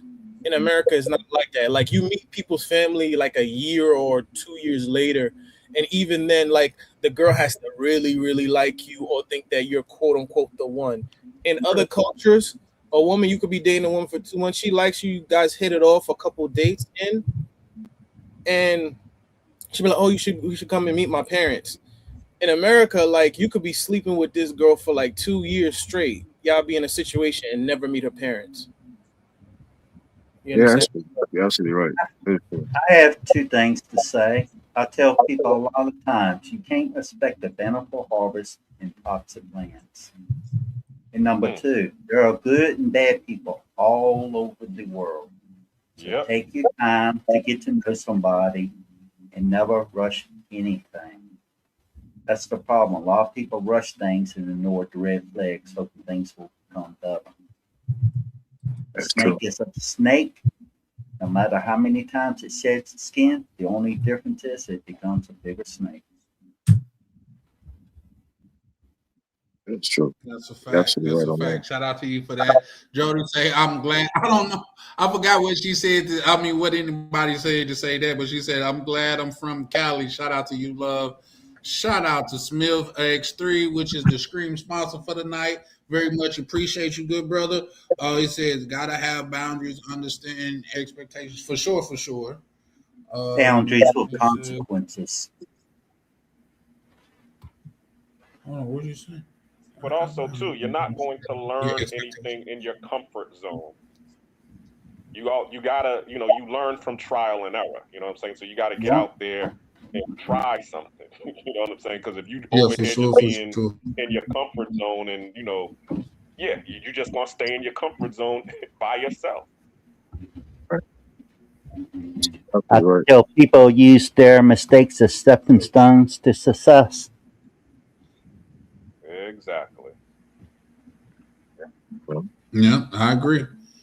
Let's say explain any energy checking that woman or holding her accountable if she's not scared out of her mind to upset you or be dismissed. She is not attracted to you. That's another thing I was gonna say too, guys. Y'all just read the room a lot of times. I think that's what we got like going on as men. A lot of times we don't read the room and we want to give ourselves like the benefit of the doubt, bro. If she want a deposit from you, if she want to go to a place that like she's never been to before and have you spend all this money, she don't like you, bro. She don't like you. I done been on goddamn it dates to goddamn it a little Mexican spot with chicks. You know what I mean? I done been, like I said, I done been on walking dates. Now those are few, like especially with newer chicks, but I done been on walking dates. I like in down south. What like is coming customary to come pick a chick up. We go to the L and goddamn it, pour up some drinks and we ride around and smoke and talk and get to know each other. We might pull up to a lake or something. Like if you gotta spend $500 for a chick on a first date, she's not that into you, bro. Let's just be honest. That's just not a thing for real, in my opinion. But I land there. I mean, dudes still do that?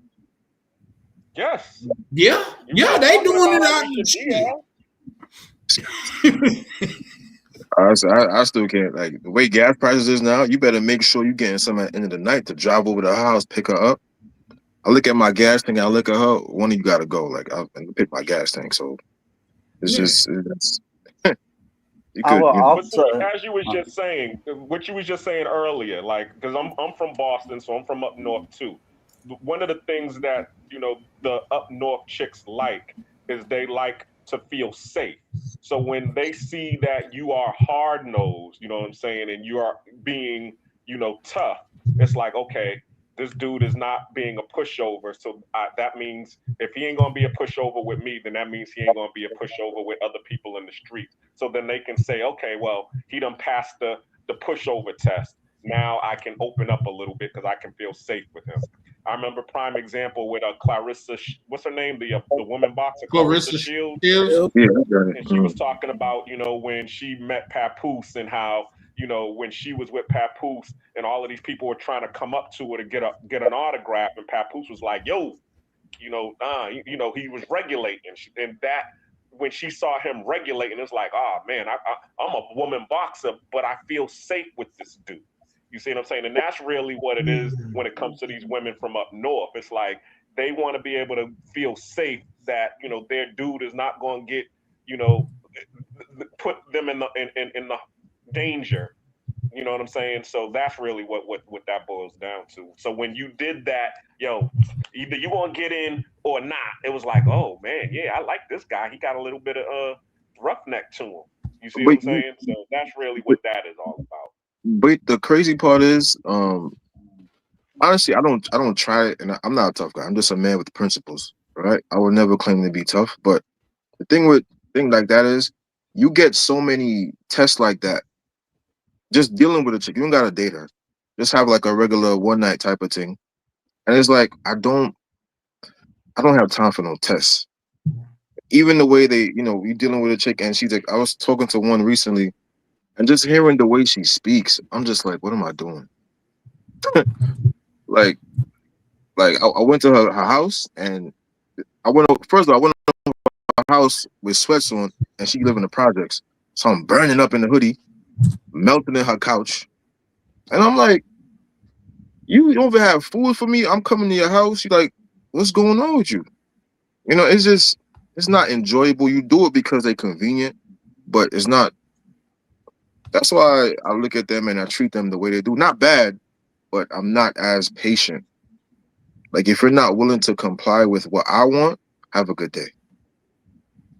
But that's what a man is supposed to do. A man is supposed to have a program for their woman because, as they said, a woman wants somebody with motion. Having motion means that you out here doing something and you have a position to put her in. That's why women love their jobs a lot more than they love their man. Why? Because their job has motion and they have a position to put them in to where when they do right, they get benefits from it.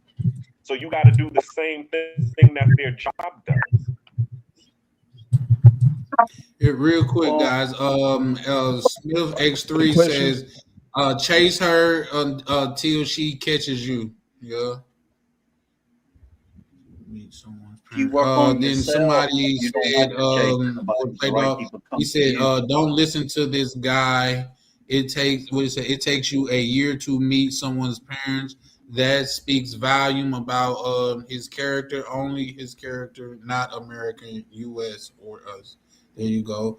Well, I'm sure he's speaking from his experience, so we can't say that his experience is not valid because he experienced it. You know what I mean? So yeah, shout out to you. Well, but just say a sample. You have another question, Charlie? If you have time to answer it, This is we get like two more questions going, and then we're gonna start shutting down because I did not realize it got this late this fast. Once again, guys, I went out of my boundary, but when we start cooking, I'm starting to think that Ronan jumping me. Like he like, bro, we're gonna flood him right when he say he ready to go. We finna flood him. So man, shout out to Ronan. I would say I'm confused. Go ahead. I would say if you dating somebody seriously in Thailand for a whole year and you haven't met her parents, you should meet them within the first few months at the minimum. If you haven't met her parents, that's considered a red flag in Thailand. Other countries it varies, but in Thailand, that's how it works there. And I will also say that the majority of good women overseas place looking for a partner for marriage. That's how the majority of them are. You know, the world is changing. You know, new Western standards, stuff like that. But if most of the good women are seeking marriage, what does that leave for the rest of the guys that are not looking for marriage? And you have to take that into account. Honestly, I'm trying to be like Ronan Travels, just minus the Chiefs flag in the back. But I'm trying to be like my man Ronan Travels. Yo, wait a minute. Hold up. Sorry. I'm over here minding my business. I ain't talking about whatever football team you got. We took our lumps this year. We didn't make it to the championship, and I still get hate off of Kansas City. You can't hate on a brother that's naturally talented. Don't get mad. Have like a 3-peat just because my Kansas City have a 3-peat. No, they've been. We did. Yeah, we were shooting for a 3-peat. Then the Eagles have him. They'll be back next year, though. Real quick, guys. Yeah. Real quick, real fast. Lee Major said to David, I believe he said you should have brought her an AC. You gotta know Lee Major to know why that's funny. To him. Jody said, did you at least get some box at least? Who, me? Yeah, I'm pretty sure she's talking to you. Yeah, I got it from not from that girl though, different girl, but she was available that night, so I had to hit her. So there I go. Yeah. They said here we go with the program So, talk again. Name the first 3 tenets of your program. What? Elaborate. Who you talking to, bro? Oh, he might be talking to Play Dog. Okay, there you go. Yeah, for sure. Yeah, Project, you go ahead and ask your question right fast, and then we're gonna go around, guys. Let's try to make it brief because we're gonna be wrapping up here in a minute. 12 o'clock just crept up on me. I'm talking about like a hungry ninja in the alley. Just came out of nowhere. Hey man, you got $5? Them type of dudes. You know what I mean? So Man, that's how 12 o'clock snuck up on me. Go ahead. I saw I got you, man. I'm sorry. I got you, man. Yeah, I saw the. I'll make it quick. So, yeah, I'll make it quick, G. So, this kind of goes back to the, authenticity versus being flexible or whatever. So, should you adapt to your environment or should your environment adapt to you? Okay, one thing before anybody answer that, y'all understand how when you change the words, you change meaning, because the way that you just said it as if panderer means flexible, and that's not the same. You see what I'm saying? No, I didn't that's just like in the Bible. I didn't want to specifically imply that word. Flexing is more got to do with kind of like accommodating a person. The reason why you do it. In a sense. Well, no,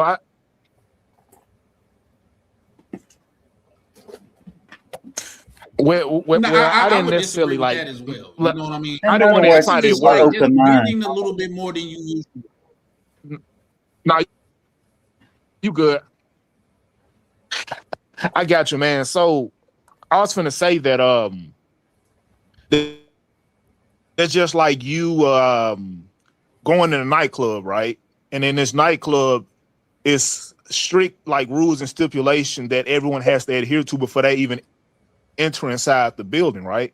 Like you can't wear colored hats, and you love colored hats, and every time you go in a bar, you wear a colored. Well, let's just say you move to a different city, and for for the first 30 years of your life, you've been wearing colored hats, and you've never had a problem with it, right? But then you go to another city and you go to this bar or whatever, or like most of the bars in that city, it's like you can't wear colored hats, and you go inside the bar, it's like you got to take that hat off before you enter into this building, and you say, fuck you, I'm on to another spot. And then you go to that spot, you can't come into this spot unless you have a colored hat. And then it's just a perpetual loop of BS, so yeah. Well, like I said, that actually happened to me. Like being from down south, we wear hats like these are our cowboy hats. We call it our crowns and stuff like that. Like every year in my life for the first 30, 35 years of my life, I didn't wore a hat. But it's not until I went to California I Yep. just realized you can't match hats just because they match. Hats have a meaning out there. Yeah, You there's know what I certain a mean? lot of So hats. Yeah. go I ahead. can't even wear a Yankee cap out there in certain places. In some places, like it's really in the hood. Like, but if you go to if you're going to like West LA, like Brentwood or Santa Monica, no one is gonna really bother you like that. It's like when you go like in Central LA and like East LA area, like never go to Watts. There's no reason ever to go to Watts. That's like the Brownsville of Los Angeles. But like everywhere else, Well, you know.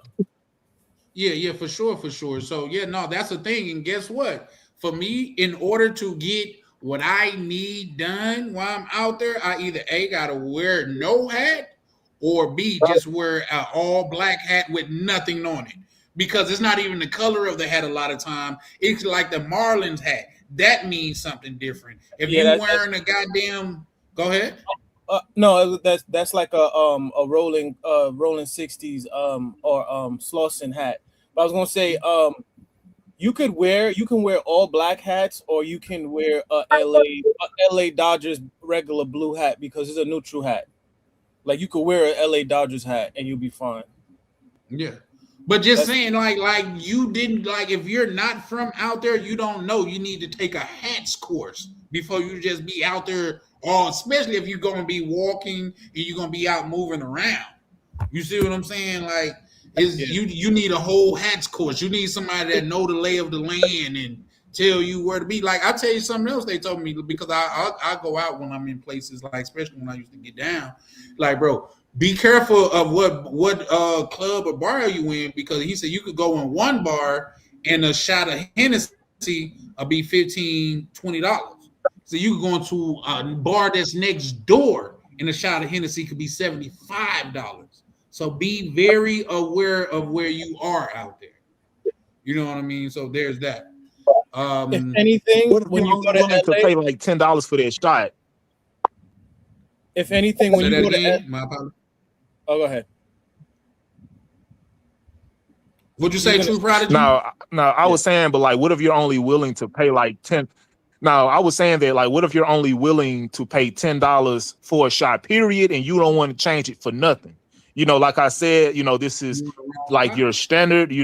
This is what you stand on, and you say, I don't care where I go in the world, $10 is the max that I'm gonna pay for any shot I take. But as a result, you might not get the shot that you want. You might not get the drink that you want, Well, so it's just like you setting the standard for yourself. It goes back to my other question. So Yeah, I get that, but believe it or not, True Prodigy, like say you and I keep on. I get that you like, what you're like, what you aiming at. I would just have to look at it as more of a real world example, and I tell you why. To say I will only pay $10 for a shot, no matter where you go, I would argue that you have been nowhere. Because when you go certain places, like $10 is damn near what you're gonna pay for a beer. So like it's just I get what you're saying, but when stuff like minuscule like that no, to where I know it's it sounds hard to absurd. compare. No. Charlie, I know it sounds absurd because I'm operating absolutes. I've just spoken to individuals on YouTube that have like a mindset like that, pretty much to where I'm not willing to bend and fold for nobody. I don't give a fuck who they are or what's going on, So I yeah, just think but I like me personally, I understand that you can't really like move how you want to move depending on where you're at in the world. You have to bend and conform to some degree, unless they're gonna kick your ass out. But some guys like I'm not even going to that place if I can't do what I want to do.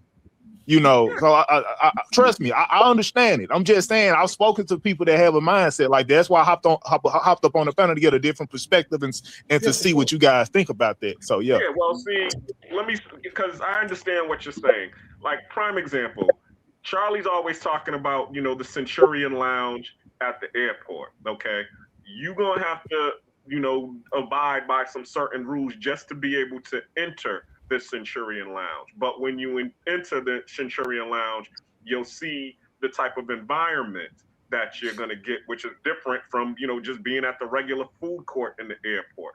But I understand what you're saying about the mindset. Like when you go to Cartagena, all right, the majority of the guys that go to Cartagena, they only go to two places, okay? Club Delirium and Hollywood Beach. You go to Hollywood Beach look like Myrtle Beach, or some beach in the hood. You know what I'm saying? Because they just sitting around on the beach, drinking and listening to Tupac or whatever. But that's the environment that they feel comfortable in. When you start talking to some of the girls and you get in, you might meet a nice quality girl. The girl might, and you might like, yo, let's go to Hollywood Beach. The girl be like, Hollywood Beach? That beach is dirty. You see what I'm saying? I don't want to go there because they're equating it to the quality of people that are there and all of the things that go on at Hollywood Beach. Or if you say, let's go to Delirium, I'm not going to Delirium. That's like going to the Hostro. That's the track. That's not the type of person that I am. What type of person do you take me for? So it's really, and it's the same thing. The same person who has the mindset of when they get off the plane, they go into those two places, Hollywood Beach and Delirium, are the same people when you say, okay, I got this job, it pays $80,000 to $100,000, and all you got to do is just sign up. And then they ask, are they drug testing? Because they do drugs. Well, guess what?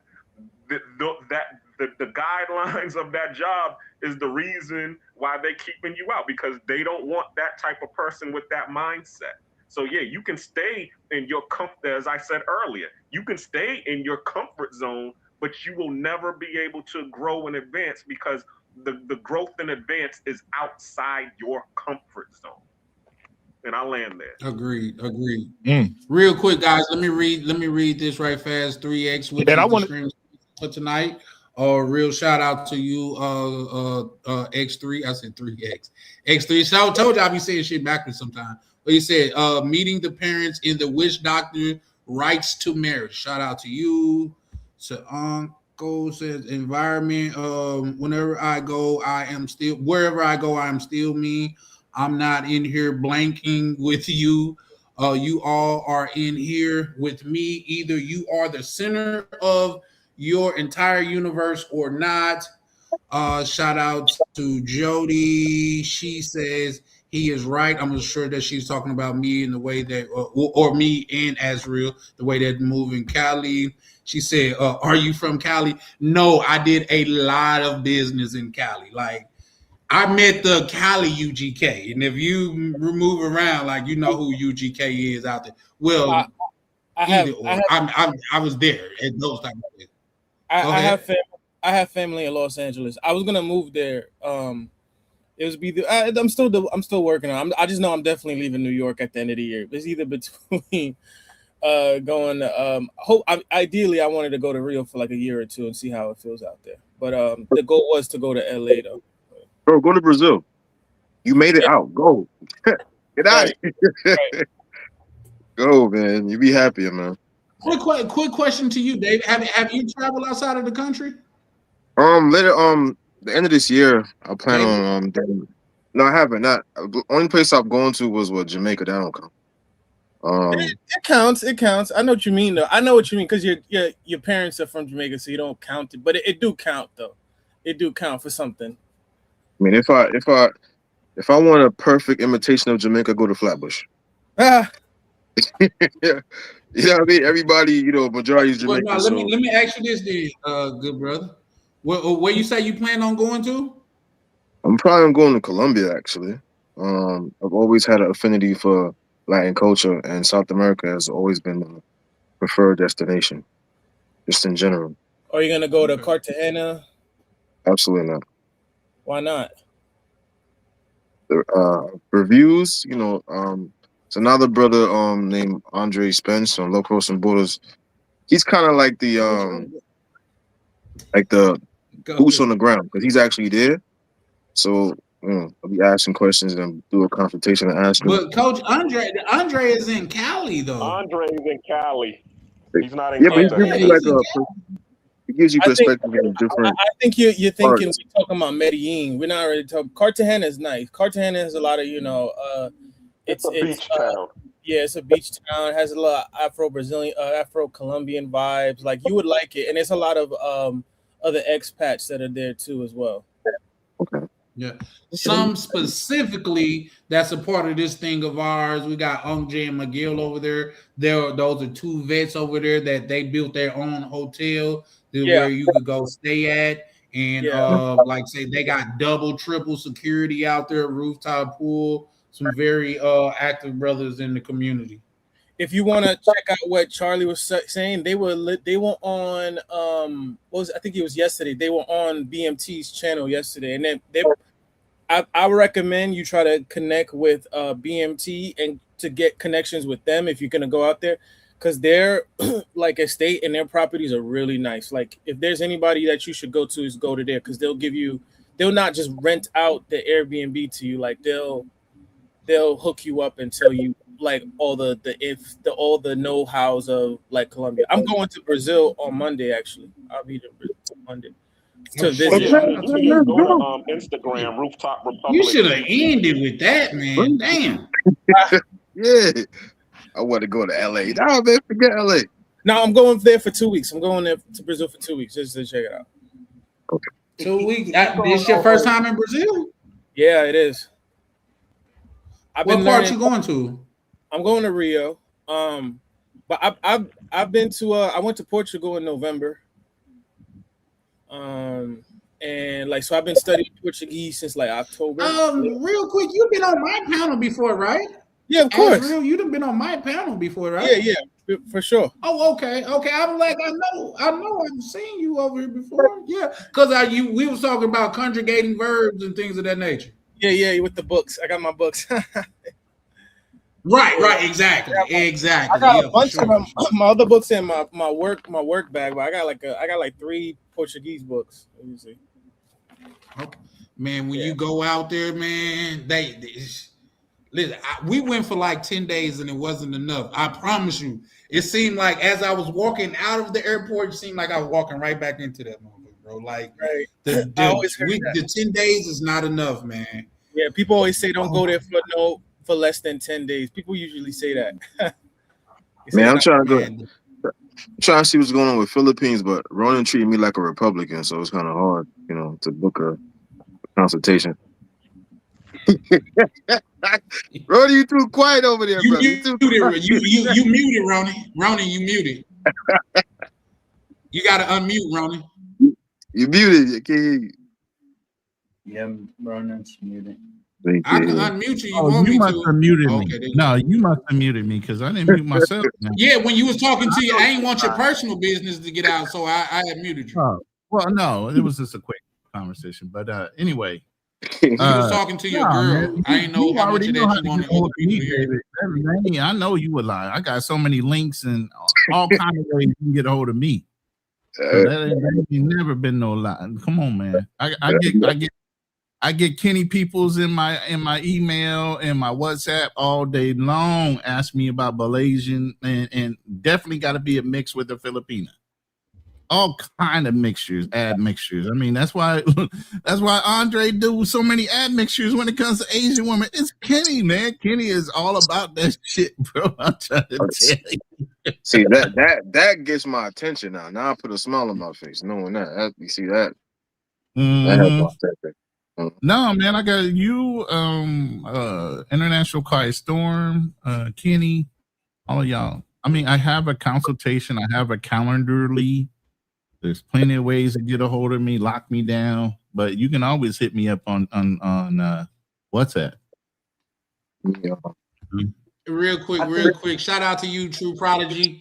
Appreciate you pulling up, brother. Anytime that you see me, man, man, you welcome on the panel. Well, there's my panel because I be on other people's panels as well. But anytime I'm hosting the panel, you're more than welcome to pull up, bro. You respectful. You know how to converse in a civil manner, and those like my biggest rules over here. As long as we don't all have to agree, but as long as we can converse in a civil manner, that's pretty much all that I asked for. So man, shout out to you, True. You welcome to pull up anytime you see me, brother.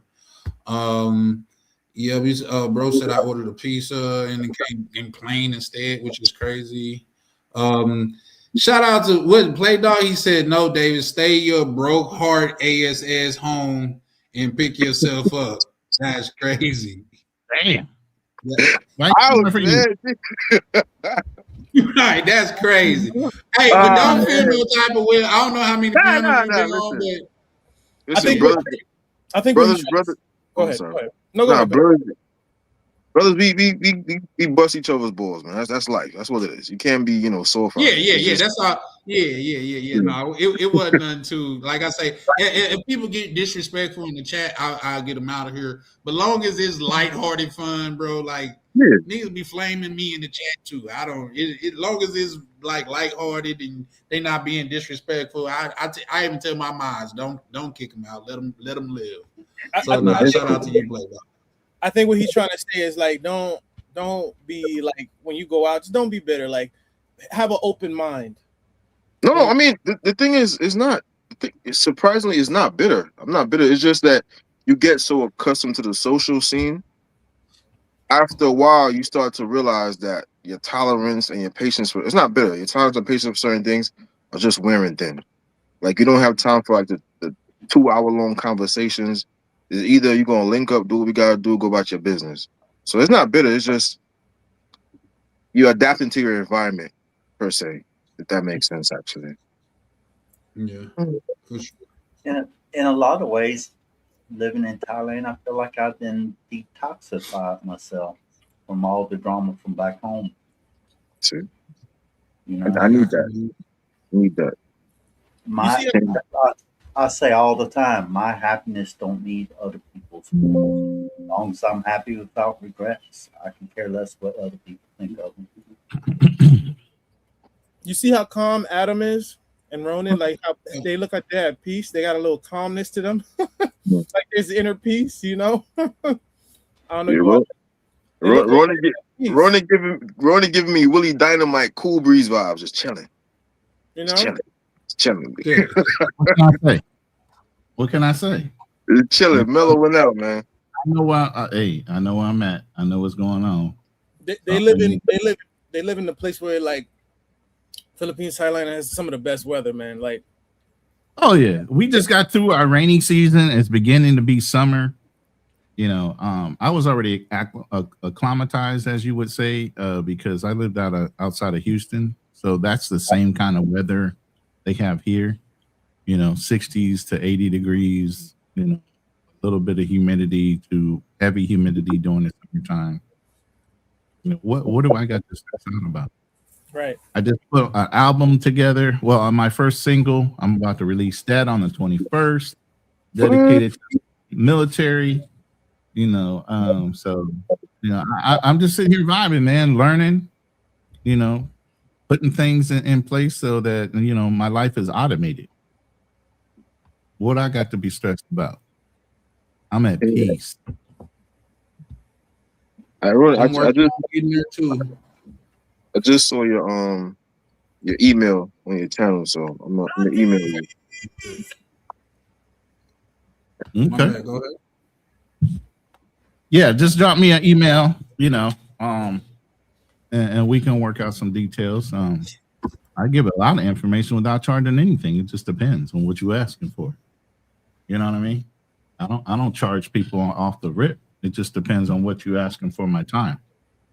I mean, I value your time, so you don't gotta worry about the price. I value your time, man. Yeah. David, if a person is willing to learn and they value my time and what I'm trying to do for them, I don't usually charge them anything. But if they the type of person that you can tell they're ungrateful, they don't want to listen, and they come back and ask you the same question over that you'd already didn't answer for, then yeah, I charge people for their time.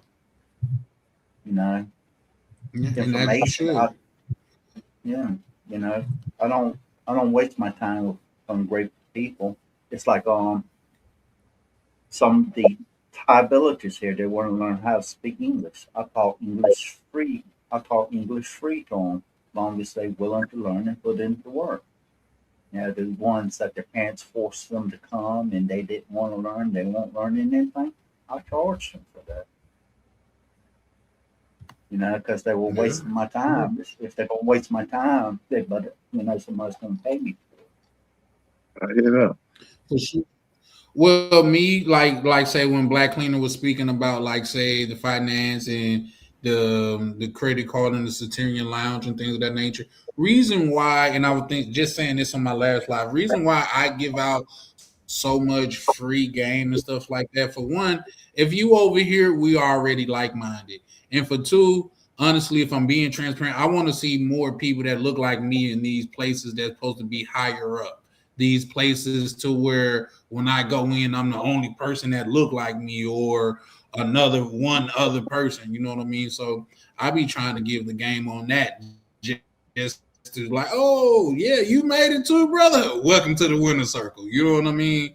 But that's just the way I roll. And I tell people all the time, like even Black Cleaner can contest. As long as you part of this thing of ours, man, I hopped on calls with brothers. You know what I mean? It's just that for one, my time is very, very spoken for. So if a person hit me up and they be like, bro, like you got a couple, like I got a call I was on here and I was goddamn supposed to call them back. But yeah, it's always like I'm always making time and trying to chop it up with some of the brothers because I may be in a position to where this person knows something that I know. I mean that I want to learn. And you'd be like, well, shit, you showed me love. What I'm gonna look like, goddamn it, charging you. And even if they did, if it's worth me paying, I'll pay. I don't really care. You know what I mean? Because one thing I've said before that I'll say again, when y'all see me come on this YouTube and be like, all right, guys, that's it. I done made my last dollar. It's over with for me. That's when you could be worried. But long as there's some bread going around, I'm gonna get me something. That's just the way I'm cut, and that's just where it is with me. You heard me say many I couldn't hear you. You heard me say many a times, my advice is based on my life experiences. It doesn't mean that it's right for you. Some people it might resonate with, other people it doesn't. Every individual is different. Salute. Take up what advice you can and create a better life for yourself. Can I address what Knack means? He said charging people for advice. Shout out to bro. He said charging people for advice is crazy. It should be a organic exchange of information. Yes, but no, and I'll tell you why. Because a lot of times that's what I don't give free advice because it's worth just that, nothing. I don't give unsolicited advice because it's worth just that, nothing. I come on this YouTube and I talk my thoughts and stuff like that. If it's for you, get it. If it's not, don't. But at the same time, like they say, free advice is worth just that, nothing. You know what I mean? And a lot of times, God damn it, you wasting your time and your breath for somebody not to even pay attention to you. And I value life too much to just be trying to plant my ideas in somebody's head and force it in their head. I just don't. So yeah, I get that, but yeah, no. A lot of times, like say people don't even execute on the free information that you give them. In fact, I'm gonna tell you what I learned. Your attention go where your money goes. If you want to see what's important to somebody, see where they spend their money. No matter what the fuck they say about, oh, my daughter's this, that, and the third. They not, no. You know what I mean? Charity at the goddamn strip club may be their favorite goddamn expense. But where your money, where your money goes, where your attention goes. So I land there. I was gonna say, hey, Charlie, check your email. My brother. No, that came through. Yeah. Check your email. Check your email real quick. Can you pull up like Knack Measley's comment again? I just wanted to. Okay. In life, right? What I don't know, people are, most of us familiar with the Bible. Say that again. I couldn't hear you. My bad. I'm saying in the Bible, I know most people here are familiar with the Bible. It says a smart man learns from. I think it's biblical. I believe it probably is one of the Proverbs verses. It says a smart man learns from his mistakes. A wise man learns from the smart man's mistakes. Right. Advice is similar to that. right? People pay. Look at companies pay. They have a whole field dedicated to consulting in America, right? People pay.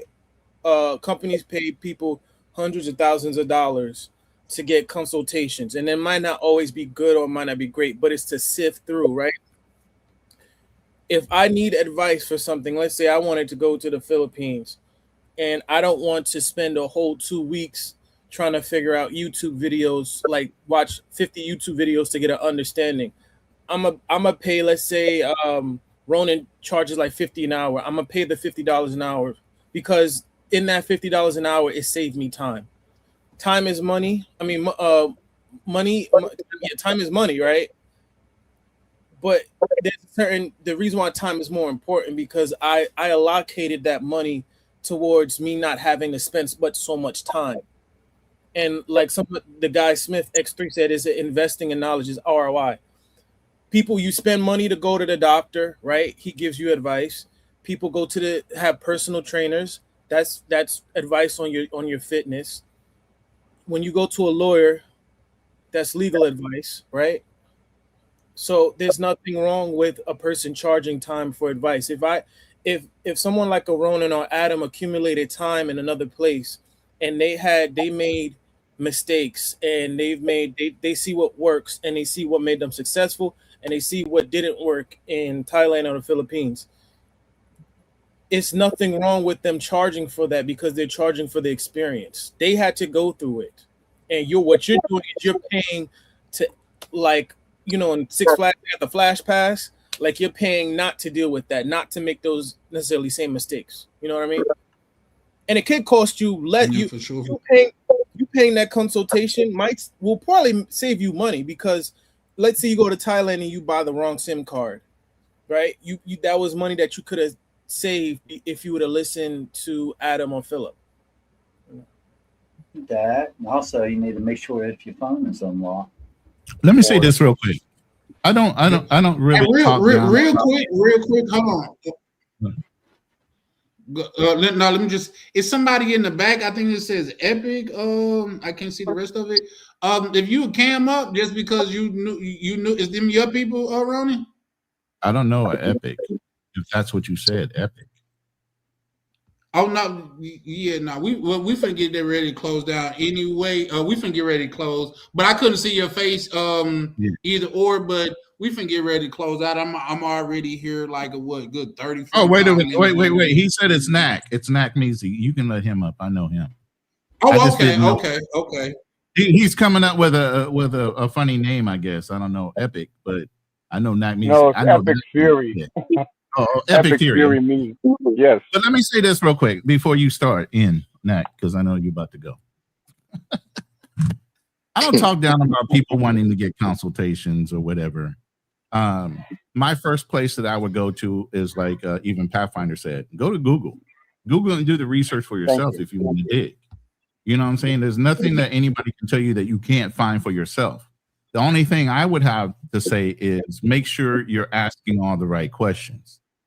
You get what I'm saying? Because there's certain things you're not going to foresee that you need to anticipate before you get somewhere. And then it's too late to turn around and try to get that thing after you're in certain countries. You can't order it. You can't get it delivered. It's not available. So there's certain things, yes, you can go online and do all the research about the environment, the culture, and all these things. That's automatic. And like I said, there's certain things like I wish I would have remembered to bring. I was smart enough to send myself a generator to my lady's family because I knew the power was going to go out.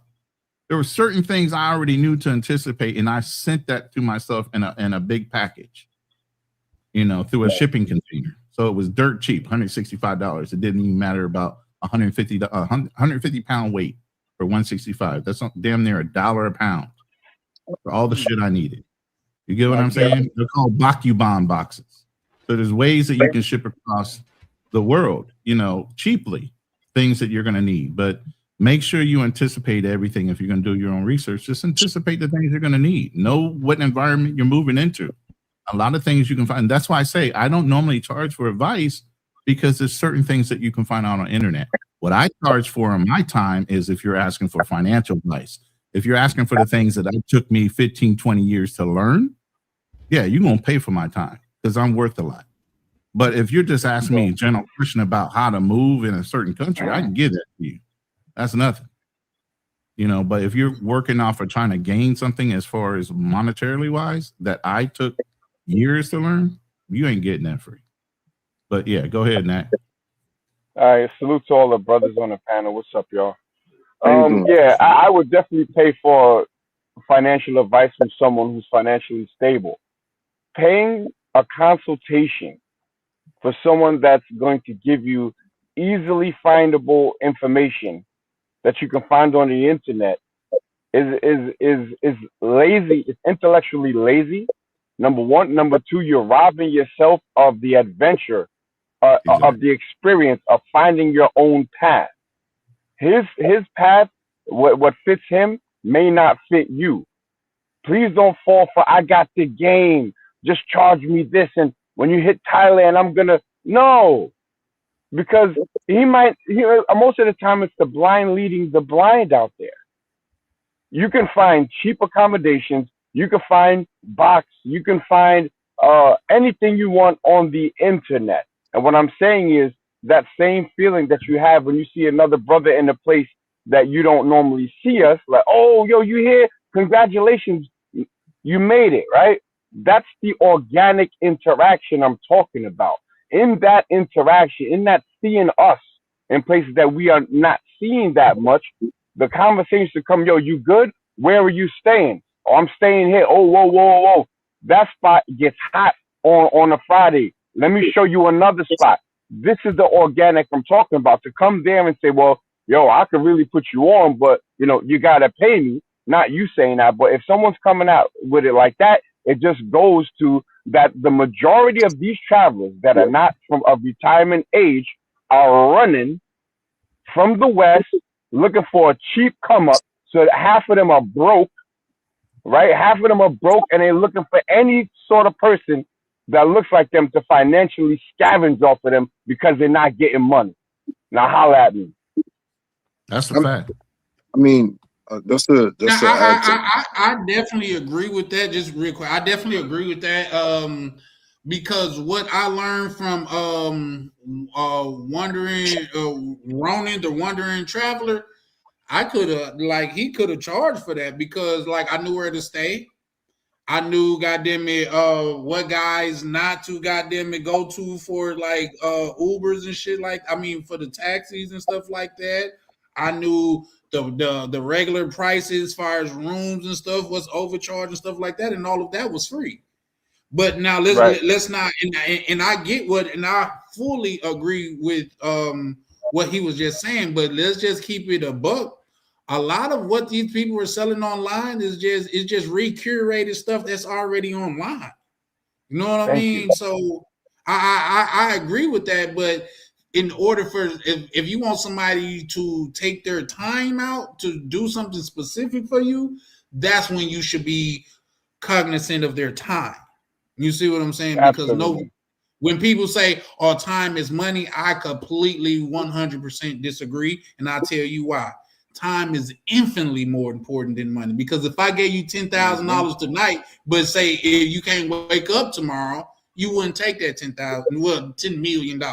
You wouldn't take it. So how can time and money be on the same playing field? You know what I mean? But I agree with the gist of what he's saying. If you were going somewhere and that's how I met a lot of the brothers that I met. We organically change information. Right. You know what I mean? Exchange information. So yeah, I agree. I agree with that when you add context to it. But say when people get on here and be like, "Oh, bro, you're gatekeeping this, that, and the third." For one, everybody don't want to hear it, and for two, I think at least even for me, you pay attention more to stuff when you pay for it. It's so much, literally, I promise you, everybody on here is ways to make $1 million on YouTube right now. We just got to find where. With that, hey, brother, can I add something real quick? Yes, sir. When I run into brothers, or when I used to run into brothers in Thailand, right? Now, sometimes I'm going to keep it on there. I'm like the old white lady clutching her purse when I see a bunch of brothers. I go the other way. because this new breed of brothers that's coming out there are embarrassing. They make me cringe, and they bring in a whole bunch of nonsense that doesn't need to come to a place where we're trying to find peace. Most of us, right? Some of us are trying to find a piece of something else, but to each his own. There were some brothers trying to get to Walking Street from Second Road, and I saw them about to get scammed by a bot bus driver, trying to charge them 200 baht per person for 3 people. I said, yo, let him go. I got you. And I did the interaction in Thai, negotiating them all a rate for 100 baht, which is 30 baht a piece, 35 baht a piece, to the same spot with another bot bus. That's organic. And it's because when I see my brothers, I see myself for the most part. And that right there, that's going to stay with him. You see what I'm saying? There's no way. I know people out there that will do like this. Don't worry, I'll fix it, right? And then say, go to that person and then get a kickback from so-called hooking you up. A lot of these expats, I'm going to tell you, the most dangerous people that you find traveling abroad, a lot of them come from your own country, and a lot of them look like you because they go out there and they struggle because they don't plan correctly. That's a fact. They don't know the language. Yes, they're not integrated into the society. They're a constant tourist, right? So if you're not in certain circles, there's nothing you can really do for me. Let's say someone just moved there, right? They moved there 2 years ago. They could say, yeah, Sawadee ka, Sabaydi mai, service level BS. There's nothing they can do for me. There's nothing. So what we can do is learn from each other and share game, but charging, unless it's some real deep, like, all right, I'm going to take you on my visa run, or I'm going to do this, then of course you show love. But that whole scam, I'm telling you, there's people that call themselves experts after living 2 years in a country and they can't even speak the language. They can't count to 10 in the language. They don't know their butt from their elbow in that area. They don't understand that pointing.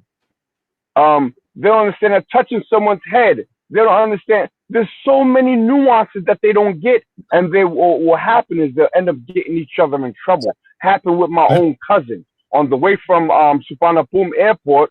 This dude is pointing at at the picture of the new king, or the king's son, the newest king, right after number 9, and saying, "Yo, that MF's pictures everywhere." I said, "Oh my God!" And I put him on before he came to Thailand. I said, "Bro, you ever heard of lesa majesta laws? You get locked up for that." And before it even gets to you getting locked up, you speak about the king in a negative way. Even a person in the car might not even rock with the king, right? Let's keep it 100. A lot of them don't even like the new king. But just because they want to appear patriotic and that they are standing on business, they will set it on you. Mm-hmm. Let me say this real quick. I'm just going to accent what you just said, Nagmeezy, is your circle. If you're in a country for a certain amount of time, you should have a circle of trust about people and an environment that got you in to a cultural level of the town that you're in, the city you're in. If you don't have that, then you really haven't established yourself in that country yet. You know, the family I'm with, my lady, her family, her father, barangay captain, if he wanted to be, he keeps turning it down year after year. You know, so with him, everybody knows who I am, you know, but I still don't do a lot of things out in town. Why? Because look at my face. I'm an American. You still need that circle of trust so you don't get taken advantage of, because they know you got money. You know, there's certain things you're going to have to trust people to do for you in some of these countries at first, whether you know the language or not. It is to learn the language. And I'm not telling you not to. I'm saying learn the language. But at the same time, that does not stop you from not being taken advantage of, because they do know you have money no matter what. So your circle of trust is where you're going to be able to take advantage of some of those things that you're trying to, especially bigger money things. Going to a market where everything's set in price, you don't have to worry about that. You start looking at property, you start looking at things, you're going to need people that you trust. And that's where your circle of trust starts to get reinforced. on who you really got around you. And are they around you because you're an American, or are they around you because you guys have common interests, or you're already family? Like Adam over there, he's married to a Thai woman. You know, my lady here in the Philippines. I'm in a fucking province. I'm not in a fucking city. You know, there's no advantages here. You know, if you don't know what you're doing. I mean, just to piggyback off of what Ronan said, I know two YouTubers that I could vouch for and say the reason why I would definitely pay for a consultation. Well, most of 3 or 4, but right about that. Because not only I support their channel, but the work they've shown, they're consistently consistent. You know, most recently Ronan did a live on is Dr. CB legit or not? I learned something there. So I'm always learning something that could be, you know, to add to my daily life and my daily routine. And knowing that these brothers are quality brothers and they actually down there, you know, happy, peaceful, found the soulmate, living that life, I'm definitely going to say, you know what, maybe I should pay for a consultation, because certain lessons I don't want to learn the hard way, you know. But you're not wrong in your assessment. But in regards to paying for a consultation, I would definitely do it, because the brothers give valuable information, they give consistent information, and they give honest information, and they have boots to ground, and they you know, they're successful. So I'm not gonna, you know, just say I want to go learn and go to a different country blindfolded and learn the hard way. Absolutely not. If I could make it easier, I'm gonna do that. It's the nuances of the country, like even Pathfinder just said about the money. They value, even Japan, you handle money a certain way. There's respectful things that you need to know about that culture. And sometimes even when somebody gives you game, if they don't tell you everything, you haven't done the research, you're still going to sit there and look stupid because they didn't remember to tell you everything. You get what I mean? So unless somebody goes through a fine-tooth comb with you, and as a consultant, even when I go through a financial planning, I'm going to ask you a whole bunch of fucking questions, because my ideas of what is right is different from your ideas. So if I'm not sitting here itemizing all the things I might need to ask you in order to get the best answer for you, which you could have done already by just going to ChatGPT, hey, look for this because this is the personality I am. This is the thing I need to do. It can cater it towards who you are. As a person giving you consultation, I literally have to go through step by step and ask you certain things to consider what you might like, not me. I like being in the country. Most people want to be in the city. Most people want to be around a lot of activity. I'm older. I want peace. I can fly 60 minutes. I'll be right in Manila, BGC, have a good old time. Matter of fact, I'm about to do that on the 18th till the 21st. And then guess where I'm going to be? Right back out here. Many guys go overseas and they don't work on themselves or do the research first before they make the move. Then they wind up making the same old mistakes they made back home. You know, they do that.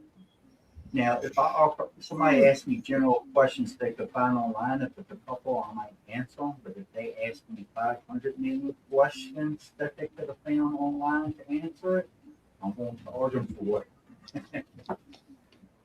I think the most telling thing that I've learned, because you know the brother mentioned that you should give advice freely. Well, Ronan gave advice on one of his live streams that changed my perspective on the Philippines. Not in a bad way, but I'm looking at countries that I potentially want to move to. And I found out, which was free information, that you can't own land in the Philippines without being married, if I'm not mistaken, Ronan. Yeah, married to part of the business, even you don't even own it.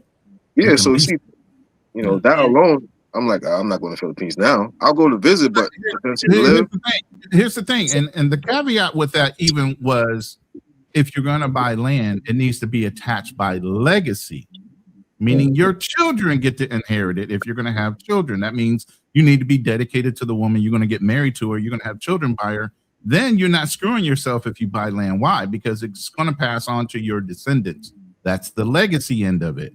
So if you're going to buy land, and make sure you're planning on having kids with the woman that you're buying land with, because then you're not losing out. It just goes to your children anyway.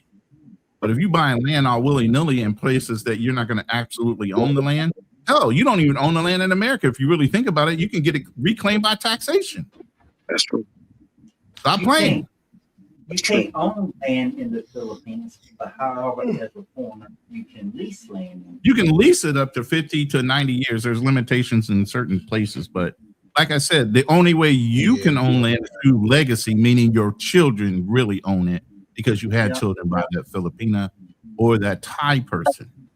Because at the end of the day, when you die, it don't go to your family members. You can't will it to somebody and out of the country. It's going to go somebody of blood-born nature. It's like I said, my wife owns this house there. She only did before we got married. If something happens to my wife or she passes away first, you think this house is going to me? I already know that it's not going to me. It's going to the family. So that means I'll have to find another place to stay. Whether I decide to stay in Thailand or move to a different country. Too late.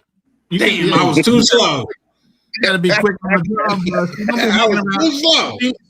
Hey, she ain't one of those types. She ain't trying to be internet famous like that, bro. Yeah. All right, well, real quick. Yeah. No.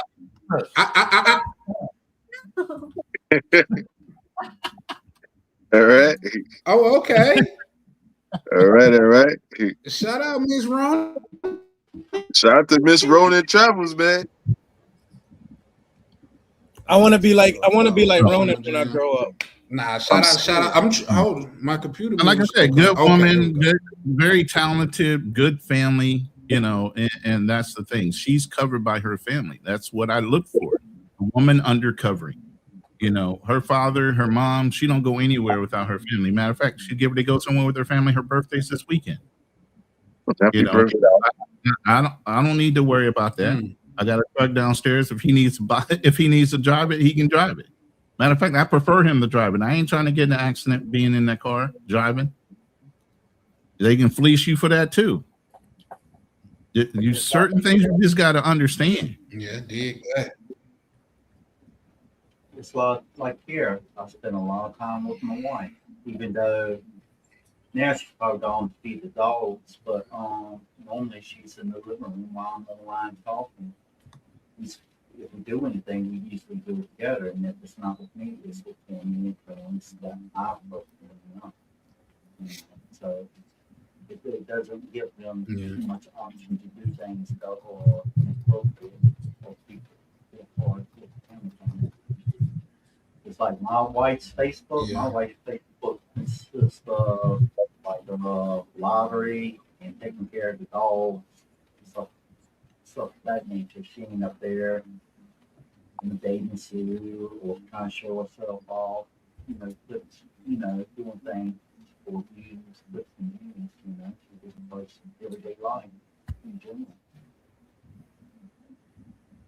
Like if I want to, look on her phone, I can look on her phone. She can look on mine. Yeah, no, I'm definitely on my way. I'm definitely on my way to one of these countries. Like I say, I think Thailand is gonna be one of my big trips. I already got the points put up for that, at least one way. So I'd say now. Yeah, there's that. But guys, we're gonna go ahead and wrap it up here. I'm not gonna even say 10 minutes from now or this, that, and the third.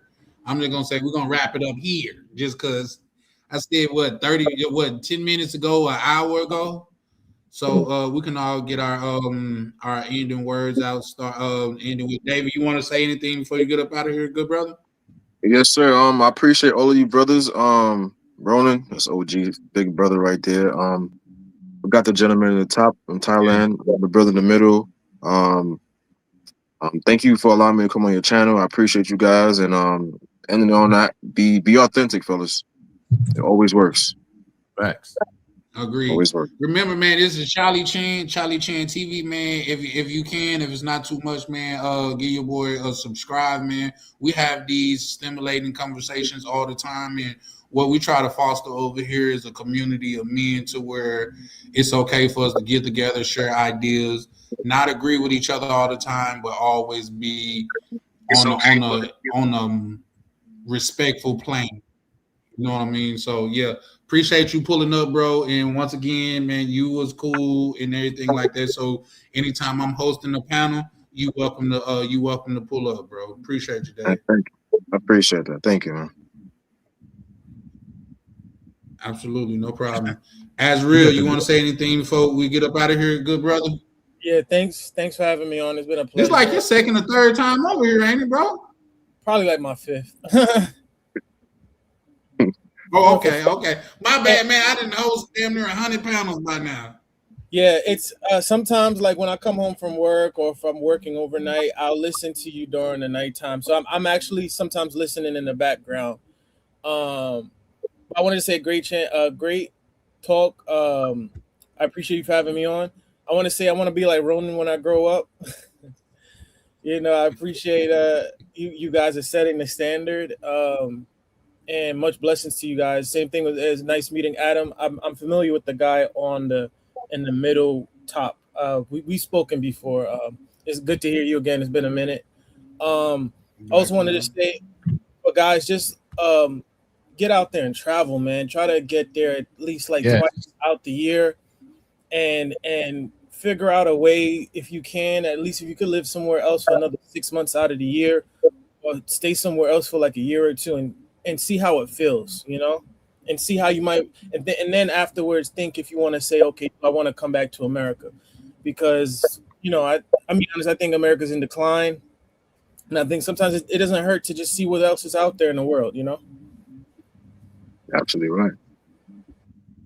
I just keep it simple. I say thanks for having me on the panel. Goodbye, so you can go ahead and end the line.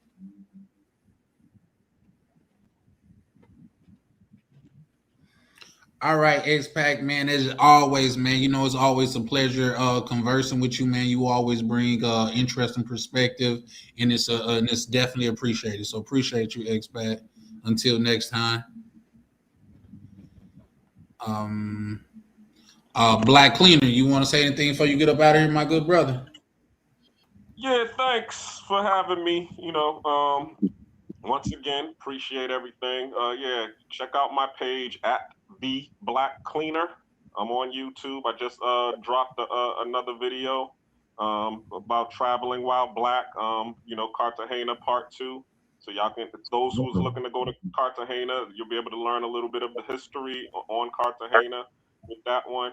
And yeah, thanks for the talking about the Dr. Sabia debate. I hope you like, my performance there. David. You held your own. Like I told you, even y'all don't understand. There was about a week and a half prep for that debate. And Fearless is notorious for trying to get in the group chat and figure out what people's argument angles are going to be before the actual debate. So I was just telling them, don't bite on that shit in that damn chat. Just put your information in there. Let's just set a date and ignore the rest of that shit, because he will come in that room and try to mentally mind fuck you way before he has to debate you. Gotcha. Yeah, and I liked it. It was a good debate because I don't debate, but I think I held my own. So you did. Appreciate it. Like I said, it's the court of public opinion. It opens the eyes up of people to expose them to different herbs, different things that are more towards our genetic makeup as people of African descent and a darker skin, melanated skin.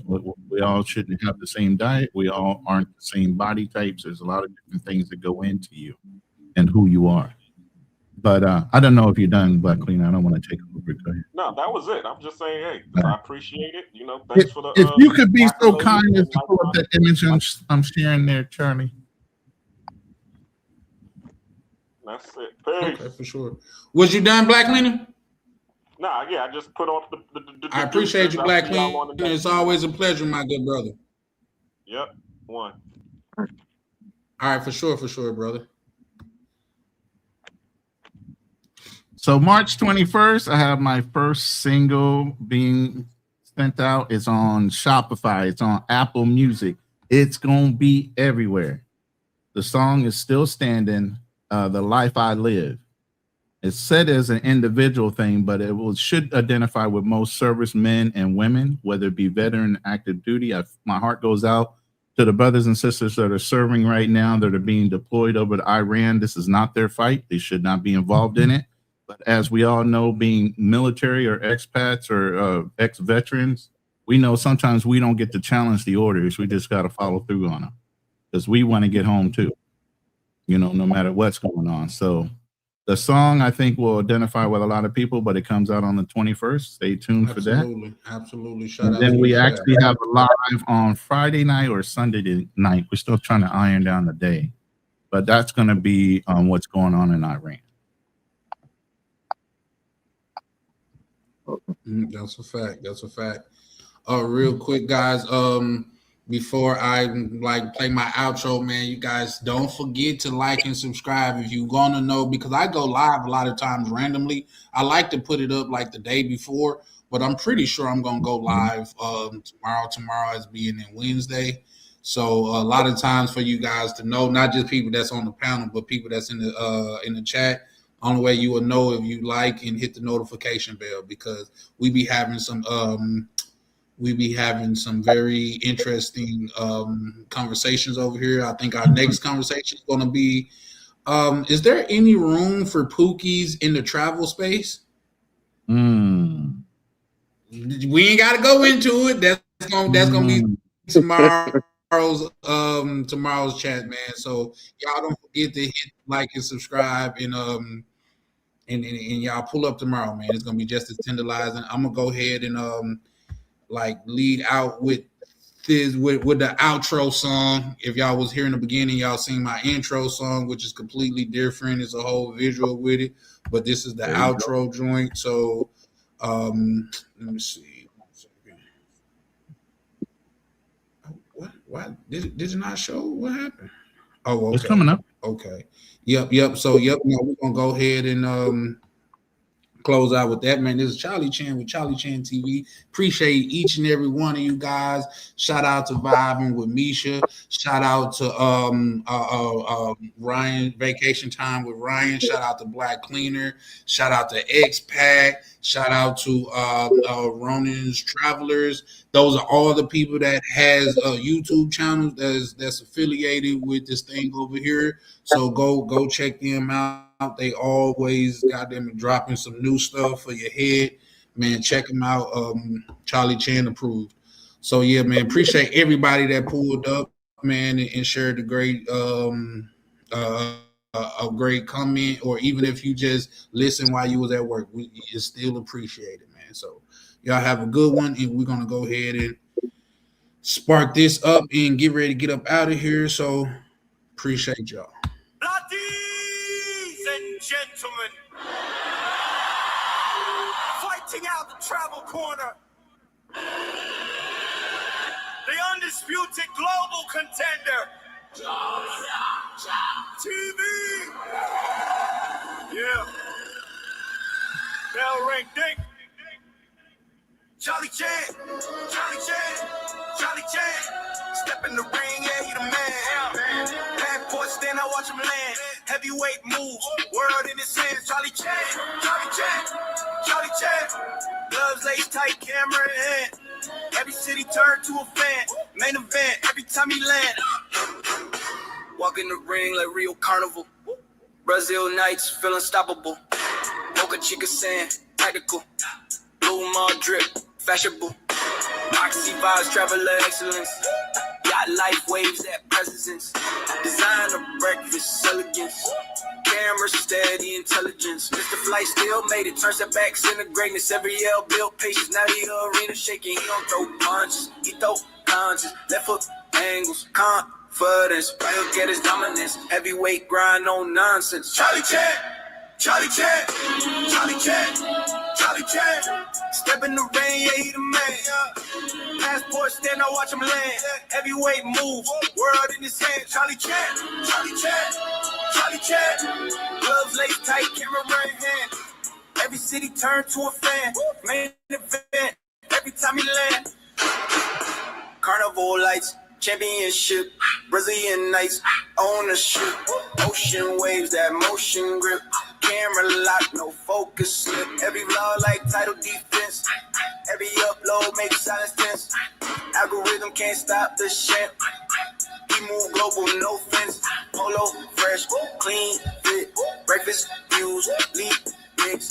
Sand rounds, 3-minute clips. Every trip, hit peak, metrics. He ain't loud, but the moves speak. From Island Heat to city streets. From turbulence to front row seats.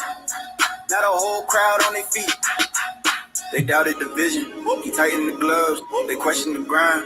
Heroes above. Now the lights flash bright. Every city prime time. Every vlog prime time. Yeah, prime time. Charlie Chan, Charlie Chan, Charlie Chan. Ain't no bend across the land. Yeah. From east side sand to the stand. Heavyweight with the camera and Charlie Chan, Charlie Chan, Charlie Chan. Bell ring loud. He don't stand. World tour written in the plan. Undisputed travel chant. If you want it even more aggressive,